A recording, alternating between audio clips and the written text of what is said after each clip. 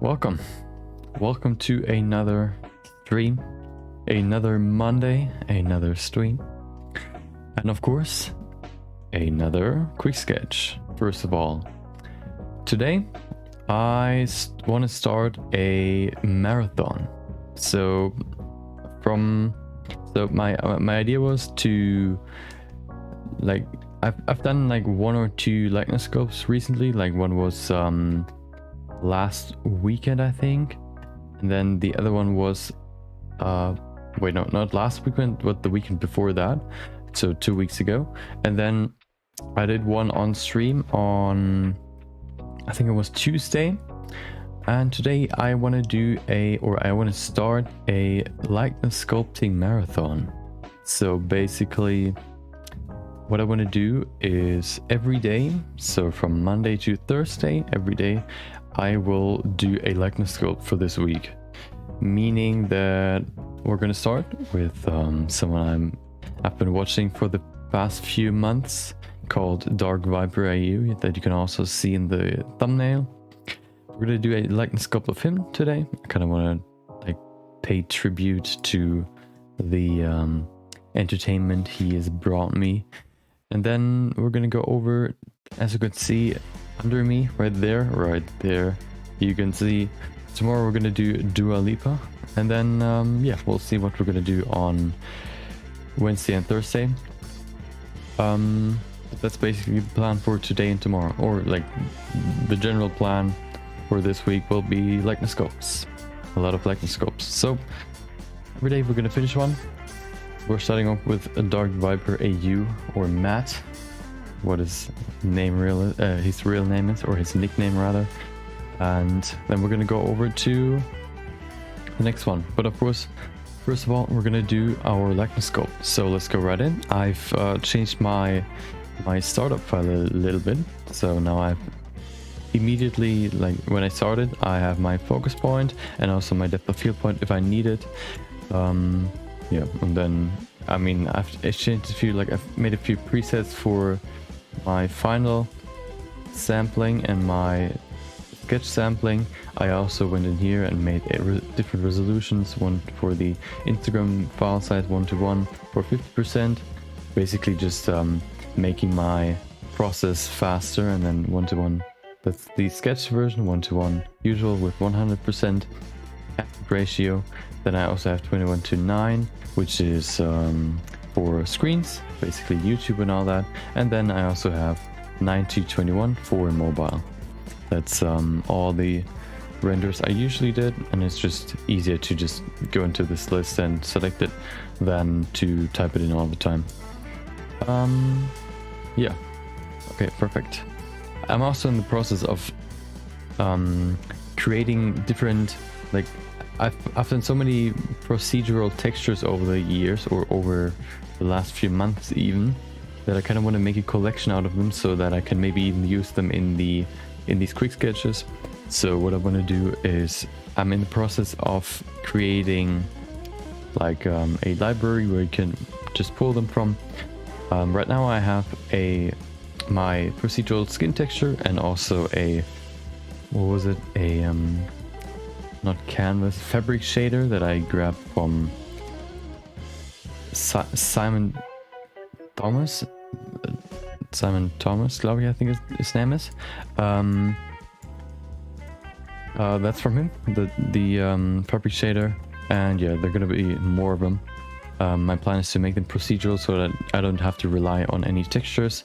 If I need textures, I can still grab them from my textures collection, but I don't want to waste too much time because we're going to need a lot of time for the likeness sculpt. So let's go right into the quick sketch. Let's remove this. I don't need of course, before we do that though, we start the timer. I am ready. Of course, we are not using predetermined object anymore, so we're free to do whatever. I am ready. Hopefully you are as well. So let's go in here and say 3, 2, 1, go. And there you go. Okay, so first thing I'm gonna do is just use a plane. Pretty simple. The music is pretty loud right now. Let me make it a little bit quieter. Okay, perfect. So Let me bring back the resolution to 1 by 1, maybe even the sketch. There you go. Okay, so next up I want to go in here and create a floor texture. What I want to do in here is first of all bring in a texture. I'm just speaking about procedural textures and I'm immediately back to the usual sketch textures. But I mean, it's just way easier to just grab a concrete texture than to create them yourself in 30 minutes especially. So let me grab my asphalt. This one should be good. Grab that, put that in there. What do we have here? Diffuse first, color into color. Do we need more? Yeah, I guess. So how about normal displacement? We need normal definitely. Color into nothing because we need to convert it to a bump map using a color ramp. Color into the factor. Oh, there you go. Pull it back using a bump node, color into height, and then normal into the normal socket, and we have some bumps. Perfect. Very, very simple. What do we need more than that? We also need roughness. How about that? We can put that in here as well, make this smaller, and then we can implement a roughness map as well. Not too hard, just plugging that in there. Do we have anything else we would need? AO ambient occlusion isn't really necessary, so I'm gonna keep it like that. So next up, we're gonna map these textures. We're just gonna use a mapping node plus a texture coordinate to set the size and placement of the texture on this plane. We're gonna make it smaller, so let's just go in here into the scale and pull it higher. There you go. We get this weird, there's this weird what would you call it? It's like this these lines on there. How about not using the asphalt texture? Do we get rid of it? Okay, perfect. So then we could probably even just go in here and give us a color, something pretty dark. That looks pretty good. Maybe a little bit brighter, like that. Okay, we can still like use a texture to make like give the color some more character, but we're good for now. So what I want to do next is bring in actually I want to do that. So let's go into the texture and use a noise texture. Put that into nothing first. I want to first change it. How about we bring in some more scale, make it a little bit more detailed, and there you go. We then bring in a color ramp, make this bigger. Okay, so we have some pretty big color changes. We also change the colors in here. So first of all, the base color can just be the one we already have in here. So this one, white can be this gray, and then we can change this color to something else. How about, let's see, something colorful, maybe something brownish green. I mean, we could also use this as a map. Let's see, what if we use a color mix RGB, put that in there, use that as a map, make this maybe, oh, first of all, let's switch this back to black and white. There you go. We can then first of all make this some random color. Oh, well, that's okay, nice. So we want it, the green is the big color, so we put in gray in there. Let's change these values a little bit. We want to have mostly gray and then a few spots of different colors. So we then use the red color and bring in a second texture. How about another noise texture?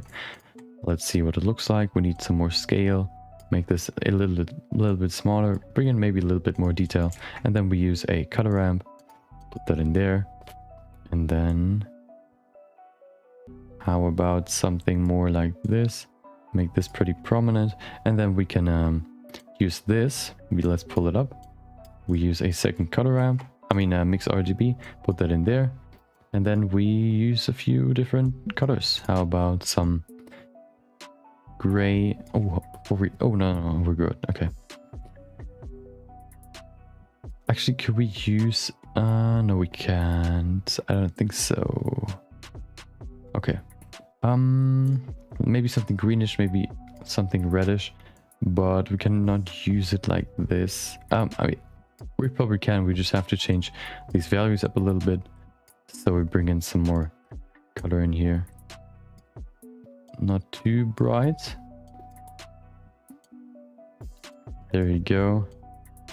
Okay, let's plug that into the red. That does look pretty good, but it's too gray for me. So let's change it back. Maybe switch the saturation. Bring it a little bit down.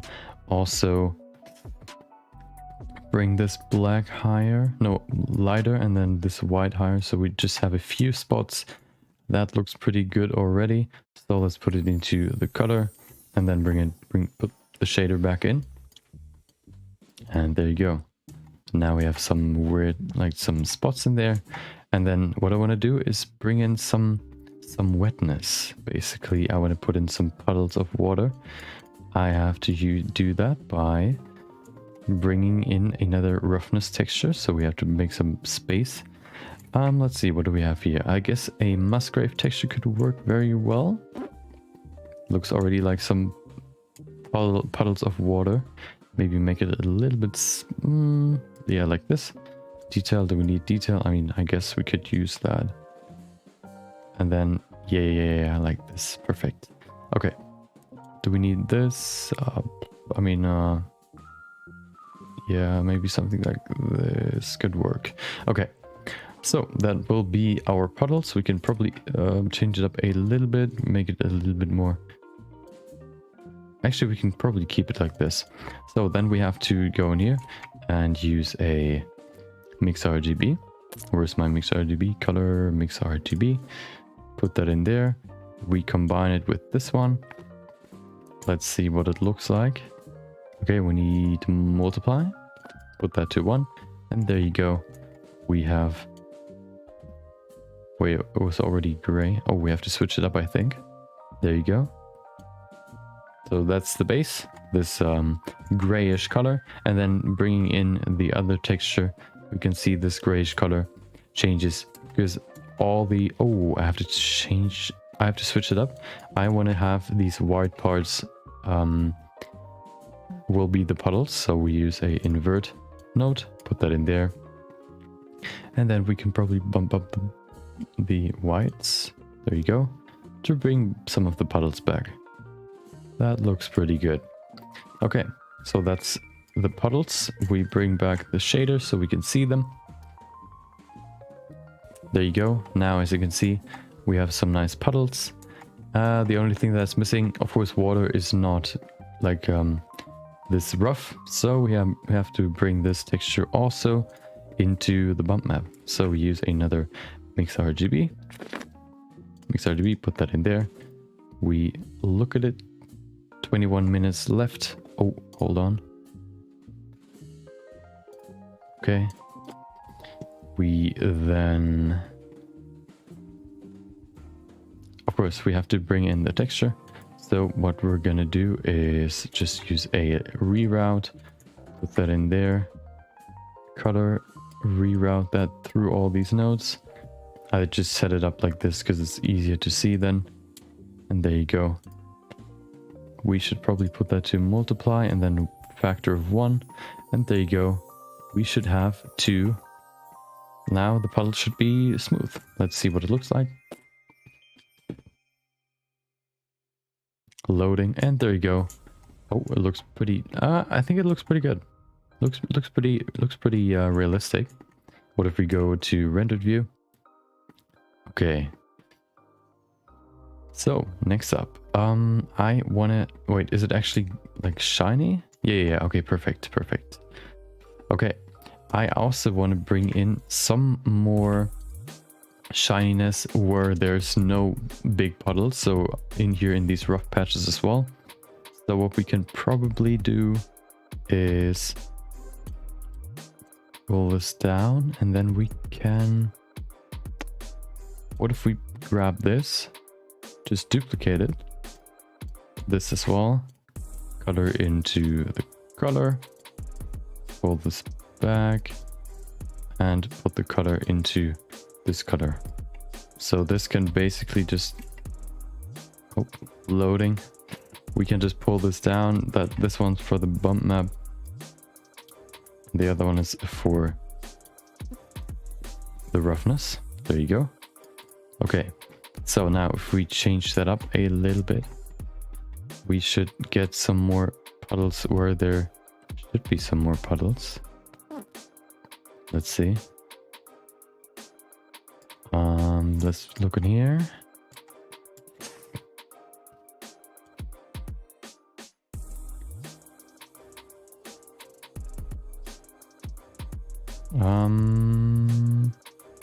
Or what we could also do is just use another one.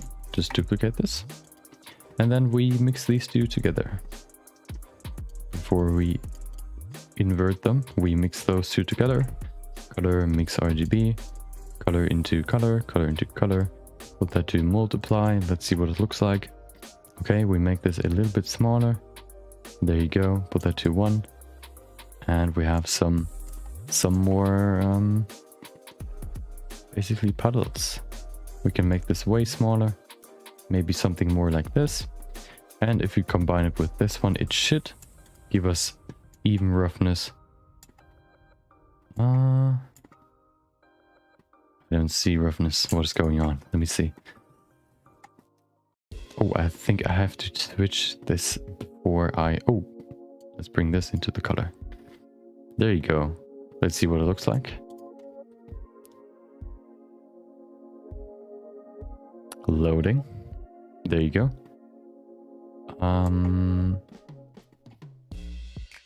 Oh, we switch something up. Let's see, can we fix that? There's the shininess back.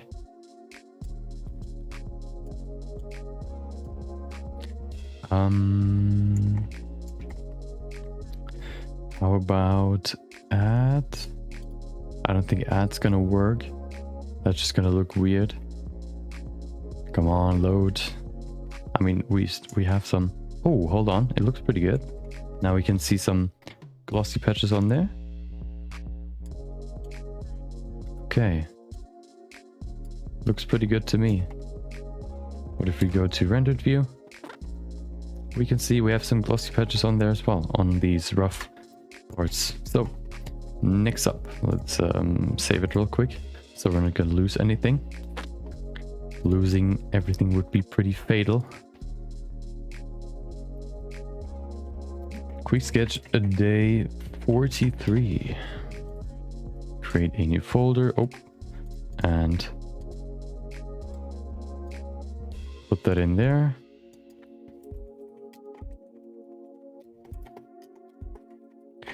$42, right? No, 43. Save it. Okay, perfect. So next up, we go to rendered view just to see what it looks like, and then we can probably, first of all, what I want to do is probably just put an array on this, maybe in both directions. Hold on, I can probably just pull this to the side, move this by a certain amount on the x-axis so it's in the middle. There you go. So now it should be enough to see, and then we pull this up. There you go. Okay, perfect. So next up, we use another array modifier, make it array on the y-axis, and way more than just 2, so we have enough room back there as well. Let's see what it looks like in rendered view, and there you go. We have some nice puddles. Good. Okay. Hold on. Maybe. Nope. Okay. So, of course, we don't really have anything right now in the scene that's really interesting. So, what I want to do is, first of all, bring this closer to the floor. Something like this, maybe. We then grab all these, pull them further in there.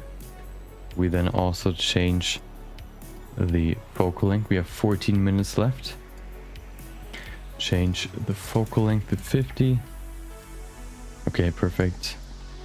And then let's bring the world lighting. I also changed this, so I have this already set up. Change this to black. Oh, yeah, and this we can also change to black. Okay, perfect. So now we need some light. Let's bring in some light. How about a plane? Oh, before I do that though, I want to bring in a image as plane. Let me just grab one of my... Oh, let's grab the first quick sketch I did. The first quick sketch you'll see in a second, which is this. Oh, that's a PNG, perfect. There it is. Is it already emitting? No, it's not. So we bring in a shader, emission shader, color into color, emission into surface, and there you go. That's the image. We then bring it further back, maybe to something over there. That looks pretty good. Make it bigger first. Bring it higher, maybe even bigger. There you go. We can probably bring up the focus a little bit so we can see some more of the image. Then let me map this a little bit different. We should probably, let's go back to material preview. We should probably map this as well. Let's see what it looks like if we do that.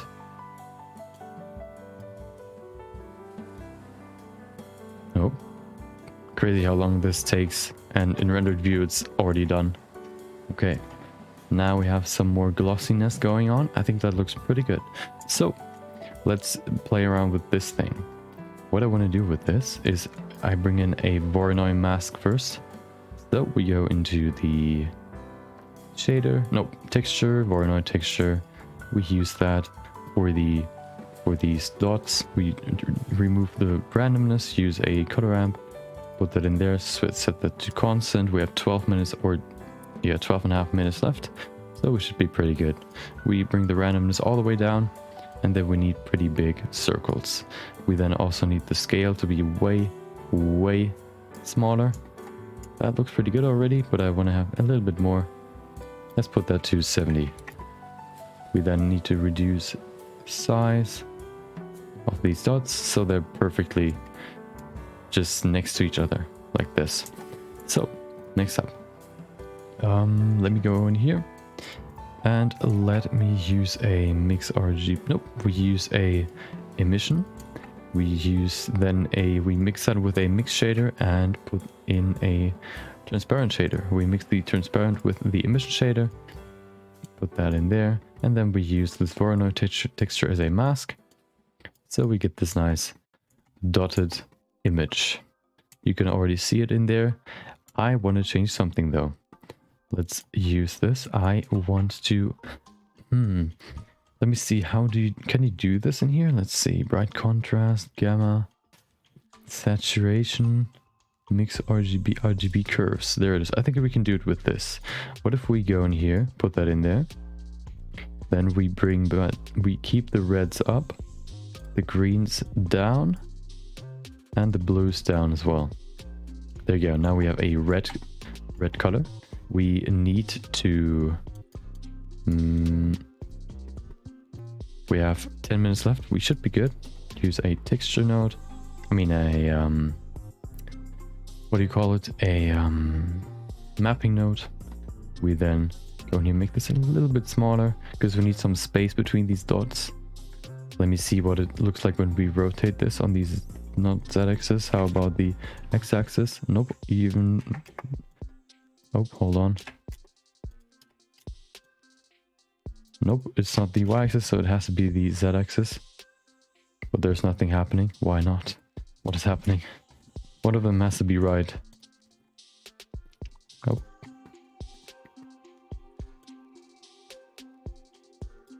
Wait, what?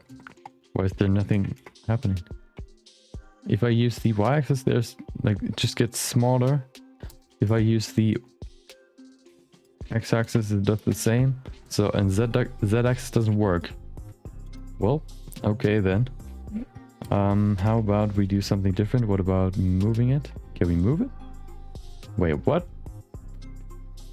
That,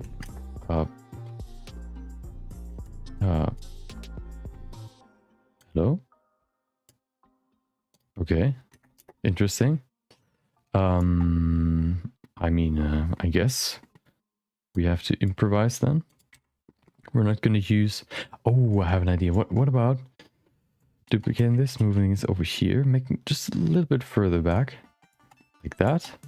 We then use a...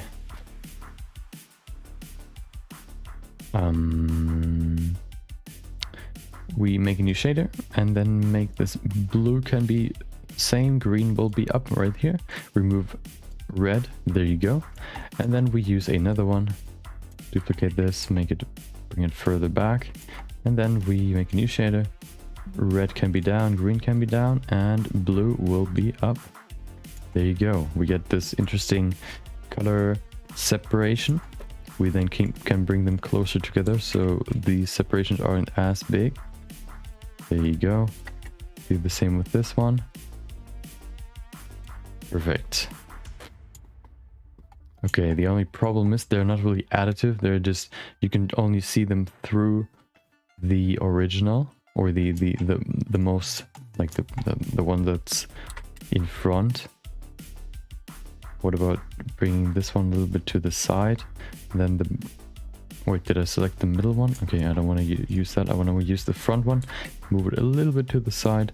And then the blue one also a little bit to the other side. Okay, interesting, interesting. How about we then go in here and... Actually, I kind of... I think I'm gonna keep it. But what I want to do though is go in here, use emission. I want to switch something up. What I want to do is use the same trick that I use for the lighting of the world. Just use this shader right there. Use another emission shader, put the color in there as well. Combine these two, and then we use a light path. Put that somewhere. Pull these down, and then we can pull it up there. Put the camera ray into the factor.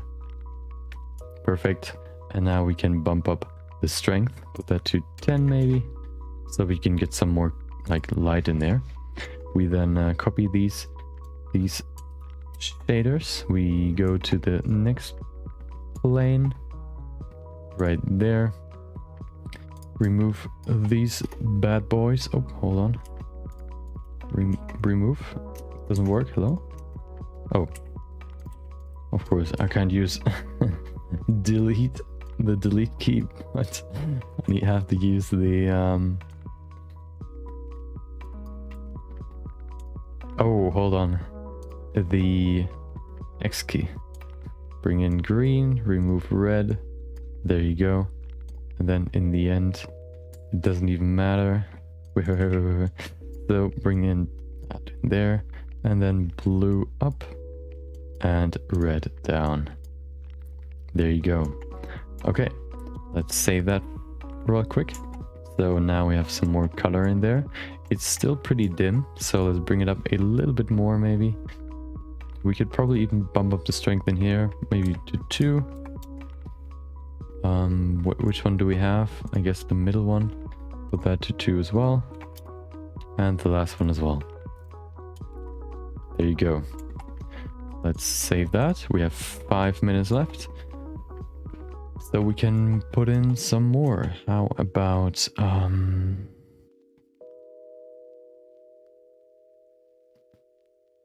of course, first of all, what I want to bring in is a cube for the atmosphere. Make it, pull it higher. And then we want to bring this down. We don't really need it in the background because we can see back there anyway. Put that to wire and then bring in a new shader. We use a principal volume shader. Principal volume, volume into volume, color white, color white, and density 0.1, maybe even less. That's pretty high. So we put that maybe to 0.05 or maybe even less. Let's see, 0.0. 1. Okay, I think we need to increase the strength in here even more. So, pull that down, make this even stronger. How about 100? Oh, okay. Maybe 100 is enough. Okay, green and also white. That looks pretty good. The only problem now is because we have a black background, we can't really see the whole image. What if we bring in another plane, rotate it by 90 degrees, bring it back here, make it bigger? Oh, that looks pretty good. Although it's pretty...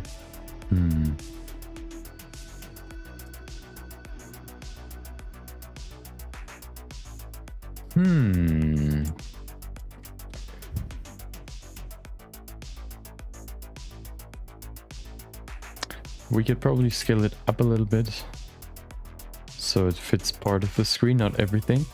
And then we can maybe bring in a shader. How about black will probably not work. That looks kind of weird. Although it could work.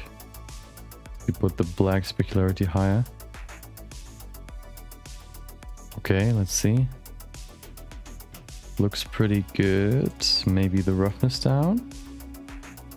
Or even the rough... I think the roughness needs to be up. It needs to diffuse the color rather than reflect it. Okay, perfect. What we could also do is then just go in here and use a light, an area light. Where's my light? There it is.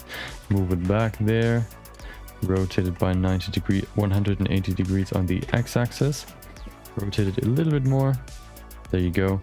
Scale it on the y-axis, on the local y-axis. There you go. Scale it wider. Okay.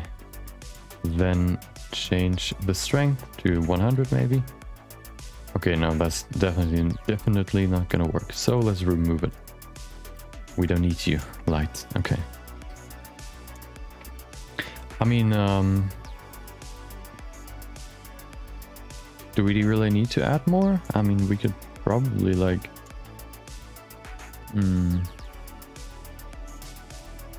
We could do the same with other ones. How about we do that? What about... Okay, we could probably do that. Oh. Move that over here. Make this one smaller though. Put it down here. Put it closer to the image. We then go in here, make a new shader for the first one. This one right there. Bring in a new image. How about this one or this one? Okay, we then go into the next one. We go in here. Nope, not in there. I want to bring in some more images maybe. Okay, the next one is... Oh, hold on, I misused that. Oh no, 1 minute left. How about this one? Oh, that's a good one. Open image. Next one. I don't know which one it was. Oh, 15? Nope. 16? Nope. Which one is it? 17, okay. 70. Oh, 17, there it is. Open it up. And one more. Make a new shader. Open it up. 17, there it is. Nope, that's not the one. Wait, what? There it is. Okay, maybe one more? Nope, we can't do more. Doesn't really look good though, so I'll remove it. Well, okay. Let's save that. And that's the image. So, we're gonna do a quick render and then we're gonna see what it looks like. Maybe a little bit boring, but sometimes it do be like that. So yeah, we don't need the timer anymore. We can then just go in here and render it. So let's set my render settings properly. It's already properly set up. Let's switch back to the render view and render this image. So we can probably like make this look better in post-production.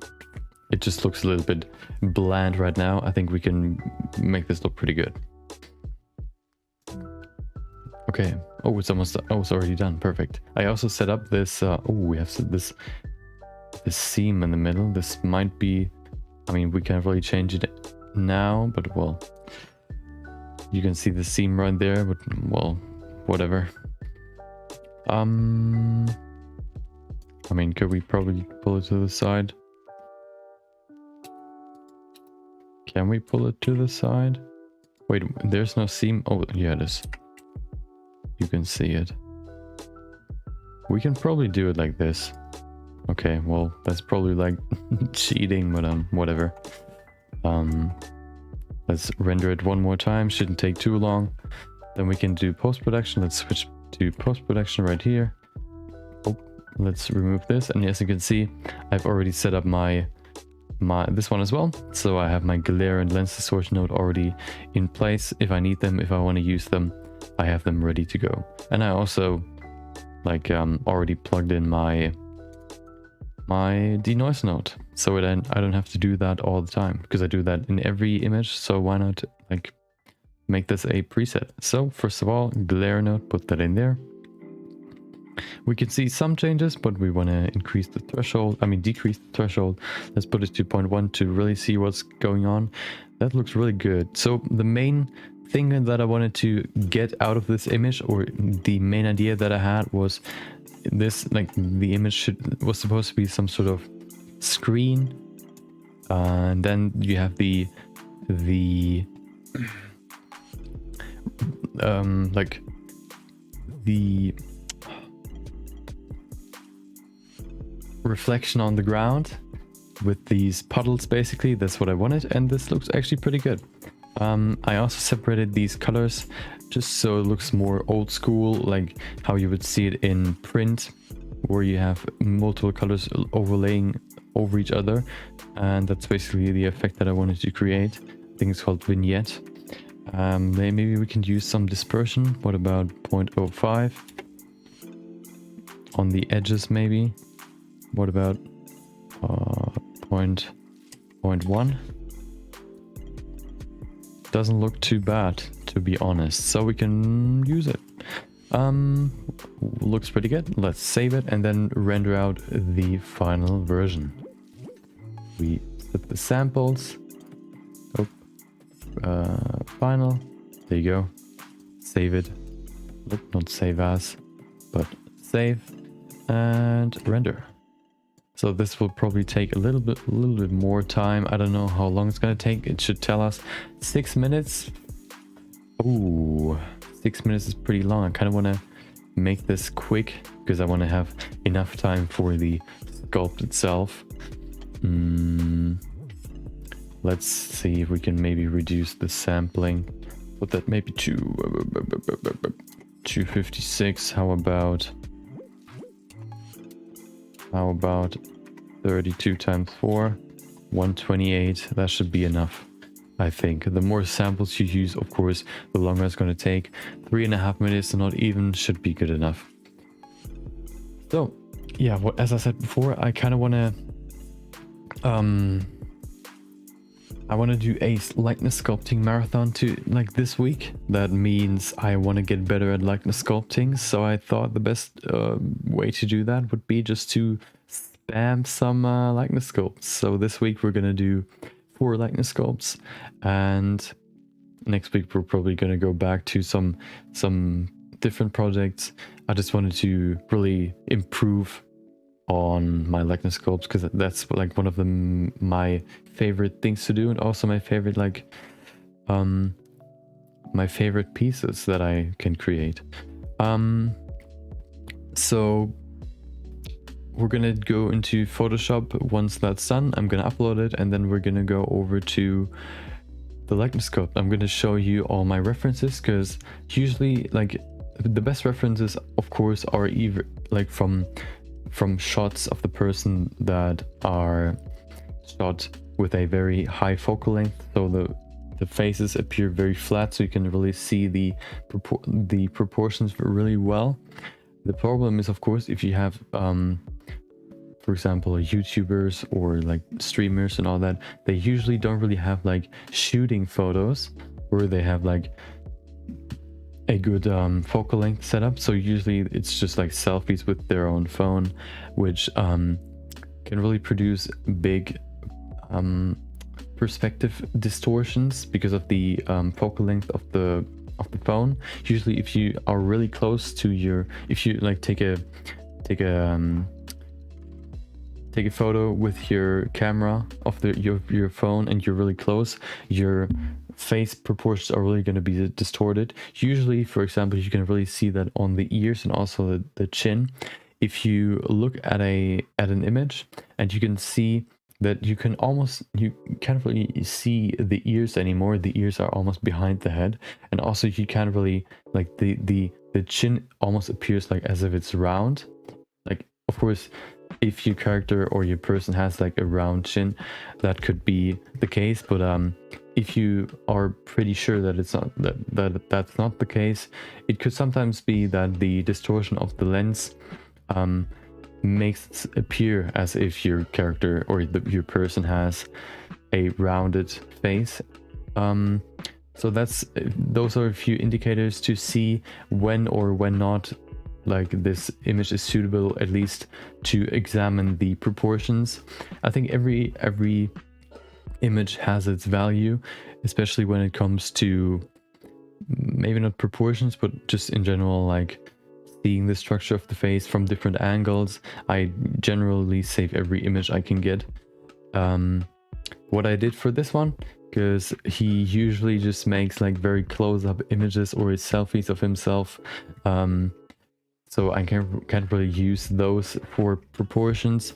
What I did was I was first of all looking for vlogs, like real life streams or videos, where I can maybe grab some further away shots, or also videos are really good for like different angles. So for example, if someone turns around, you can basically just grab the whole rotation, so you have one shot from the side, so you can see, you have one shot from the side so you can see the chin, you have one shot from the front, of course, then you have like these gradual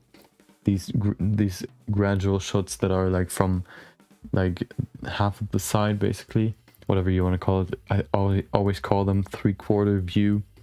And so you can really get a good, like just by one rotation you can get a good reference for the silhouette, which is most of the time the most important thing when it especially comes to the chin and all that, and the cheeks.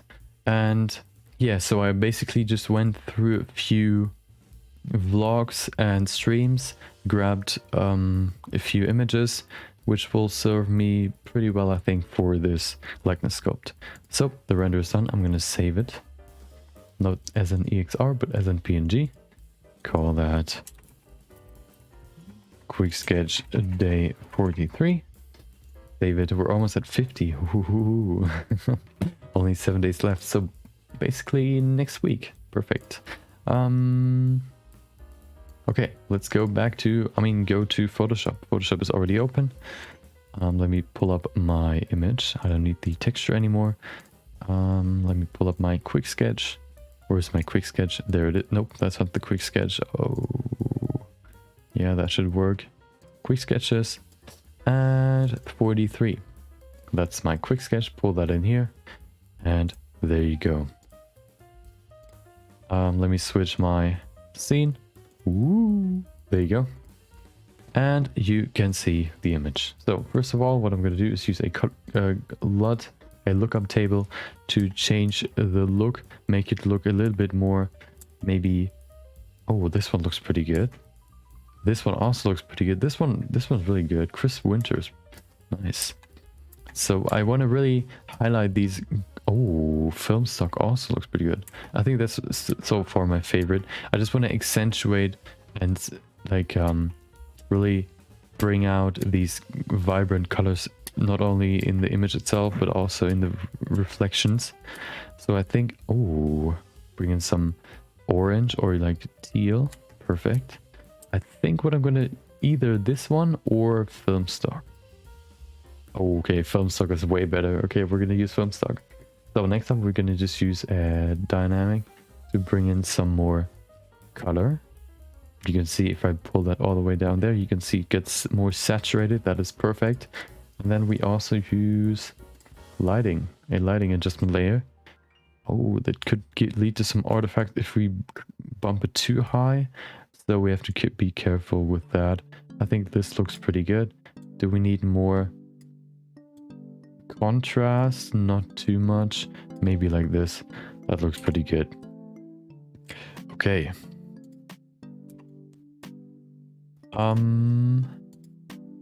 Yeah. Maybe not even gamma. Okay, perfect.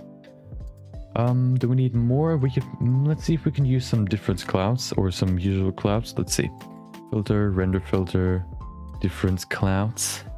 Bring in the clouds. Maybe we can use them to bring in some more depth into the scene. Maybe not. This, I don't think it's gonna work. I think it's just gonna screw up, or there isn't really a good use for it in this image. So let's not use it. We don't really need lens flares as well, so we don't need to bring in a lens flare filter. I think that looks pretty good. So let's save it, and then we can go straight into the likeness sculpt. Before we do that though, of course, I want to upload my quick sketch. So when I want to save it as a JPEG as well, not in here. Let me go back, all the way back to my quick sketch folder. There you go. Number 43. Oh, I forgot the resolution. 1920 by 1920. Save it. Of course, I have to... where's my phone? There it is. I have to upload it onto my phone. Let me switch back to Blender. Ooh. And then upload it real quick onto my phone. Once that's done, you're gonna look at my compilation of month 1 of all the quick sketches and projects I did. And then yeah, while I'm uploading, this is gonna play, and then we're gonna go right into likeness sculpting. I'm gonna show you what I collected in terms of images, and yeah, then we can go. So before I do that though, sphere will be down there. Okay. Let me pull up my quick sketch, rename these two, call them 1920 by 1920. Do the same with this one. 1920 by 1920. Maybe you've also noticed I when I ordered my new microphone, I also ordered a boom arm, like where you can mount your microphone in. That arrived last, I think on Friday or on Thursday, I don't really remember. That arrived, so now I have a boom arm, so my microphone is even closer to my face, which should sound a little bit better. I probably have to change some settings before it's perfect, but even in my recordings it definitely sounded better than before. Whoa, what is that? Oh. Put that in there. Perfect. Okay. It's on my phone, so you're gonna see the good old compilation. Hopefully I'll be able to finish it in 2 or in 1 loop. So let's see. 3, 2, 1, go.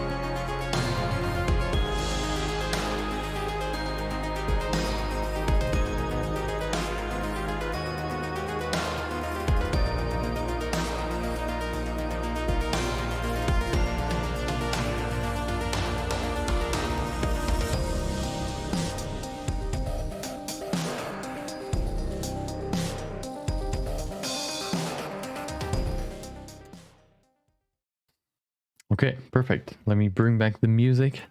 We need some music, of course. And there you go. Uploaded and ready. So, next up, we're gonna go to my... What do you guessed it, of course.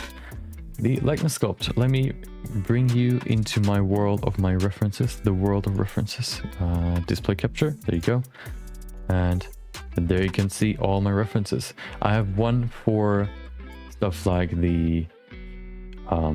what would you call this? Like the fat pads, just so I get a good reminder of those.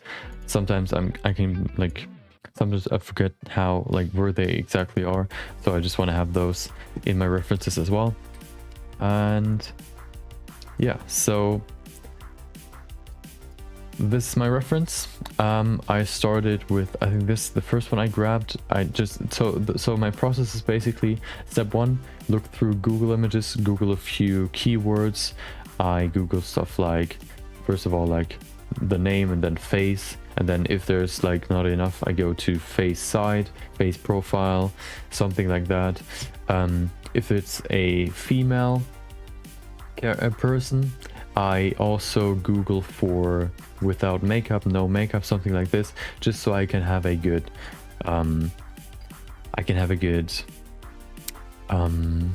like sense of how big the eyes are without makeup, because makeup really can like make them appear way bigger than they actually are. And then I basically just with this one, I haven't really found that many good images on Google. So then I went through Twitter and Instagram, and then I went to YouTube and looked through a few vlogs. This one's, for example, from a vlog. You can see the timeline at the bottom. So I grabbed a few images. I looked for a side view. I have a few of these just to see either the chin. He has a beard most of the time, so you can't really see it that much. I want to see how the chin, if it's straight or if it's like tilted upwards, or it has like it slopes upward, whatever you want to call it. Also his nose, how his nose bridge looks like, how his nostrils look like from the side, his ears, the size of them, the shape and all that. And of course I need to see what the hairstyle looks, or the beard and the hair looks from the side as well. Also stuff like him smiling. I want to make a like, as you can see right there, you can't really see the ears in this shot, so you can't really see the whole like good proportions. His nose is way bigger than it probably would be in real life if you would see him. And so the best reference I found for general proportions is either this one, or is it this one? It's definitely better than the other one. I think the best one is where he made an explanation video, and the camera, like his webcam, is pretty far away. So this one I think is the best one for proportions. Maybe this one, because he's looking more straight into the camera. It's a little bit tilted, but you can rotate the image anyway, so you can kind of see how his face is shaped. You can't really see the back of his face, I mean his head, but you can at least see the front and the proportions of the face, like the nose, the eyes, the eyebrows and all that, how that's shaped, the space between the nose and the lips and all that. Just all these measurements I'm looking for when I look for good references. So I also looked for him like images or videos of him without a beard. I found a few. This one, for example, where I can see like his fat pads on the side, like over here, these fat pads that run from the top of his nose all the way down. I see them in this image, for example, especially on the other side where you can see the silhouette. That's why I said the silhouette is so important. You can see that's his cheekbone right there, and then you can see there's like fat running down, like fat pockets, if you want to call it that, running down from his nose or starting from his nose. And then you can see that's basically like the socket, right, or the pocket, whatever you want to call it, right there. That is part of like fat and also a little bit of muscle. We have a better image like in here. We can see, of course, he has a few different like expressions, but here you can see his chin a little bit. I mean, you can't really see a jawline, but that's not really that important.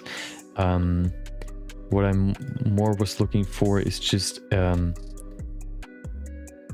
overall a image without a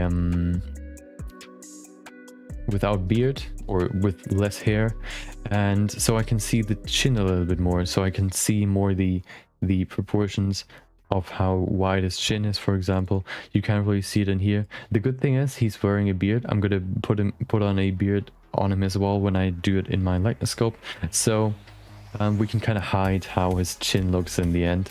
So that helps us a little bit. It kind of not helps us, but it also helps us if we then bring in so it may maybe look weird without the beard, and then if we bring in the beard, it may look familiar, look like him. We'll see. But yeah, that's the reference I gathered. How many images are those? 24. So let me pull up my reference window, my reference program called PureRef. You can see it right there. That's my other reference. Make a new scene, and then just mark all of them. Zip. You can see I'm in a different window, but this one still stays on top. That's basically the function of this program. You can basically just put this over any window, and you can still work in other windows, and it'll stay on top. You can see now I can hide myself. Woo! Right. Woo! Woo! So that's basically a how you use that, or how you can use it to gather all your references in one window. You can move it around wherever you want to have it. You can make a nice wave over there in the screen, in the stream tunnel. And yeah, that's basically all the reference I have. I would probably sort this a little bit more if I would be like more if I would have more time. But of course I want to have as much time as I can for the actual sculpting process. So I'm just going to keep it like this, move it to the side here where there's some space for me to put it. And yeah, let's switch back to Blender and we can start. That's basically all for the references that I have. Yeah, and there wasn't really a good like shooting, like from a photo shooting or something. It was just all like selfies and all that, so you have a lot of distortion. But I think the best images were the ones from the his stream, basically, because his camera's further away, so there's not as much distortion in the image itself. So I need my graphics tablet.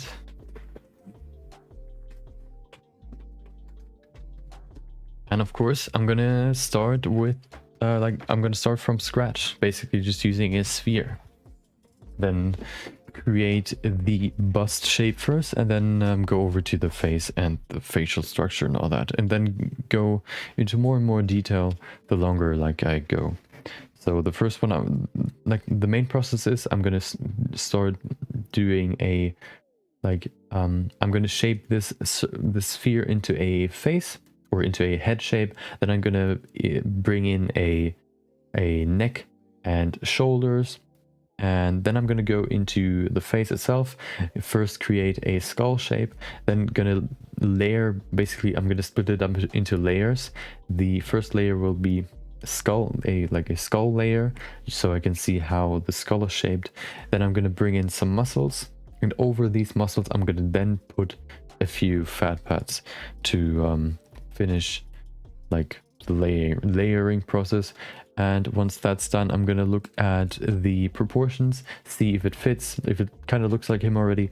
If not, I'm gonna tweak it, and that's basically the whole process. Then if I think the first resolution I set it to looks good, I'm gonna add resolution to bring in more detail, like add more detail, until I'm satisfied with that, and then I'm gonna go even deeper. Maybe we'll do like 2 or 3 layers. We'll see how much time we have.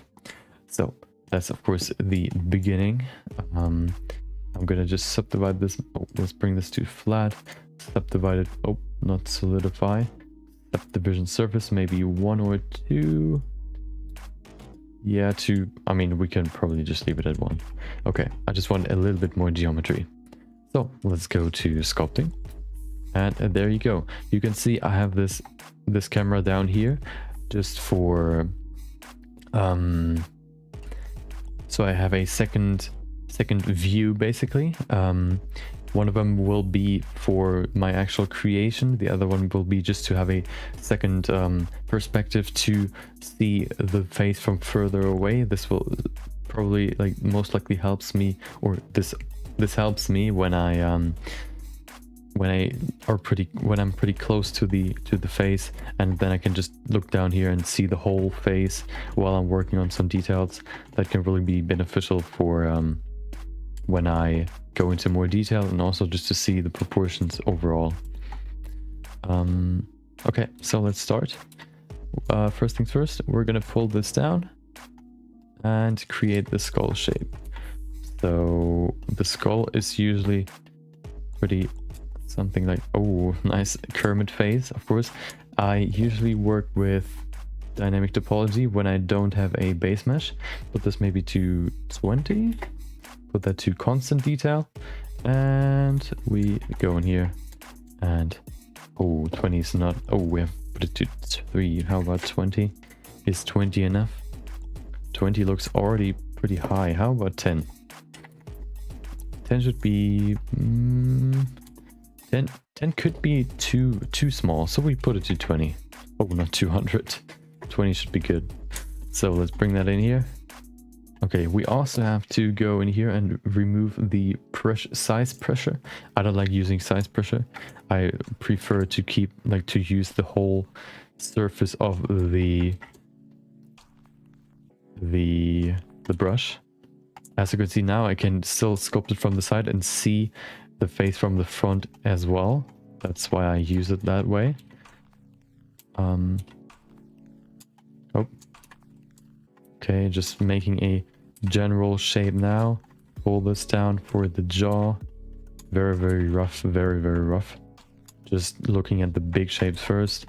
Then I look at the ear. The ear is roughly in the middle, or behind the middle actually. This chin roughly stops in the middle.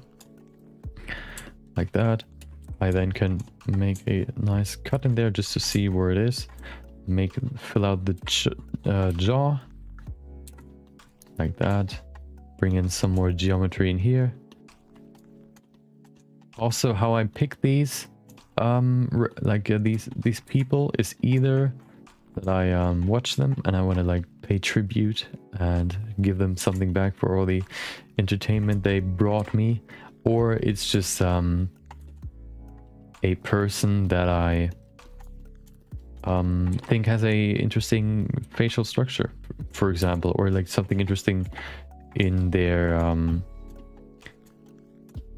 in the way they look, for example, or something like certain features, or like missing features, maybe not missing, but like smaller features that I then can train or like learn from, because I sculpted these people instead of others. So that's why I, for example, use Dua Lipa, because she usually, like, female. I was debating whether I should use Dua Lipa or Ariana Grande. I chose Dua Lipa because, first of all, she has better reference, and second of all, she just has a more how would you call it, like not defined, but a more unique look. That sounds kind of mean, but I mean more like yeah, I don't know how I would otherwise say it. I don't know. Like she just has a some certain aspects that I kind of want to sculpt. Her nose, for example, is way different than the one from Ariana Grande, and I think hers is just more interesting, so I chose her. Let me pull in the mask tool, make a mask, make this 100% strength, and we have a nice neck mask. Looks pretty good. Hold on. Okay, perfect. So then we use the, before I do that though, I want to bring in some more over here. Okay, we flip that, use the snake hook tool. What I also use is X symmetry, just so it's easier for me to sculpt. So I only have to sculpt one side, not both. And now let's bring in the neck. Let's pull it down a little bit more. Also, we need some chest. Some more chest. There you go. Bring this further down. Okay.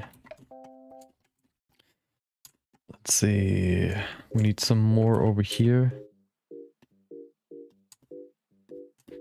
Okay.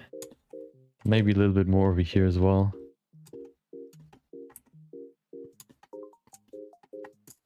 Okay. We have a base. Next up, what I want to do is define this base some more. So first of all, let's bring back the, remove the mask. We then go in here and add a little bit of volume down here, because otherwise it'll look weird. That's basically the Adam's apple that I'm gonna add in just a second. First of all, before I do that though, I will add the collarbone. I will use the pinch tool, I think it's called, to first of all determine the... Oh, before I do that though, I want to bring in a image of him, because you should be able to see him as well. So let's put that in there. There you go. Perfect. So I'm looking at this collarbone right now. You can't really see it in here. This is still pretty basic. So I'm not really looking at the perfect proportions for him right now. I'm just looking at basic proportions. Okay. Bring that further to the front.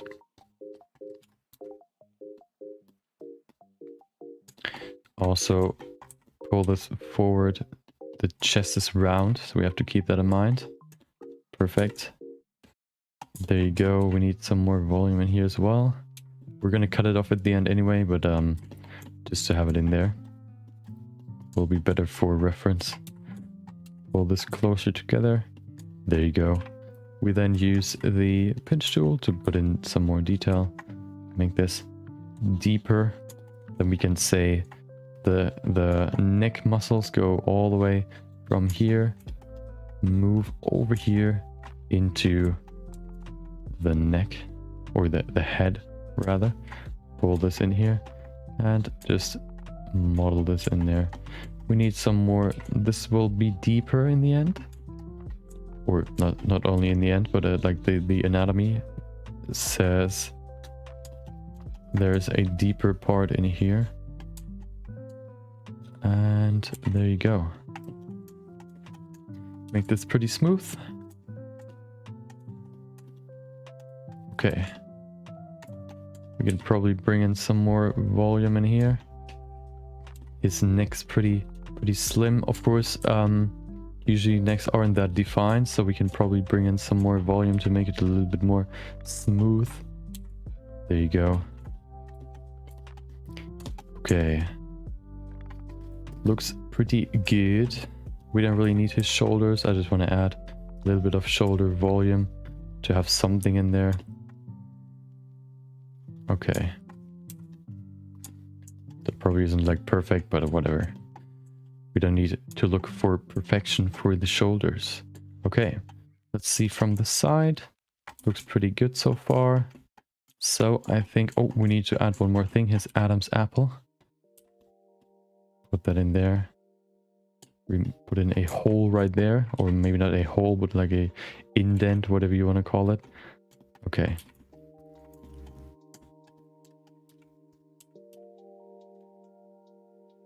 Make this pretty smooth as well. Okay, so now we have a pretty good start. We will put this a little bit further back or further in. There you go. Just tweaking the general proportions a little bit, but I think that's pretty good. Pull this down so we have some more space at the end to cut off.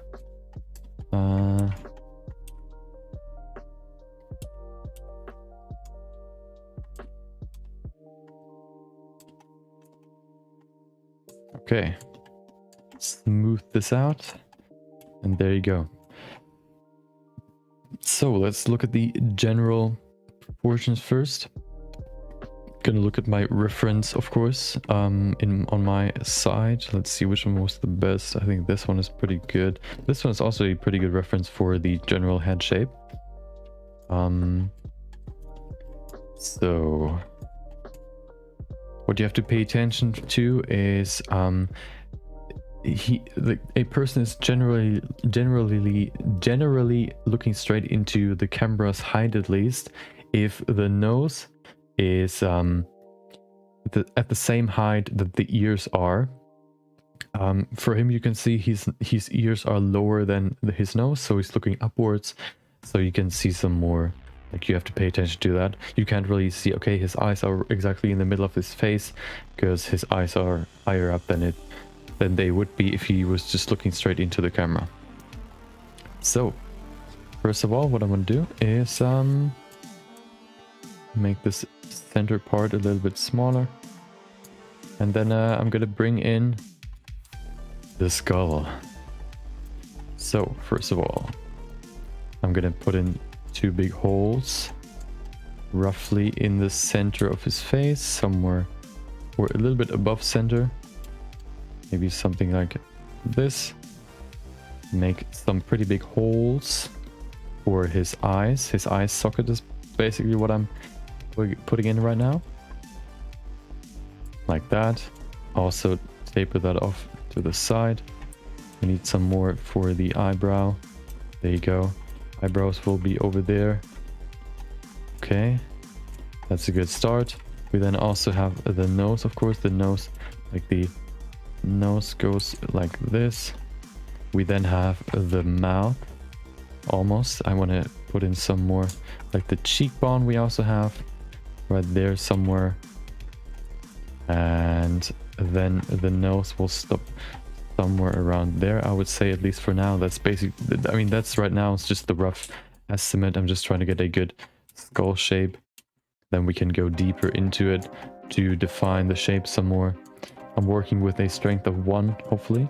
Nope. Let's now work with the strength of 1 to just put in the general shapes first. Being as rough as possible, just to be as fast as possible, because we can still tweak it in these stages very easily. So we can be pretty rough. Okay. Make this a little bit deeper, maybe. Okay. We can also just use the grab tool to push and pull some parts. Maybe his eyes can be a little bit drawn back. Okay. Push this in a little bit. There you go. Looking at general shapes still, of course. Right now we're just trying to get the general proportions in. His jaw isn't that wide. Okay.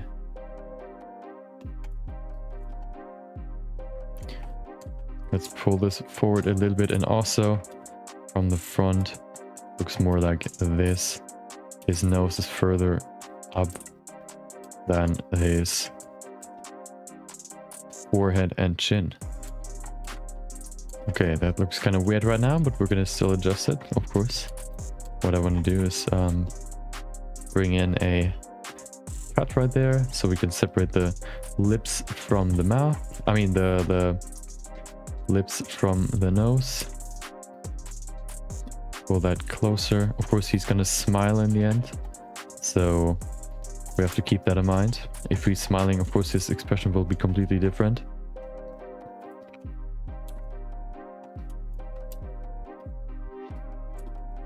Okay.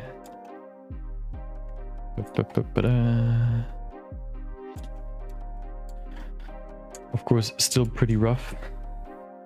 Just working on the big proportions right now. If you can see his, like if you can recognize him in the beginning stages, then you're in a good path. If not, then still try to iterate until you hit a good spot.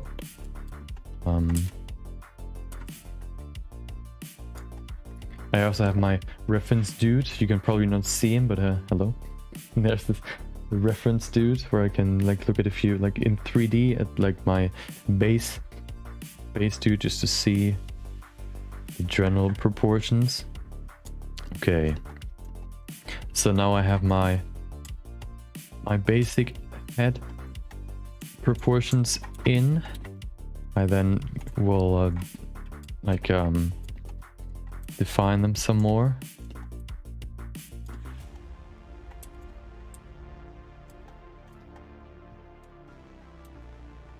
Okay. His nose is probably too far forward. His face in general is probably too wide. Let's adjust that first. Make it a little bit slimmer. The back of someone's head is usually wider than the front. Keep that in mind. Not too wide though. Okay. His head might also be too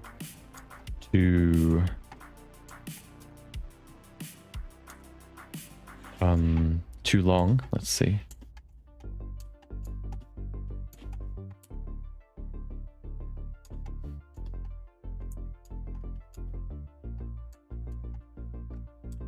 You can of course not really recognize him right now.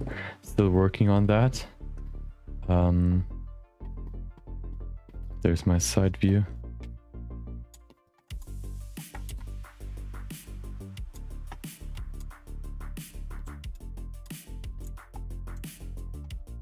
So, of course, we right now have a kind of mix between muscles and bones. So we should bring in some muscles now. We have the rough bone structure. Next up, we'll add the muscles. So we have some jaw muscles right there, just to fill out the jaw. We also have some muscles going from the cheekbone to the mouth, like that. We have some muscles in here, but this is mostly fat and like the mouth itself. We also have some muscles around the mouth, but we're not going to use them like this, because in the end we're gonna make him smile. Or not in the end, but he's gonna smile, so we have to keep that in mind. Let's pull this a little bit further back, more like this maybe.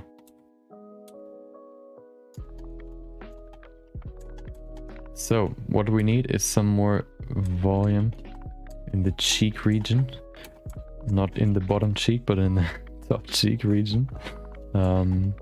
We probably also have to pull his nose back a little bit. Let's see a side view. That's a good side. We maybe this one.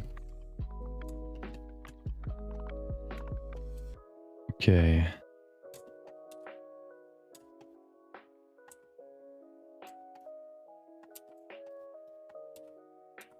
It's tilted a little bit upwards, his nose. So I just put that in. Now I'm going to define his nose shape a little bit better, make this a little bit stronger so it's easier. No time for details just yet, so we can be pretty rough.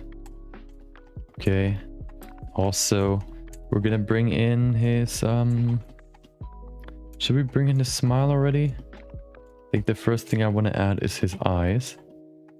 So let's do that. Before I do that though, I want to make the nose a little bit slimmer. Make this one as well a little bit tapered, not too much. These are pretty deep, like holes, if you want to call it that, for the eyes, where the nose is. His nose is also pretty straight, so we can keep it like this. Okay. His forehead is pretty round, so we can smooth that out a little bit. Okay. Let's bring in some eyes. What we can do is go to layout, and we just grab eyes from my base mesh collection. We go to append. There it is, 3D database, base mesh is my eyes. There they are. We use collection, eyes, append. There they are, they're pretty small. We only need one. Remove the other one. Move it forward. There it is. We then can say mirror.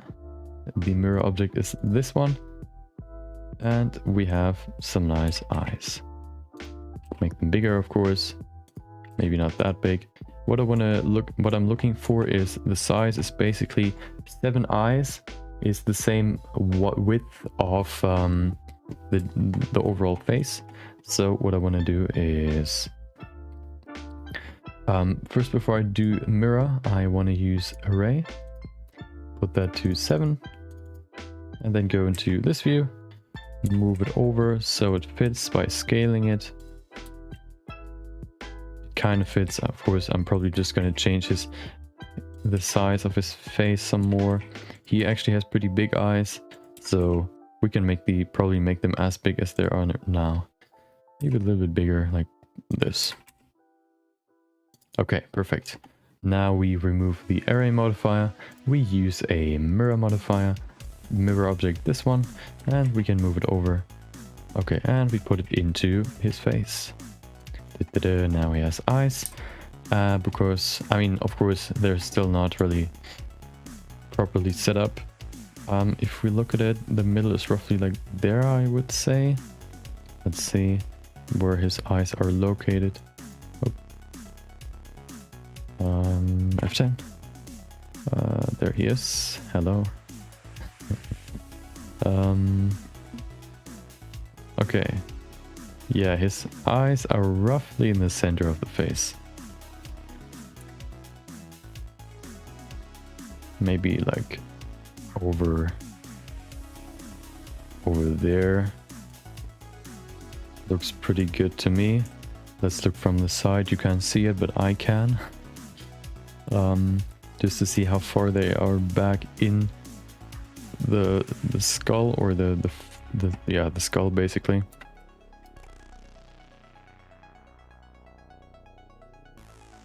I think that's pretty good for the beginning. So let's adjust the face. What I want to do first is actually, I think I'm gonna pull his eyes up a little bit, because it's easier for me to adjust the bottom part than the top part. Also maybe pull his eyebrows a little bit closer. Okay. Pull his chin a little bit further back. There you go. His nose is pretty long right now. Let's fix that. It's not super long. Let's fix his cheekbones. There you go. Okay.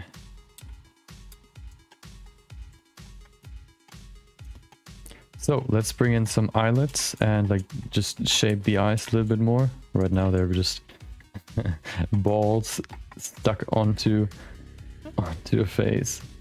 There you go, now they're closed. We then just use the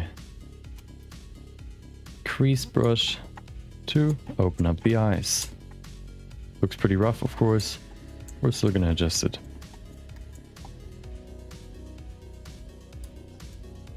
Just trying to get the very, very general shape in here. You can see we can't really put in too much detail.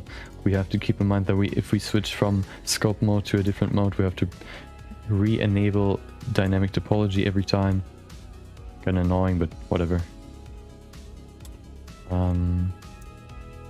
Yeah, now we have a general idea how his eyes will look like. We have to pull this back. Okay. There you go. Maybe we can also make this a little bit deeper. For now, we don't really have any fat yet. His eyebrows are also pretty horizontal. Okay. We can probably pull this up a little bit.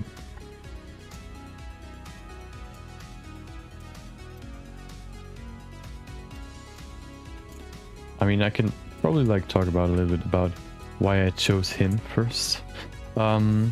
He is a streamer and also like YouTuber. Like he uploads his streams or like cuts, like best ofs or cuts of his streams to YouTube. And he's basically a GTA 5 speedrunner. But currently he's more working on trying to finish or complete the game without taking any damage, and also on trying to finish the game without ever hurting anyone. Like he's never hurting anyone, but of course his companions can still attack people. That's basically what he does right now. Once he's finished with that, he's gonna go back to speedrunning. Of course, depending on how long that's gonna take, who knows when he's gonna be back at speedrunning. Okay, now we have the eyes.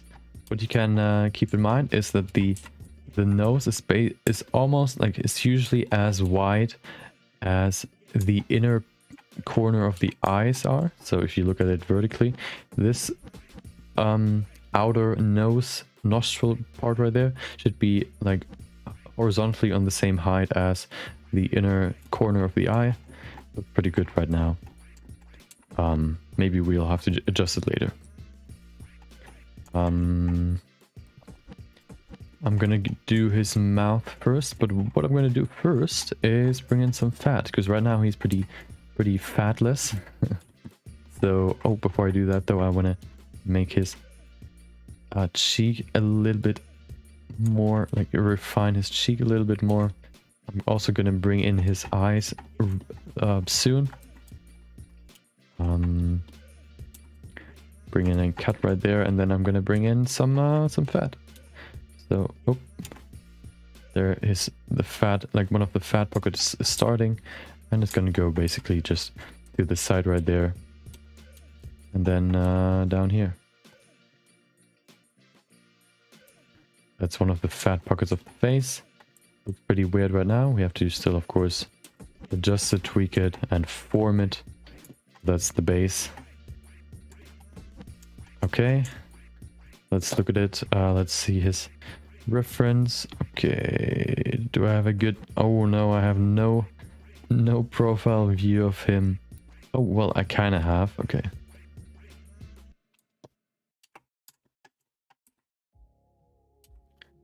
His forehead is slightly like pulled back, or whatever you want to call it. Also his, let's see, his jaw is more like this.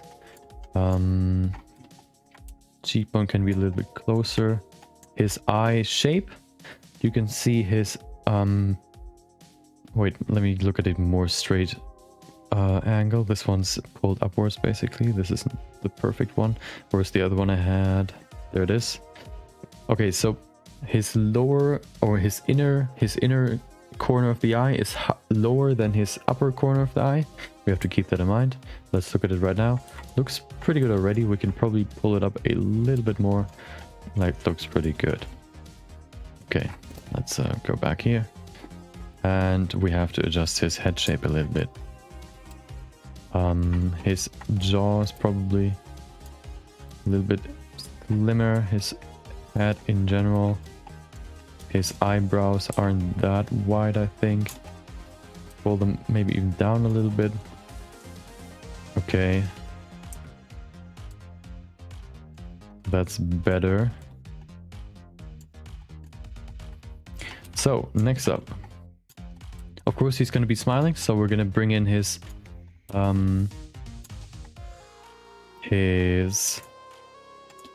smile next. I want to just bring in this fat because that's going to be the most prominent fat when he's smiling, because that's going to be stretched back and you can see these huge wrinkles. So let's first of all just bring in a very general smile shape in here. So going in here roughly just like this, very rough. Oh, we have to bring my dynamic topology, otherwise we're just going to stretch these vertices.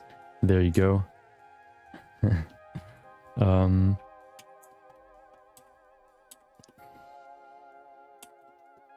Okay, of course his upper lip should be further at the front than his lower lip. Roughly something like this. We can probably pull this back a little bit, and then we will just grab his mouth corners and pull them back. So we get a good smile going. Looks kind of creepy right now, but that's just the phase we're in. This is the creepy phase where his, like, the face will look weird and distorted and really like an old man, especially because there are no teeth in his mouth right now. We're gonna bring them in later. Right now we're more focused on the fleshy parts. Pull this up. Okay.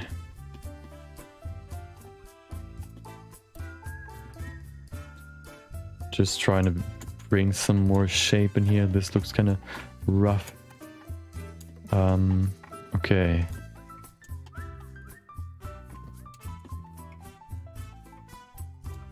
Something kind of like this. Let's bring this here a little bit closer in.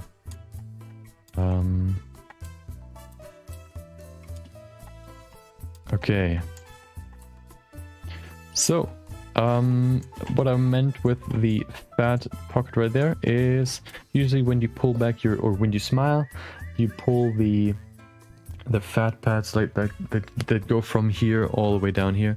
If you smile, you can see you pull them to the side and also a little bit like back, and they sag more. You can see like deeper cuts in here.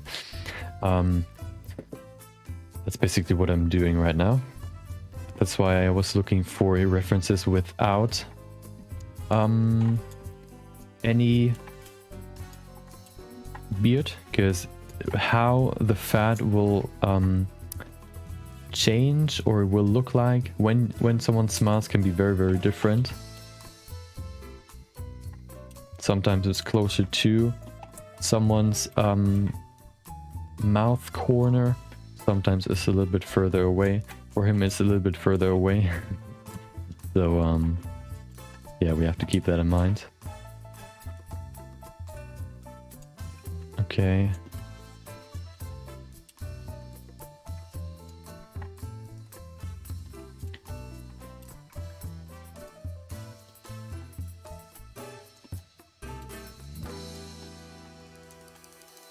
Good thing, as I said before, we can't really like see the structure in the end anyway, which is good and bad because I kind of want to like get it right, but you're probably not gonna see it in the end anyway. Just for practice, I kind of want to get it right, even if you can't see it right now. I'm just adding his smile fat that you can see, like his cheeks basically, that you can see when someone's smiling, like they puff up. That's basically the fat that's going to be pushed upwards.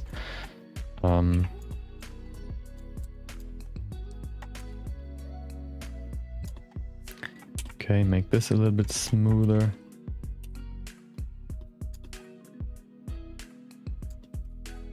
What you can also see when someone's smiling, like the person's nostril usually will be a little bit more pulled to the side, like this, and also pulled up a little bit, like up there.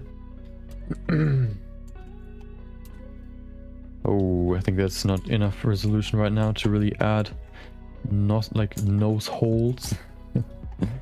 We don't really have to bother about that right now.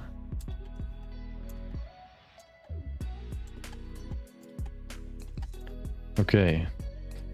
I think we can make his nose a little bit wider. Okay.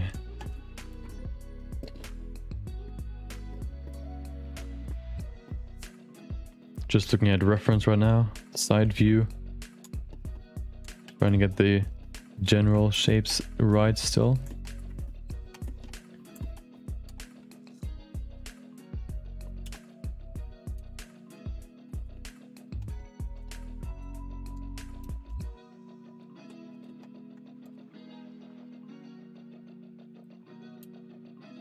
His chin is pretty round. Now it's pretty defined. We can probably bring in some fat down here, not too much though. Okay, maybe, of course, his jawline isn't that defined, so we have to bring in some more fat to soften that. More like this. We can probably pull his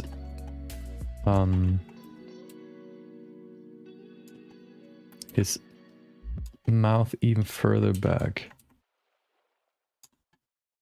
Okay. So we have the general structure now. Now I'm looking for the unique features of him to add that. Stuff like his nose structure, nose shape, and all of that jazz. Next up, what I'm looking for is basically just to resemble him, or like see in him, like that it looks like him. Looking at reference for the nose, okay.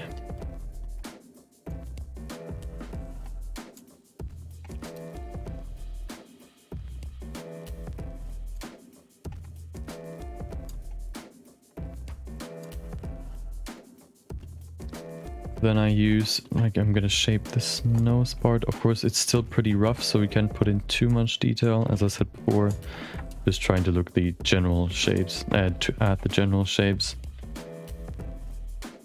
Come on, go in there.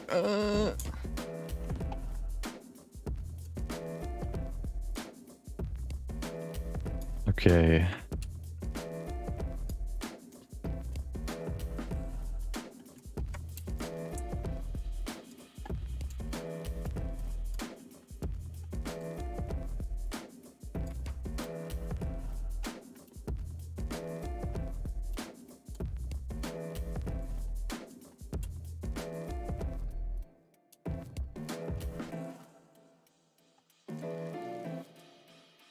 This is the phase where it looks the worst, and you're never really sure if it's gonna work out.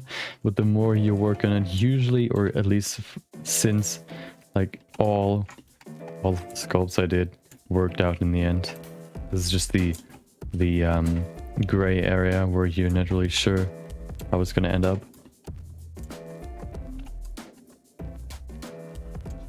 Especially because there are no teeth, which will make it look really, really weird.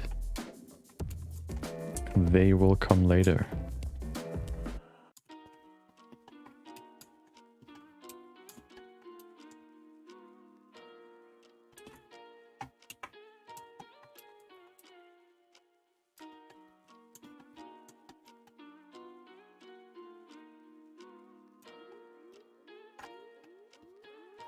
looking at his nose just to see that it's the correct shape.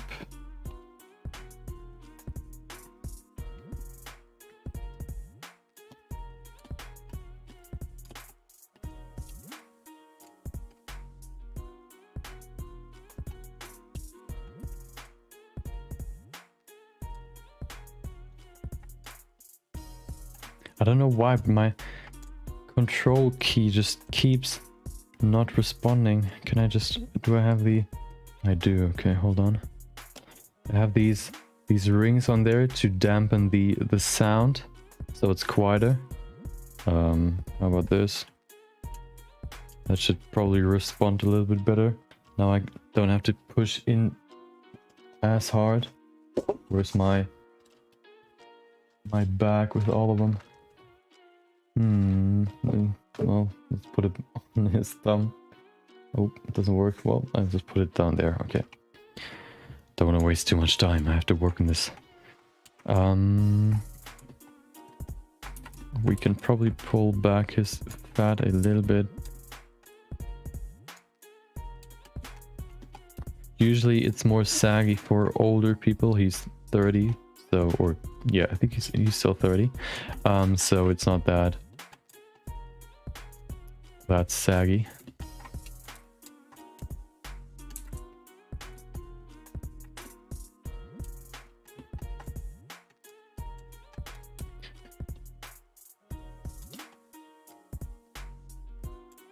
I should probably bring in at least... I'm gonna put that in into when I'm at the next stage. So I think the biggest problem right now is just the overall proportion. Let's fix that. First of all,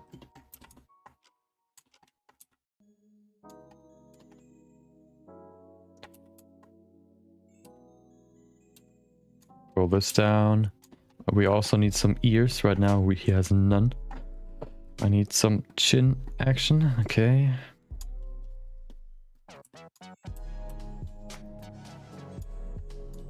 Do do do do do do do do do do do do do do do do.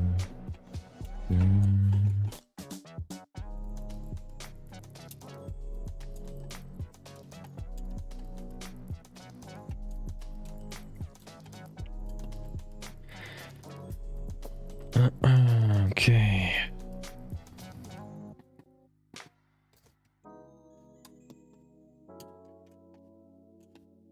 Good thing is I also have a shot of his smile from the side, so I can use that for this part, for example. I can see how it looks from this view, which is really important.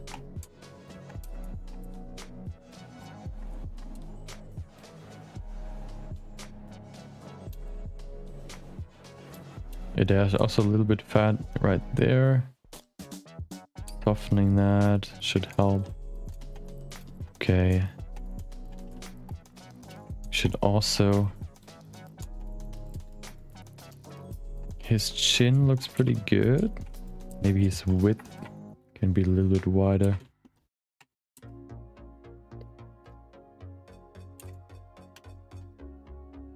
Okay. I want to see his side view again. I think his nose is a little bit too far forward. Yep. Let's fix that. I think also his... Oh, that's pretty good actually. That's definitely better. You can probably pull this back a little bit. Maybe this one forward a little bit.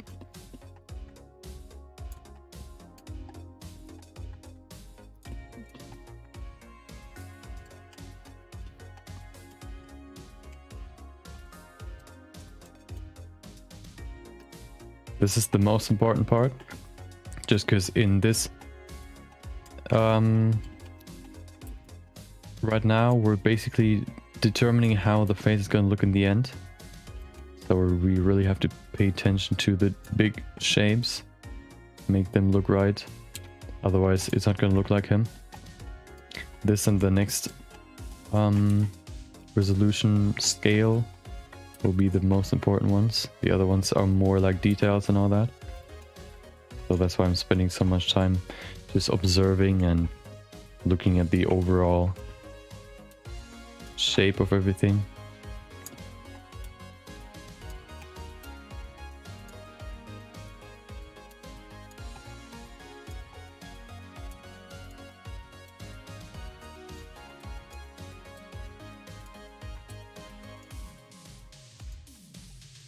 Okay.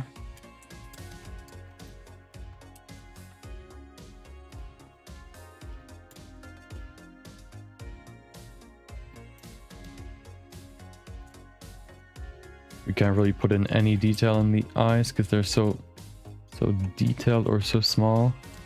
Doesn't really matter too much though.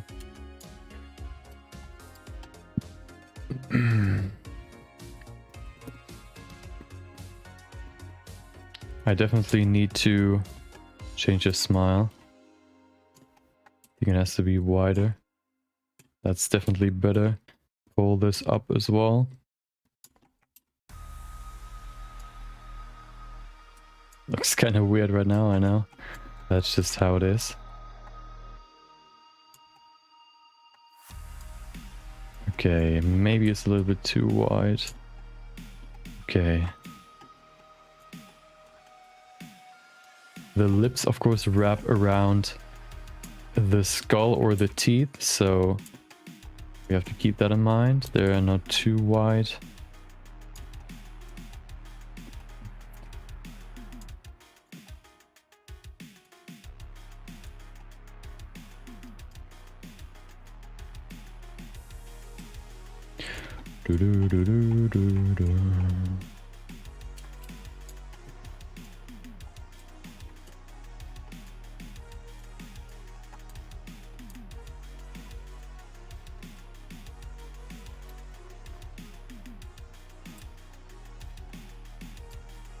Trying to shape the lips some more. They look still pretty rough.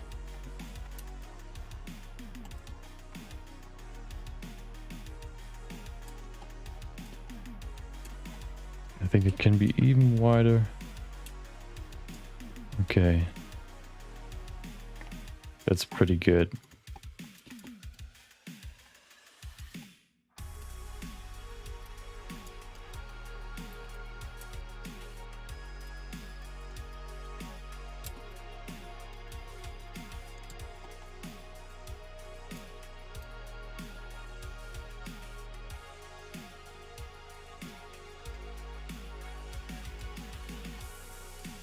We have some more fat over here.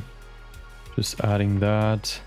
I think the most important thing right now are the ears, so I'm gonna add those in just a second.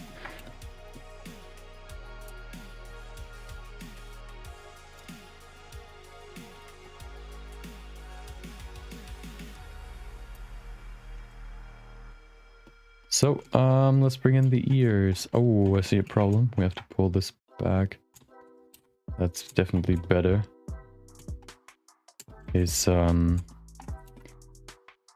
Okay, now we're getting somewhere.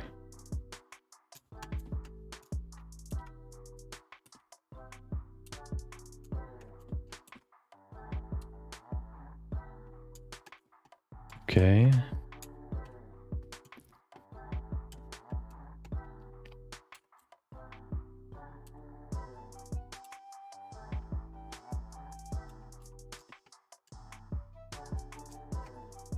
Trying to get the eyebrows right.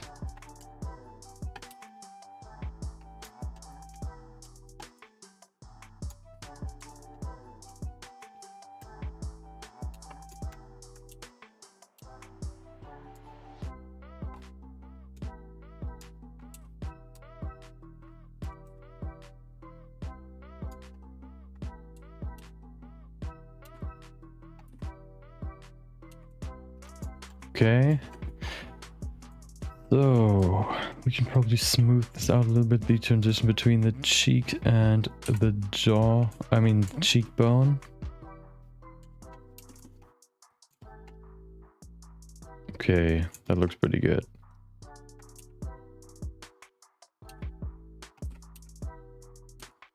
So, what I said before, we need some ears. So, let's go in here, grab my mask. It's roughly, we can probably change his jaw a little bit. Pull it a little bit further forward. Okay. Then we can make a nice... Oh. So the ears start from the ear, the bottom of the nose to the eye. So roughly from there to there. We then just invert that, use the snake hook and pull out some ears. Zip!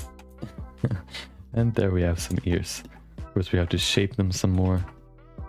It's pretty rough right now. For these ones we need to use the advanced option front faces only. This way we can work, like the brush is usually too wide for the ear to so it would like pull this side as well if you work on the other side, but with front faces only it's going to pull the ones that you look at basically. Now we can bring in the ears. Of course it's pretty rough right now, but that's just how it is in the beginning. First of all, trying to get the general shape right, and then we can go into more detail. Pull this over here. Okay.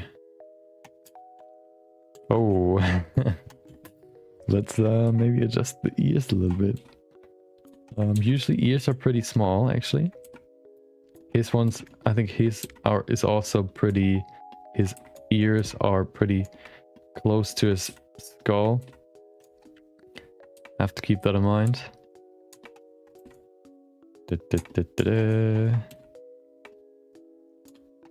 Okay. Let's go in here and adjust the inner part. I pushed the skull as well. You should probably like pull it out again. Like this. That should be enough. Okay. So his ears, how do they look like? Do we have a front view? Maybe. Not really. Doesn't really matter though.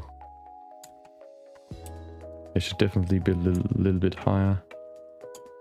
Like this. Not too big though, so keep that in mind.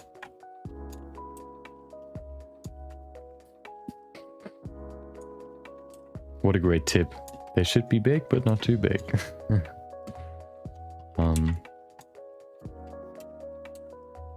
Okay.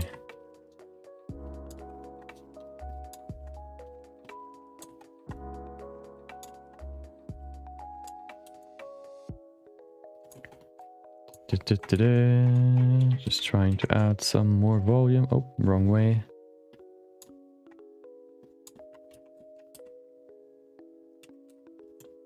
Okay.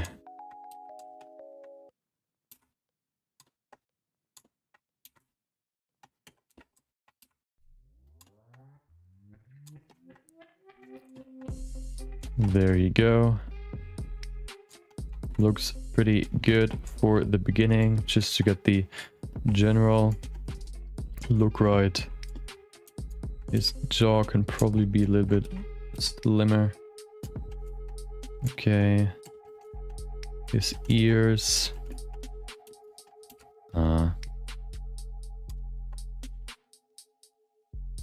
Pull them even closer to his face.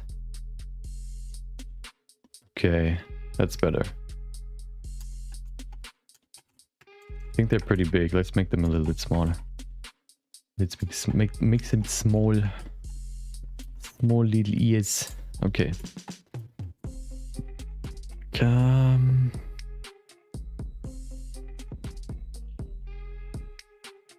Let me see his smile. I think the most irritating thing right now is that he has no teeth.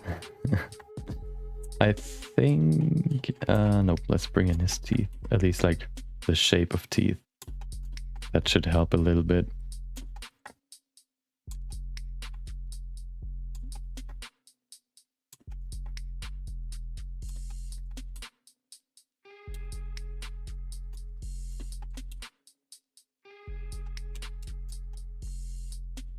Okay.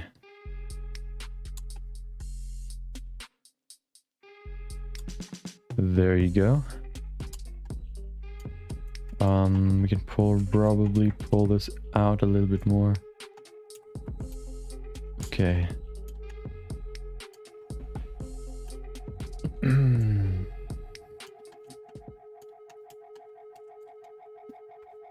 Let me see a side view again.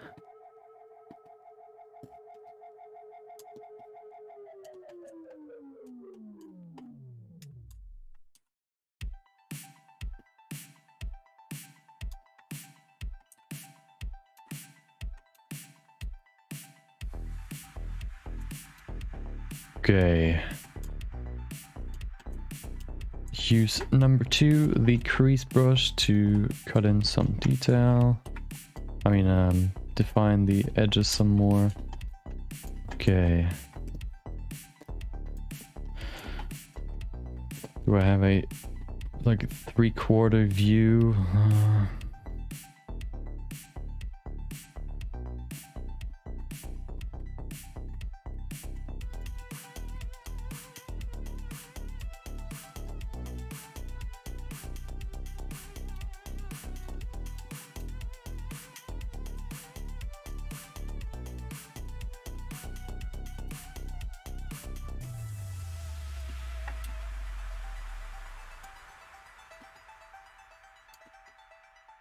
I think it's time for the next step.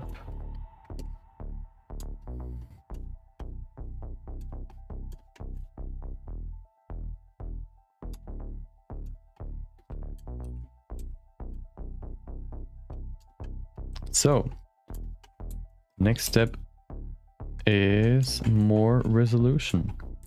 Before I do that though, I don't know, his jaw kind of looks weird to me. Let's see. First of all, his lower lip is probably a little bit too further down.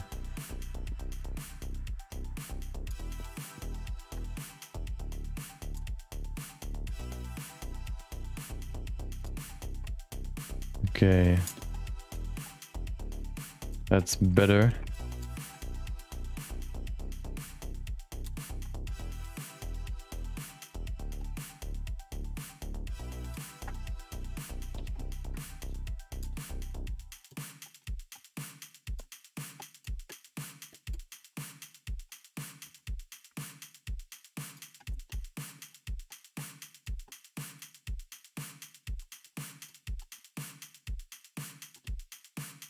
Now we need to pull up his jaw a little bit.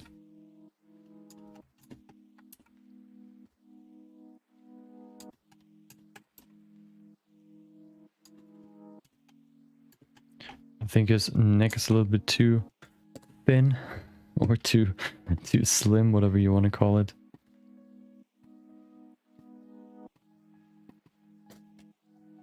I don't really have a perfect front view, so you probably have to guess a little bit more how he looks from the front.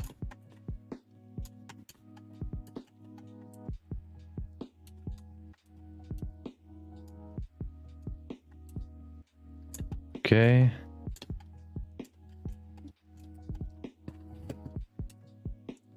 If we go to rendered view, we can see a very rough look at him. Oh, hold on. Before I go further, I will... Oh, wait, what? Why did it flip? Okay.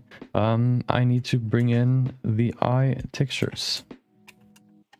So let's link them up again. Base mesh, eye transmission. There is the transmission. I need a diffuse. Diffuse. Also normal. Base mesh, eye, textures, and normal. What else do we need? We need the iris itself. We have 2 more. First of all, diffuse. Nope, not 3D scans. Diffuse. There you go, looks almost ready. We need the normal. And perfect. Let's go back to sculpting. Sculpting. Oh, we're already in sculpting. Okay. Let's go back to solid view. And I think I've seen like the biggest issue right now. His eyes are too far apart. So let's fix that.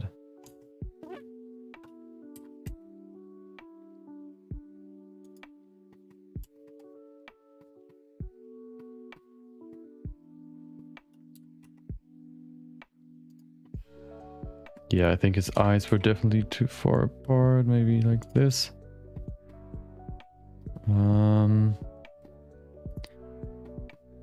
Okay.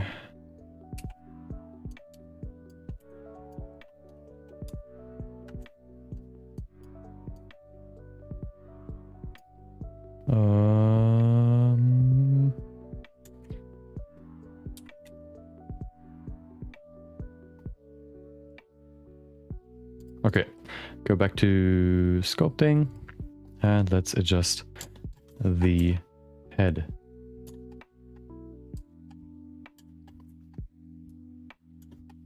We can probably make his smile a little bit wider. Okay.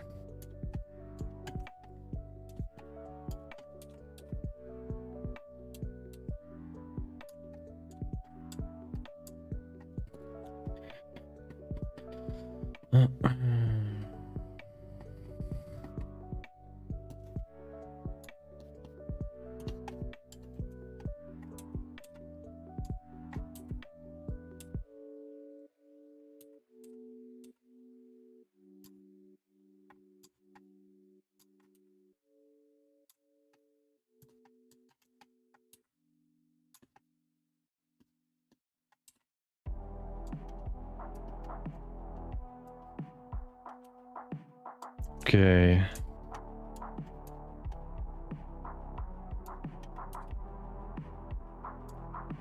That's better now. I need to make his nose a little bit wider. Okay.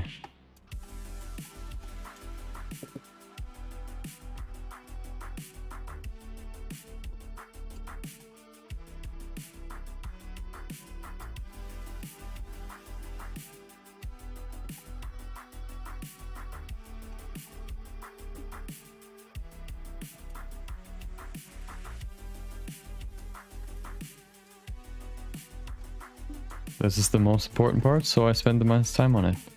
That's basically what I do right now. Just trying to get it right.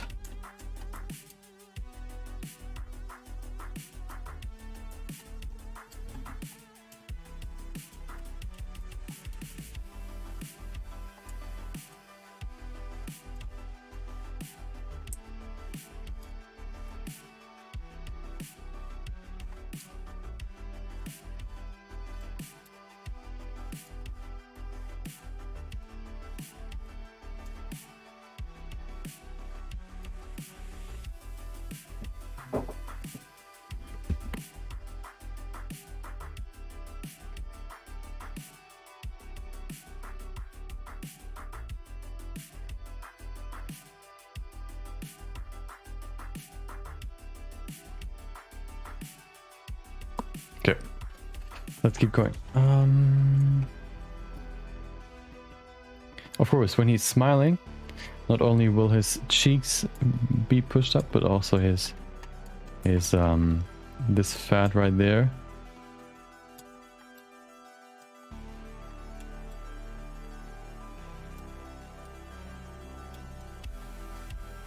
Pretty small, like the fat pocket, but it's still there. So we have to put it in.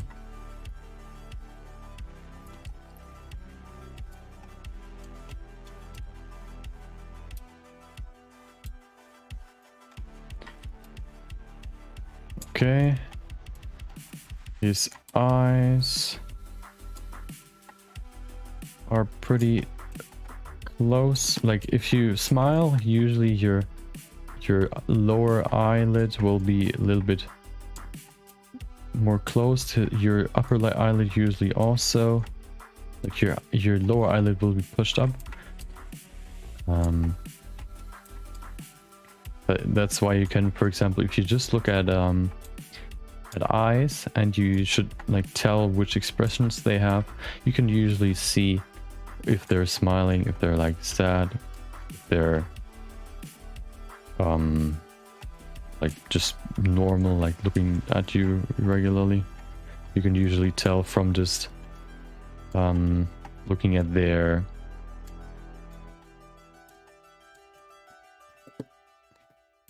eyes. I think we've almost maxed out the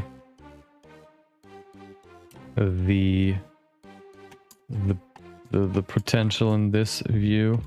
I want to keep going, so I'm gonna bring in some more resolution.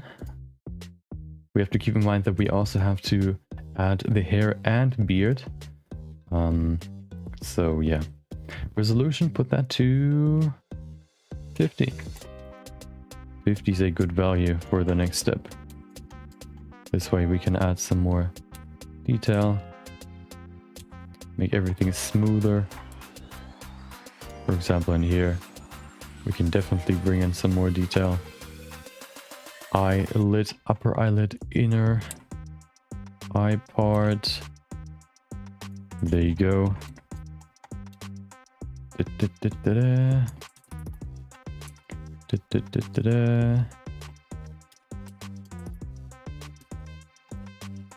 Also here, the fat can be a little bit more accentuated.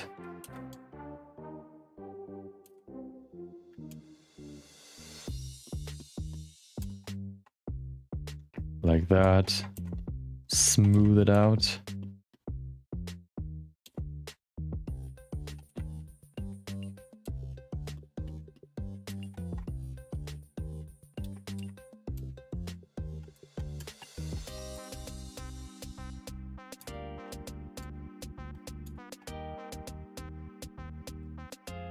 There you go. Perfect.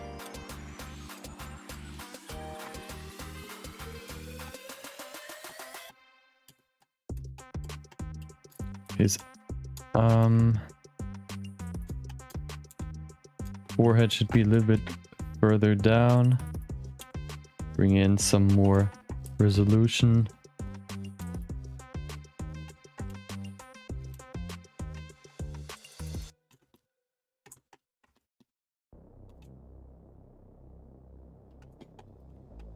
Okay.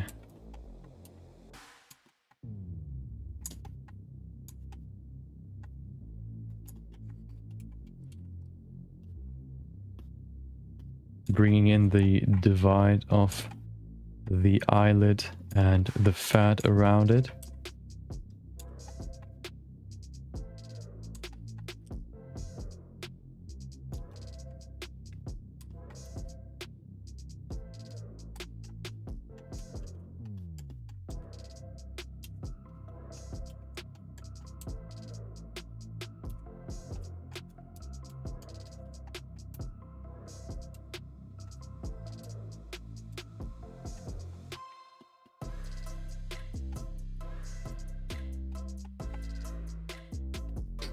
Okay.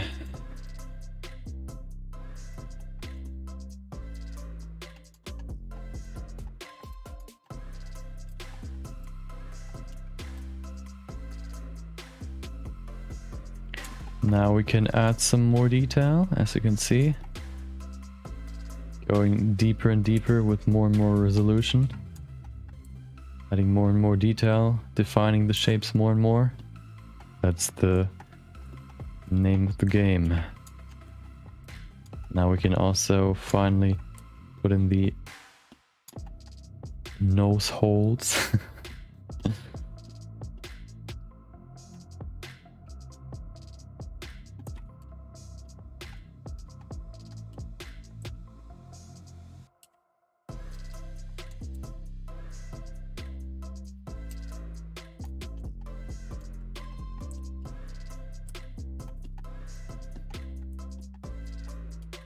Oh, hello. Dinoria, what's going on? Hope you're having fun. Hope your day was great so far.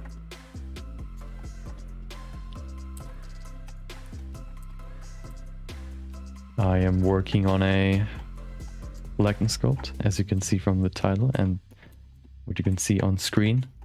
I'm in the mid stage right now, still trying to get his looks right, his likeness into the sculpt. And then afterwards we're going to go into some more detail. We're going to finish this today. Yep. We have like 2 to 3 hours more. Like, yeah, probably like 2 hours.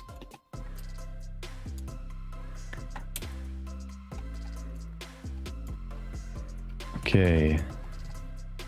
Just trying to add, like, shape his nose a little bit more. The nose is actually pretty has a pretty strict shape, but the shapes vary from person to person pretty, like, a lot.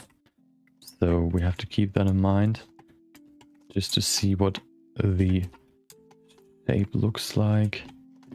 For example, for the side of the nose. Like, the shape in general is like, if you would like paint it in, you have the nostril that basically like goes like this. And then in here, that's the first shape, that's the nostril basically. And then you also have like the bottom part, and then it goes over to this part. That's basically the upper nose part, and then it goes over to the bridge. Then right there is the start of the skull, basically, this part. So that's also why you often see like people with these raised, like this bridge right there, or this like dent, because that's basically the transition between bone and soft tissue. And for most people that isn't completely straight. For him it's pretty straight. Yeah, it's pretty hard. I'm still trying to improve. That's why I do this basically. This week will be a marathon of likeness sculpting. I will pick 4 people that I will do a likeness sculpt of, just to get better at it. I've done 2 so far. One last week and one on the weekend 2 weeks ago. So not this weekend, but the one before that. Yeah, I'm just trying to get better at it.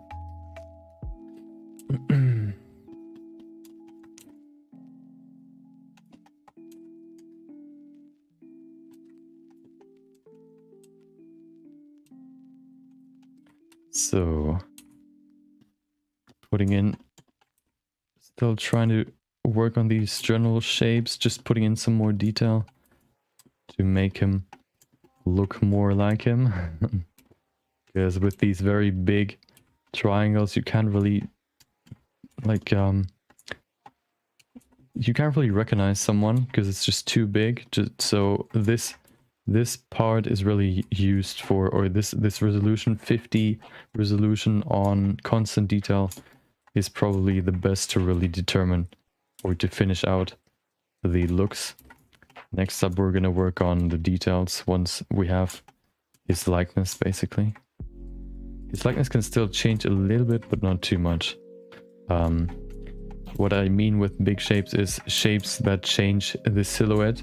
If you like do a 360, you can, for example, see from this view how his cheek, for example, looks like, how his eyebrows or his forehead looks. That's all determined by the big shapes, and also the medium shapes, like the fat pads on the cheeks, for example. If we have done, like, if that's right and looking right, we can then move over to the next part, which will be more like wrinkles, and just putting in, like, making the eyes, for example, look more detailed, and just defining the, like, smaller shapes some more. We're not gonna use pores. Pores will just take too long. We're gonna leave those out. But yeah, we're gonna do everything else. Hair as well, and beard. Wait, we can't really see him. There we go.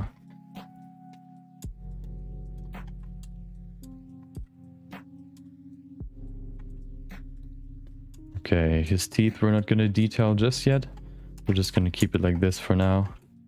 that should serve the same purpose of just seeing the general look of the teeth. Adding the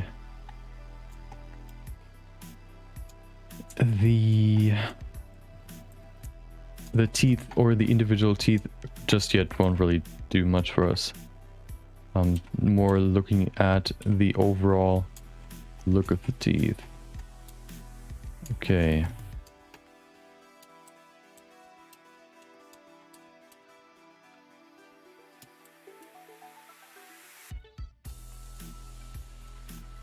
Going in here, make this smoother.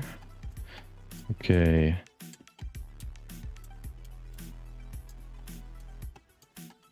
We can probably smooth this out as well. This is pretty smooth for him. Smooth, smooth, smooth. Make this a little bit, pull this forward to remove the wrinkle. We can probably bring it back a little bit. Okay.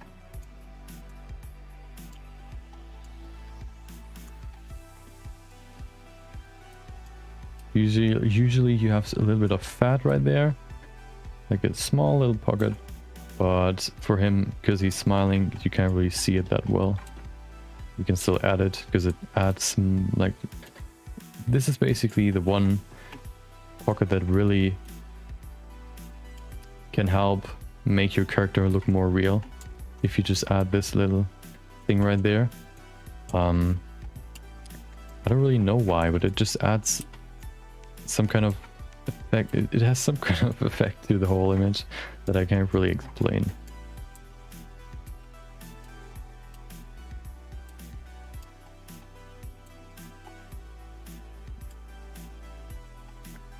Okay, let's change his chin a little bit.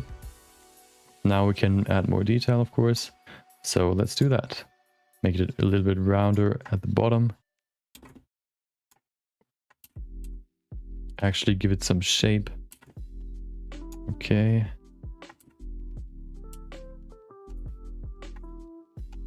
Of course, down here there's no geometry yet, or no big geometry. So let's bring that in. Okay.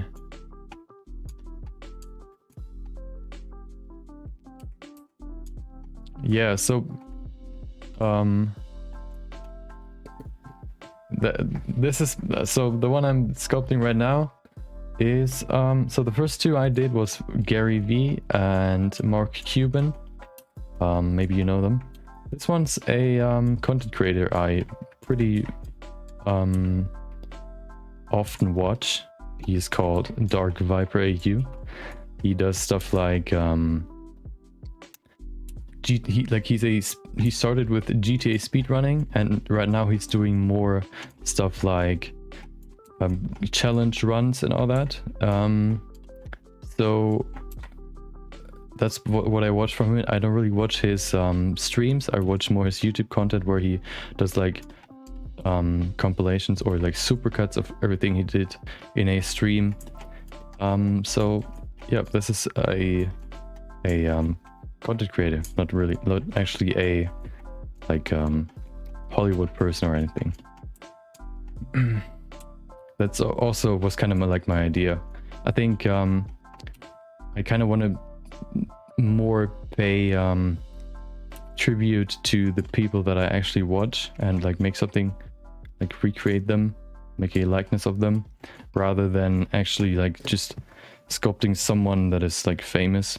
I think that has more value if I do something that, or if I like actually pay tribute to someone, than just like using their looks for practice. So tomorrow we're gonna do Dua Lipa, just because I think I've never really like I haven't done any likeness sculpts of female people yet. That's what I wanted to do with her, and I chose her first just because I'm not really watching any female content creators right now, and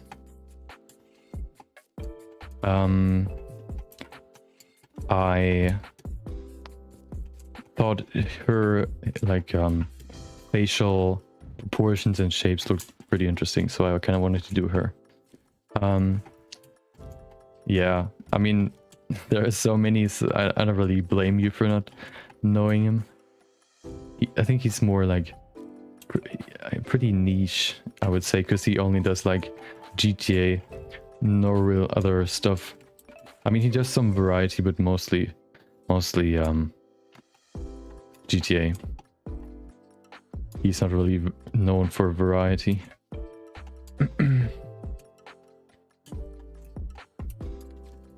And I think also there are pretty prominent Spanish content creators, right? Like, I think like the individual pockets of content creators are pretty divided. So you don't really have a mix between a Spanish and a English or like American YouTuber or content creator. You more have like they're more divided into sections. You have Germans, you have Spanish, and they're more like in their own circles rather than collaborating with English or like other languages.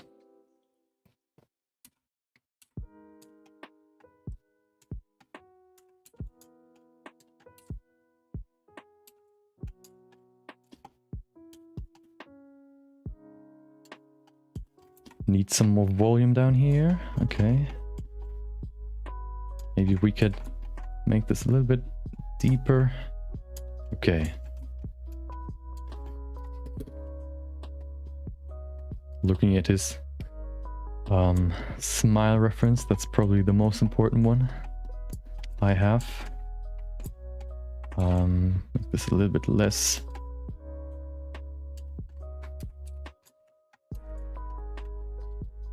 There's some more fat down here that defines his silhouette, like this.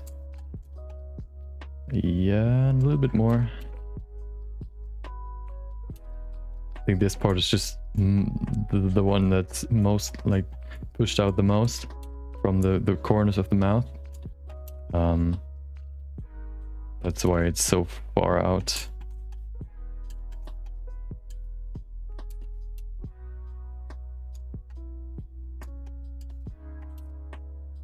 Okay.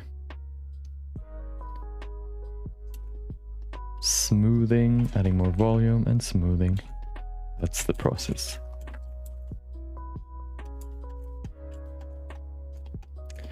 Also, one thing that I like to do, maybe we could do it now. We could probably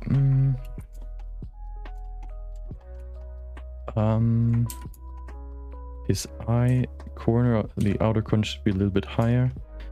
Okay. Is Ibai Lanos the one, the Fortnite streamer? Is he the one that like broke all records on Twitch with his like, I don't even know, like 2 million viewers or whatever it was? Was he the one? I don't really know that many Spanish YouTubers. I'm more in the English region. I don't even like, I'm from Germany, but I don't really watch any German like content creators. Solely American or English or Australian. Oh yeah, right.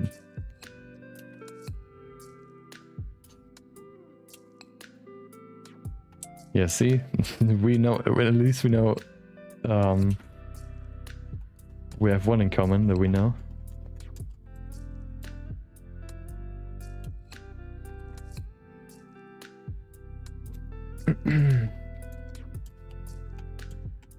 Okay, I think we need some more volume at the back.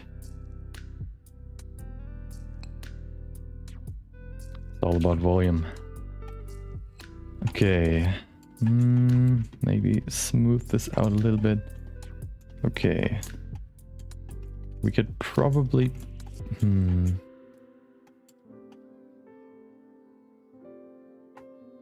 Yeah, his lips need some more love.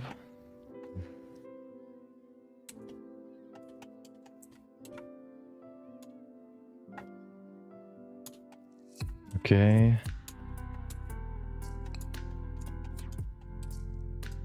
Perfect. We could probably...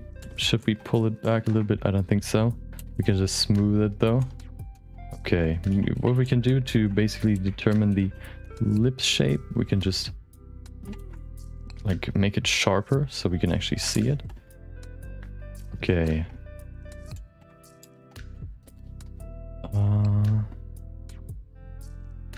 There it is. Main reference for the smile. You can't really see it because I have it on the side of my screen. It's not...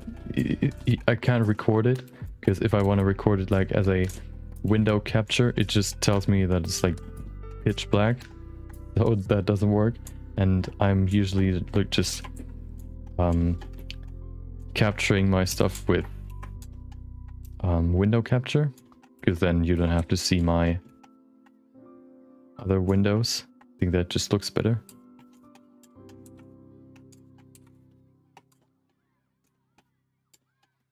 Let's see, rendered view. Oh, we have to go back to object mode, so actually, okay, there you go. I think we need to put some more attention to his eyes, or his eyebrows actually. I mean his forehead. His lower part looks actually pretty good already. I think his chin is a little bit too long. We can probably adjust that. Maybe his mouth can be a little bit bigger. Yep, so let's do that. Looking at his eyes just to see if that's right. Looks pretty good. Okay. Go back to sculpting and solid view. We can probably also make his eyes, like, put them, like, make them, like, close them a little bit more. Okay, so we just go in here and grab them. Oh, grab them and pull them closer together. When you're smiling, your eyes are pretty closed. And usually the iris is a little bit further forward. You can see it in here. Can you? You can see it right there. So you have this ball, your eyeball basically, and then your iris like breaks that perfect circle and creates this bump at the front, which also pushes your eyelids a little bit out. What I mean is, usually where the iris is so big right there, the eyelids are more open than in the other parts. Oh, remove the mask. Okay, we probably have to adjust this fat right there a little bit. We make it a little bit smaller. Not as prominent.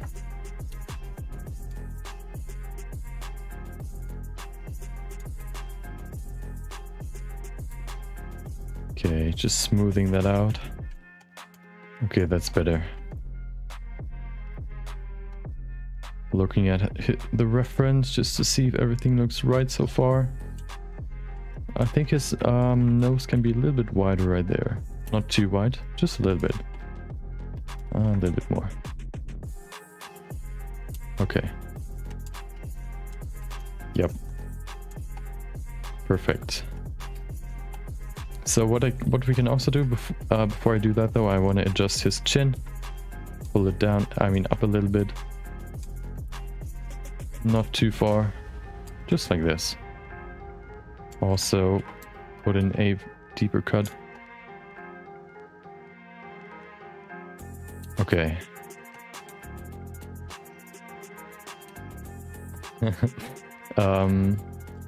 What's your idea? I mean, I'm always open for new project ideas. Tomorrow, I mean, next week, like this week, I have my likeness sculpting marathon, like 4 streams for people. Next stream is still no plan, so if you have a good idea, maybe we will do that next week.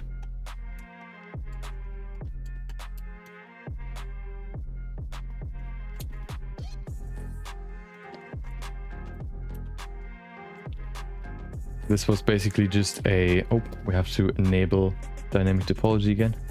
This was probably like mostly just a week for me to improve in likeness sculpting. That's why I did do this marathon, basically.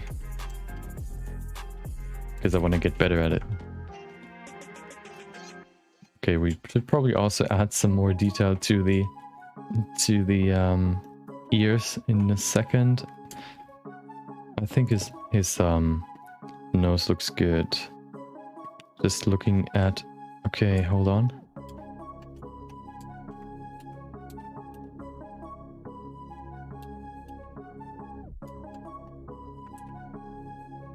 Okay. Okay, perfect. Let's go into the ear and make a basic shape.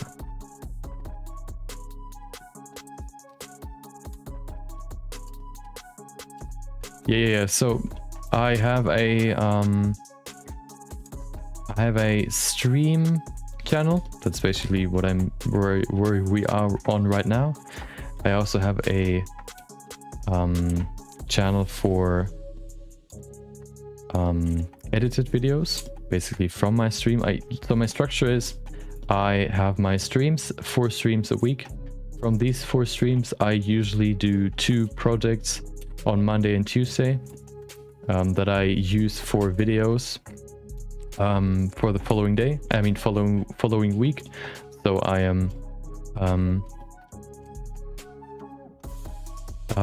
am basically using the stream from last week for videos next week. And yeah, I also do a quick sketch at the start of every stream. That's just 30 minutes of making an image that I post on social media. That's an ongoing project that I do. And yeah, so I will probably do a video of all the 4 speed sculpts, sculpts or likeness sculpts, where I maybe explain what my process is. Because when I was looking for a good likeness sculpting tutorial, I haven't really found anything. So I'm debating whether I should do a tutorial video, or more like a video for casuals, if you want to call it that. My idea was something like how you can be Madame Tussauds or something, like some sort of title.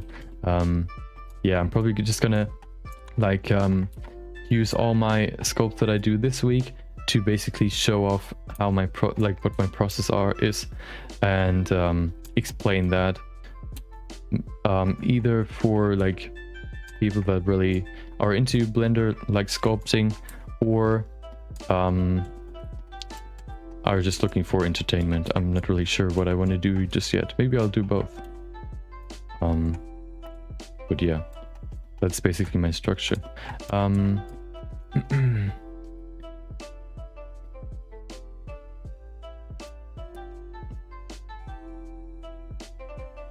Okay, I think if you would want to put these sculpts or people into a game, I would probably have to rebuild them, because when you want to put stuff like this into a game, the more geometry they have, as you can see right there, if we switch to wireframe, we can see all these small triangles are basically geometry, and the more there is, the less useful they are in a game. So if I would want to bring them into a game, I would probably have to optimize them. The biggest problem is probably that I've never created a game. I'm still interested in that, but I haven't really looked into that too much. So yeah, these are mostly just personal projects that I want to do.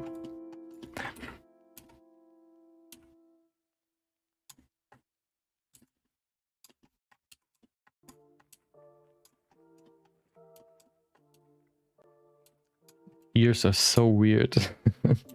The shape, you have this like, usually you have this bigger hole, if you want to call it that, where then you're actually like entering the skull. Then you have this C shape on the outside, and then you have this Y shape like this on the inside. But then sometimes for him, for example, his hole right there at the bottom has this little bump that goes into the hole. I don't really know. Like usually I just create the shape without this bump.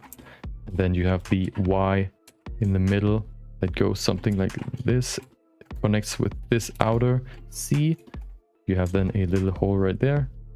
And then you have the Y that goes something like this. So you have a C, and then you have a Y in the center. That's the base structure of an ear.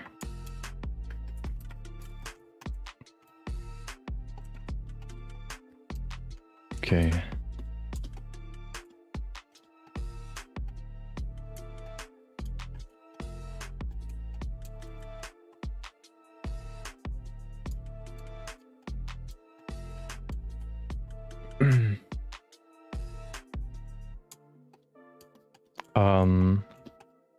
What do you mean with you would see us like collaborating? Are you doing like are you also using Blender or like games, or what are you interested in? Or you said you have a project channel as well?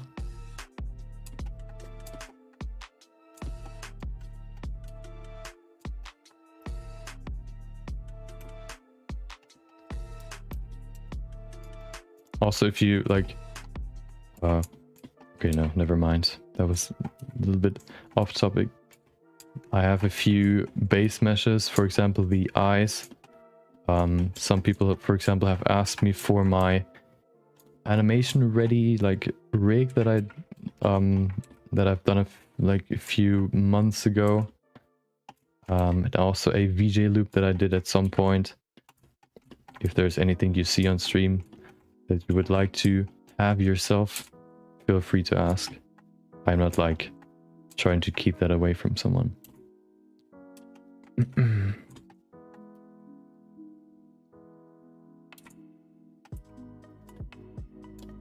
Actually, that's pretty funny. When I did my VJ loop, I actually like someone that is in that genre, like is an actual VJ, visual jockey, that basically does the visual performance of any DJ or concert stage sets. They either plan the whole performance or they do it live. Basically, just like the DJ that does it live, you have a VJ that controls all the visuals, which is pretty cool. I thought it's always like just planned, but sometimes it's also like a live performance, which is pretty cool actually. Okay, I don't want to spend too much time on the ears, so I'm gonna speed through a little bit.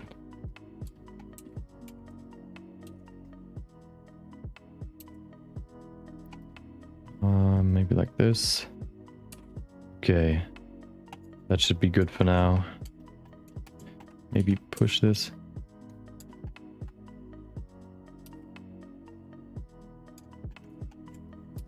I mean, do you have an idea for like a project? If it's not like super elaborate, then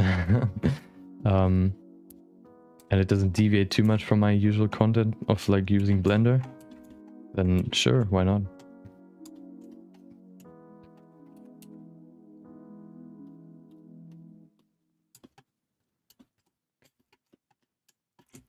Oh no, come on. Put in a little bit more here. That should be good for now. Maybe the ears are even a little bit too big, so we can make them a little bit smaller. Just a little bit. Okay. So I think it's time for something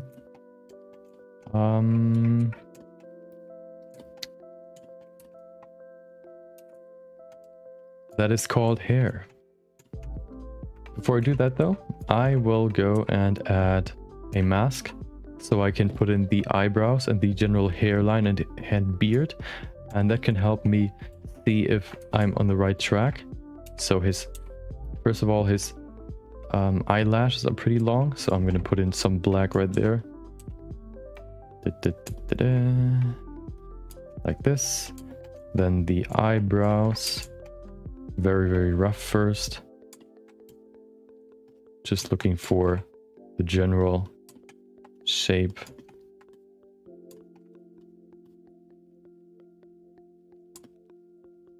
Okay.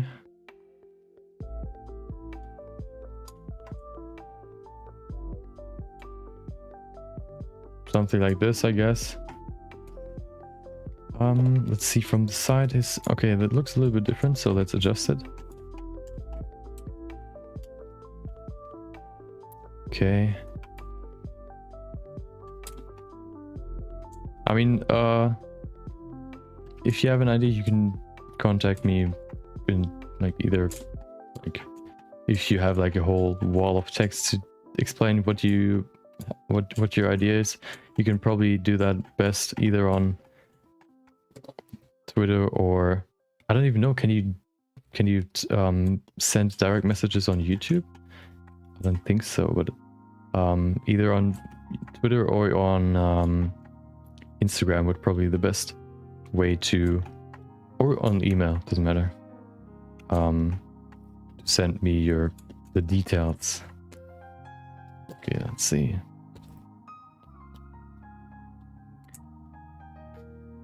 Just trying to see the general look, so we don't have to be super thorough and exact.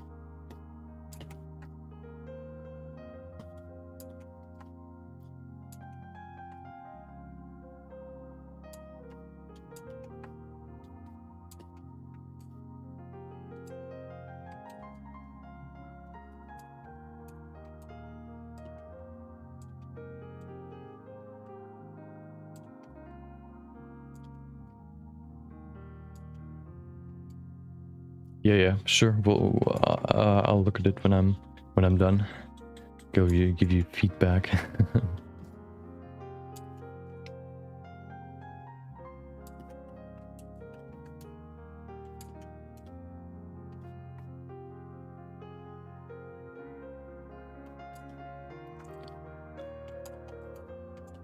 Okay, let's look at it. Oh, I think it looks pretty good. I was kind of surprised to see it. I think we're pretty close, actually. If we look at, you can't really see it. Let me switch my view. Display capture. There you go. So if you, oh, hold on. You can't see the. Can you see it now? Oh, there it is. If you compare this one to this one, I think it's pretty close. So we're on a good path. I think his cheek is a little bit rounder than it is right now there, but otherwise it looks pretty good. Maybe we have to adjust his eyebrow a little bit, but I think it already looks pretty good. We probably have to make it a little bit, push it in a little bit more. But just putting in the mask really helps to see if we're on the right track. So let's go back to the Blender view, not Photoshop, Blender. There you go. You also were able to see my references.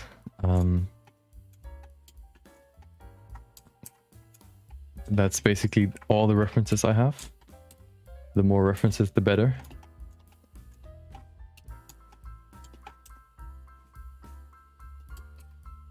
So push that in a little bit more. I also have not only my image references, but also my general anatomy reference with oh, hold on, this dude right here. It's not a action figure, it's a anatomy reference, basically a statue of the male human body without fat, so just muscles and bone. That is really useful for, like, that's basically the main part of a human. The fat is layering on top. Of course, depending on how much fat someone has. Maybe there's more fat than muscle, but in general, muscles are the biggest contributor to the form of someone's body.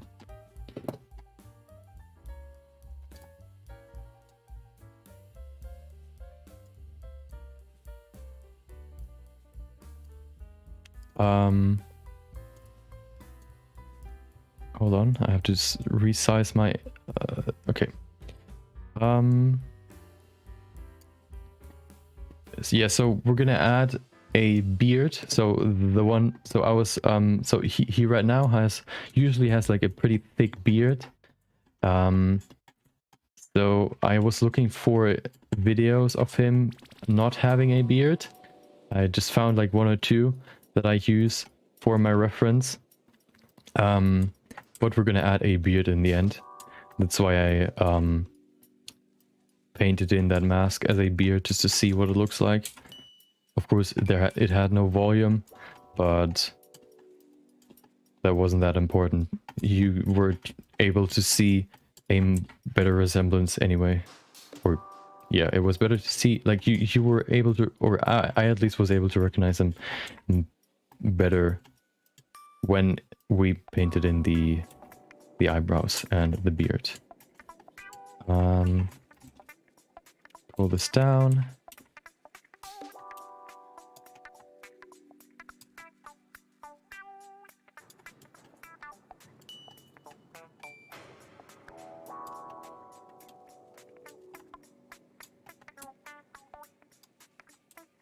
Of course, if you only have images of him wearing a beard, then you basically have to guess how his underlying structure looks like.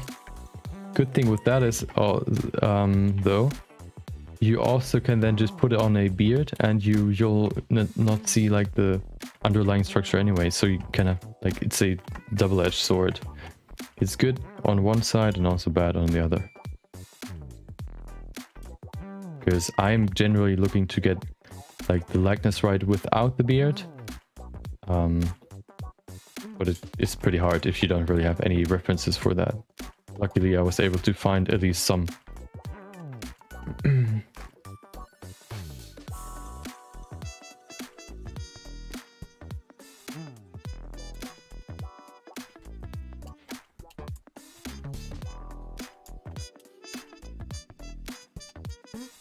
Okay, I think we're ready to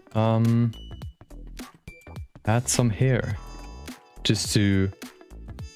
Actually, I think we're gonna add a little bit more detail as... Oh, we haven't saved at all yet. Let's do that real quick. Otherwise everything's gone.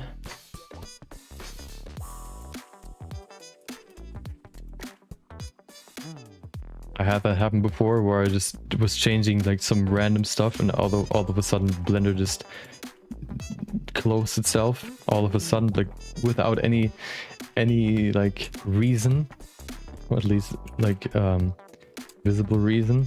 And then there wasn't even like a recoverable file, so everything was just gone, which isn't really that much fun, as you can imagine. So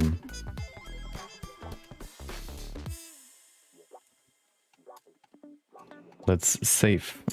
Saving is important.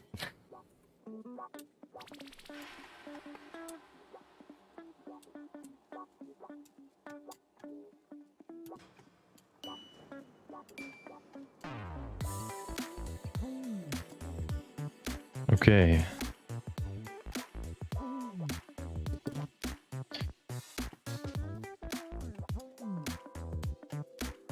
I will cut in some more right there.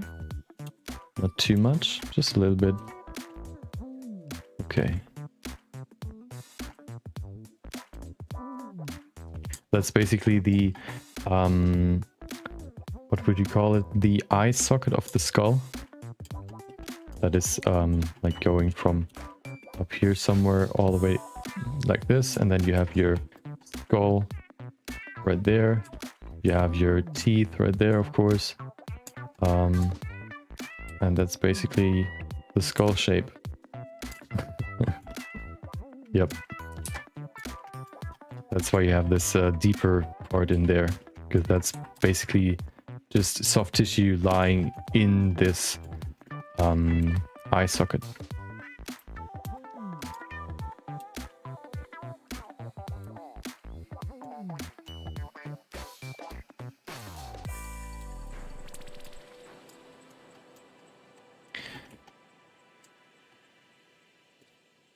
I think we have to pull up his eye. Yeah. Thanks for hanging out. I'll look at your idea later. I'll give you feedback. Hope you have a great rest of your day. And good luck to you as well. Do you mean what days do I stream?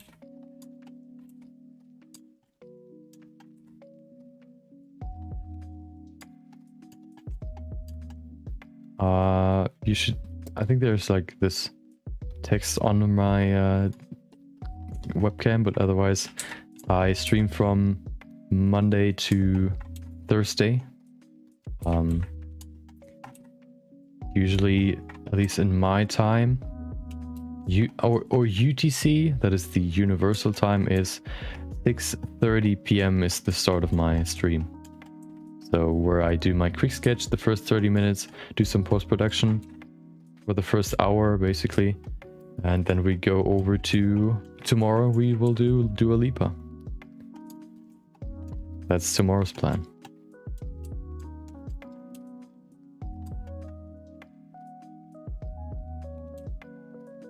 I was planning on doing 2 male and 2 female people. So probably the second female will be a content creator as well.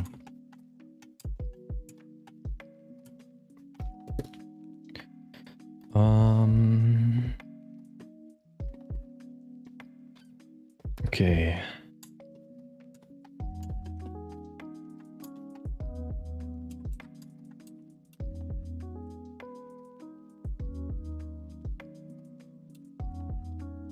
I think we've reached the point where I can decrease my brush strength.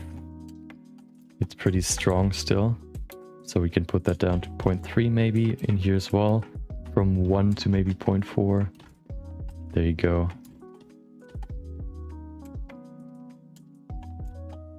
Okay, I think that's pretty good. Let's save it real quick. And let's bring in some more of that juicy detail. Before we do that though, let's go to object mode and look at it in rendered view. That looks pretty good. You met her? Oh. I haven't really, I've only watched, listened to her music. I've never, what would you call it? Met her in person, if you mean that, which sounds pretty cool. But I like her music a lot as well.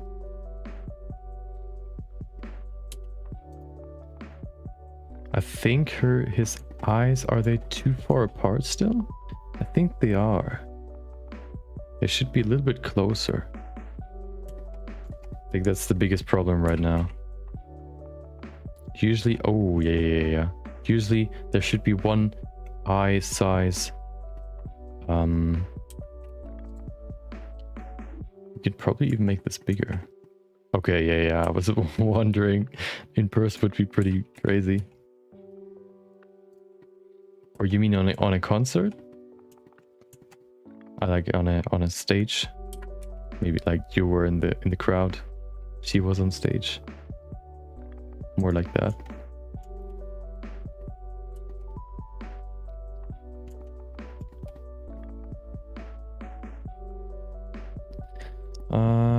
That's better.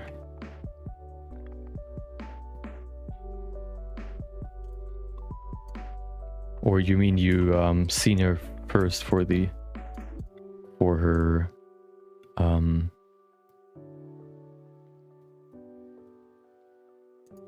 for the release of her song or when she was performing.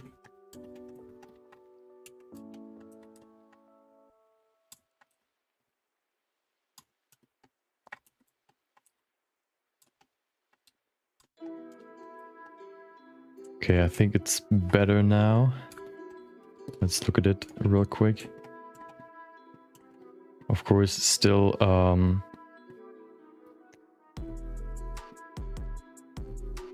yeah, I mean don't worry, I'm not a native as well, so sometimes I'm just like not understanding it wrong, or I'm looking for words myself.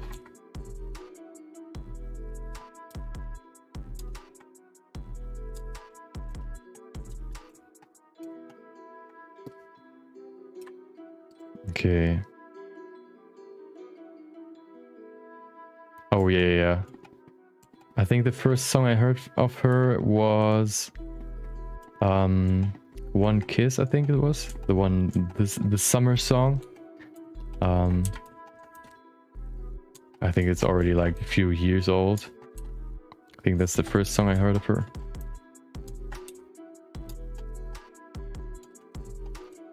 Also the newest, or like one of the new ones from this year, I think, with The Baby. I don't even know what that's called. That was really good.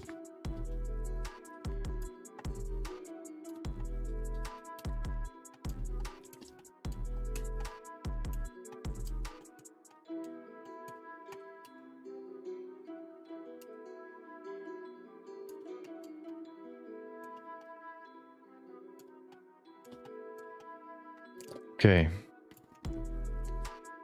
Let's save that, and I think it's time for some hair. We can still adjust the face afterwards, but I think we need some hair now. Or actually, before we do that, I will put this to 100 just to refine the shapes a little bit.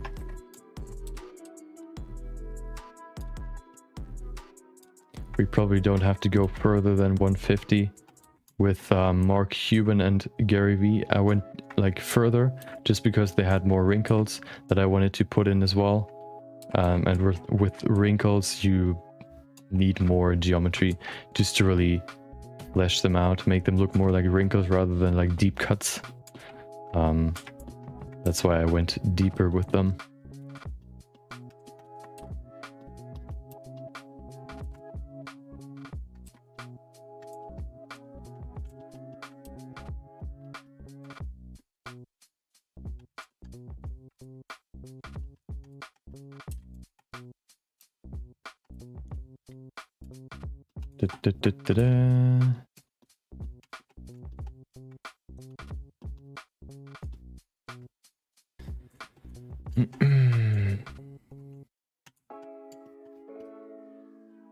I remember I was doing a project where I was recreating one of my 2-year-old projects, basically when I started Blender. And I was looking back at one of the first sculpts, or like human sculpts I did. I was always like just having a specific person as reference, so I was always trying to hit the likeness. But I've just recently really came close to doing that consistently, like actually displaying the person I was trying to sculpt so that you can recognize them. But I was looking back at one of the ones I did like a year ago or so. I was able to recognize them, like the person in that sculpt, which was actually pretty interesting. Because the ones I did before and after that were not that recognizable. So maybe that was just like a lucky shot, or lucky project.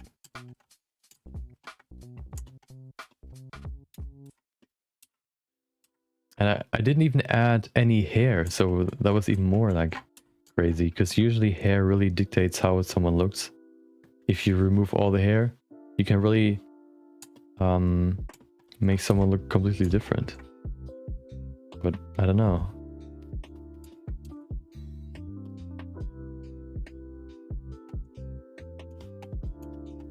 I think it's time to add the teeth before we add my hair.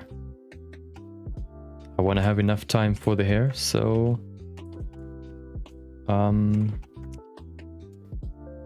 we will quickly go over the teeth, make those, or like shape them, and then we will go to the hair. Luckily his like general hair, like his hair on his head is pretty short. Well, that's pretty good, because then that's gonna save us some time. But then he also has a beard, which is pretty big, so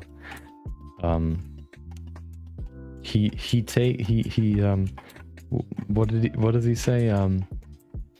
He giveth and he taketh.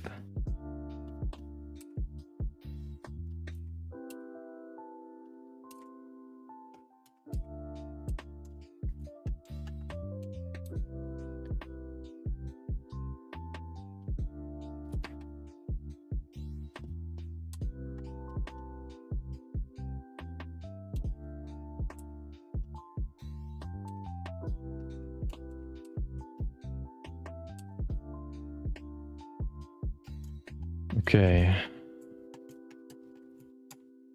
I think this has to be a little bit closer to his eye.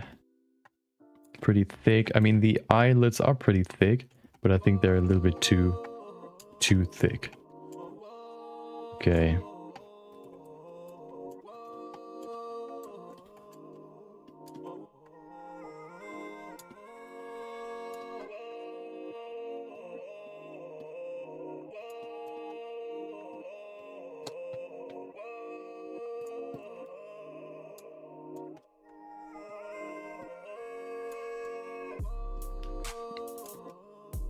We can now go a little bit stronger, at least for the nose, because we can cut in pretty deep. And nobody will, like, there's no huge mistakes we can make.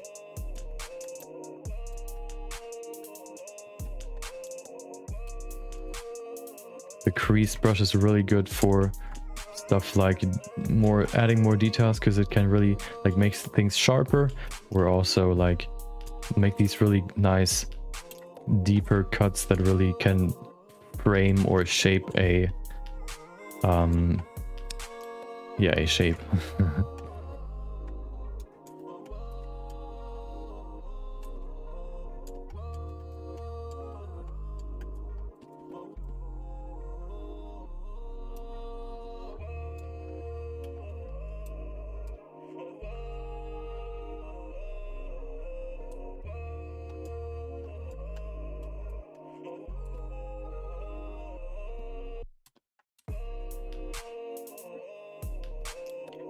Cut in right there, make this divide between the teeth and the lips very visible.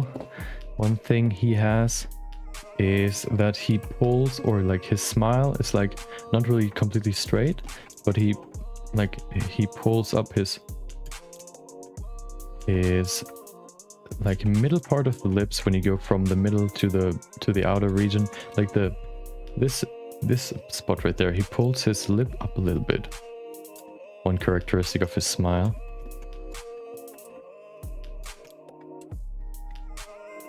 One thing that makes him unique. That we have to keep in mind. Likeness sculpting is all about the person's unique quirks. How their proportions are. How the muscles basically are shaped. For example, for the mouth. How the fat is like distributed and all that jazz.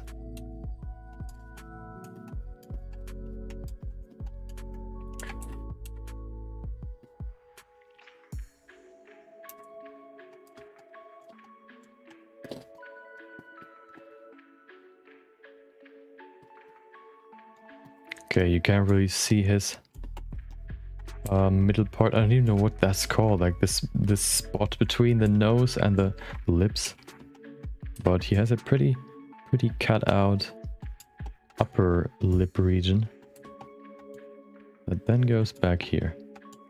Zip.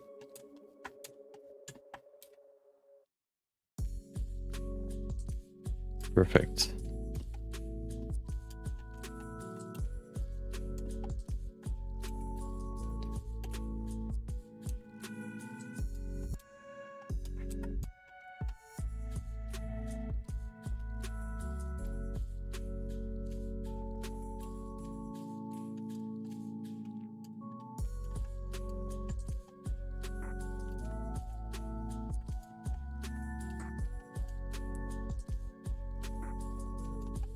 Okay. Probably pull his lips up a little bit more. That's better. He then has a pretty, like, his smile extends a little bit more out. And then his inner part goes like this. Hold on. That's smooth. And then his lip is something. Hold on. I don't know what I'm saying. I'm too concentrated. Pull this up.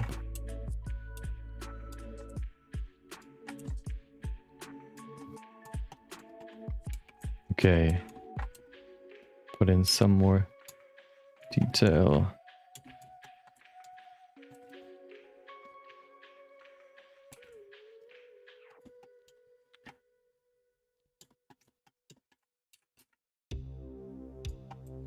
Okay.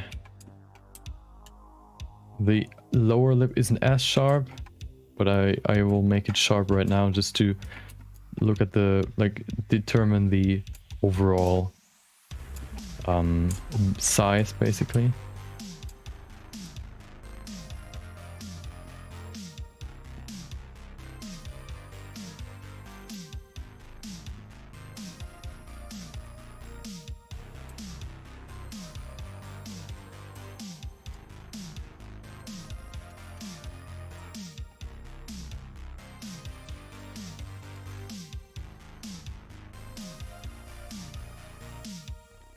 So now that we have some more geometry, we can also add some more detail. I mean, we can add his teeth.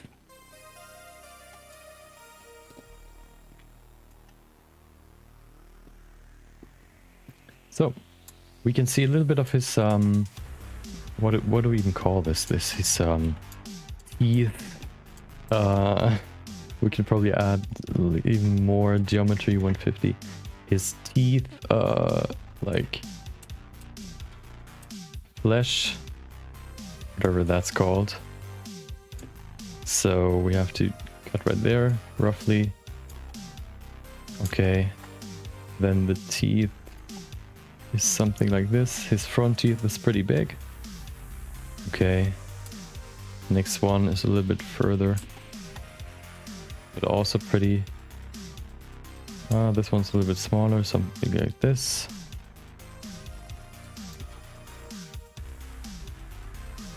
Okay.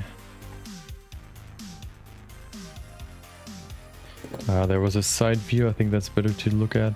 Oh, never mind. Do I have more? Oh, this one. He has pretty round teeth. His are not as long. They're more round.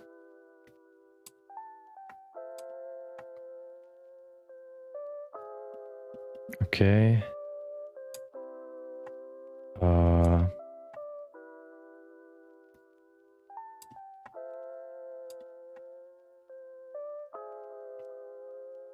We can still shape them later.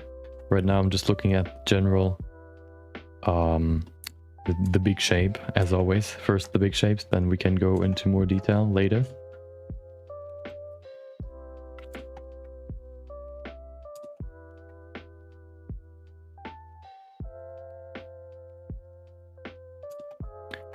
Now we're getting into some tight territory where it's hard to sculpt, but still pretty manageable.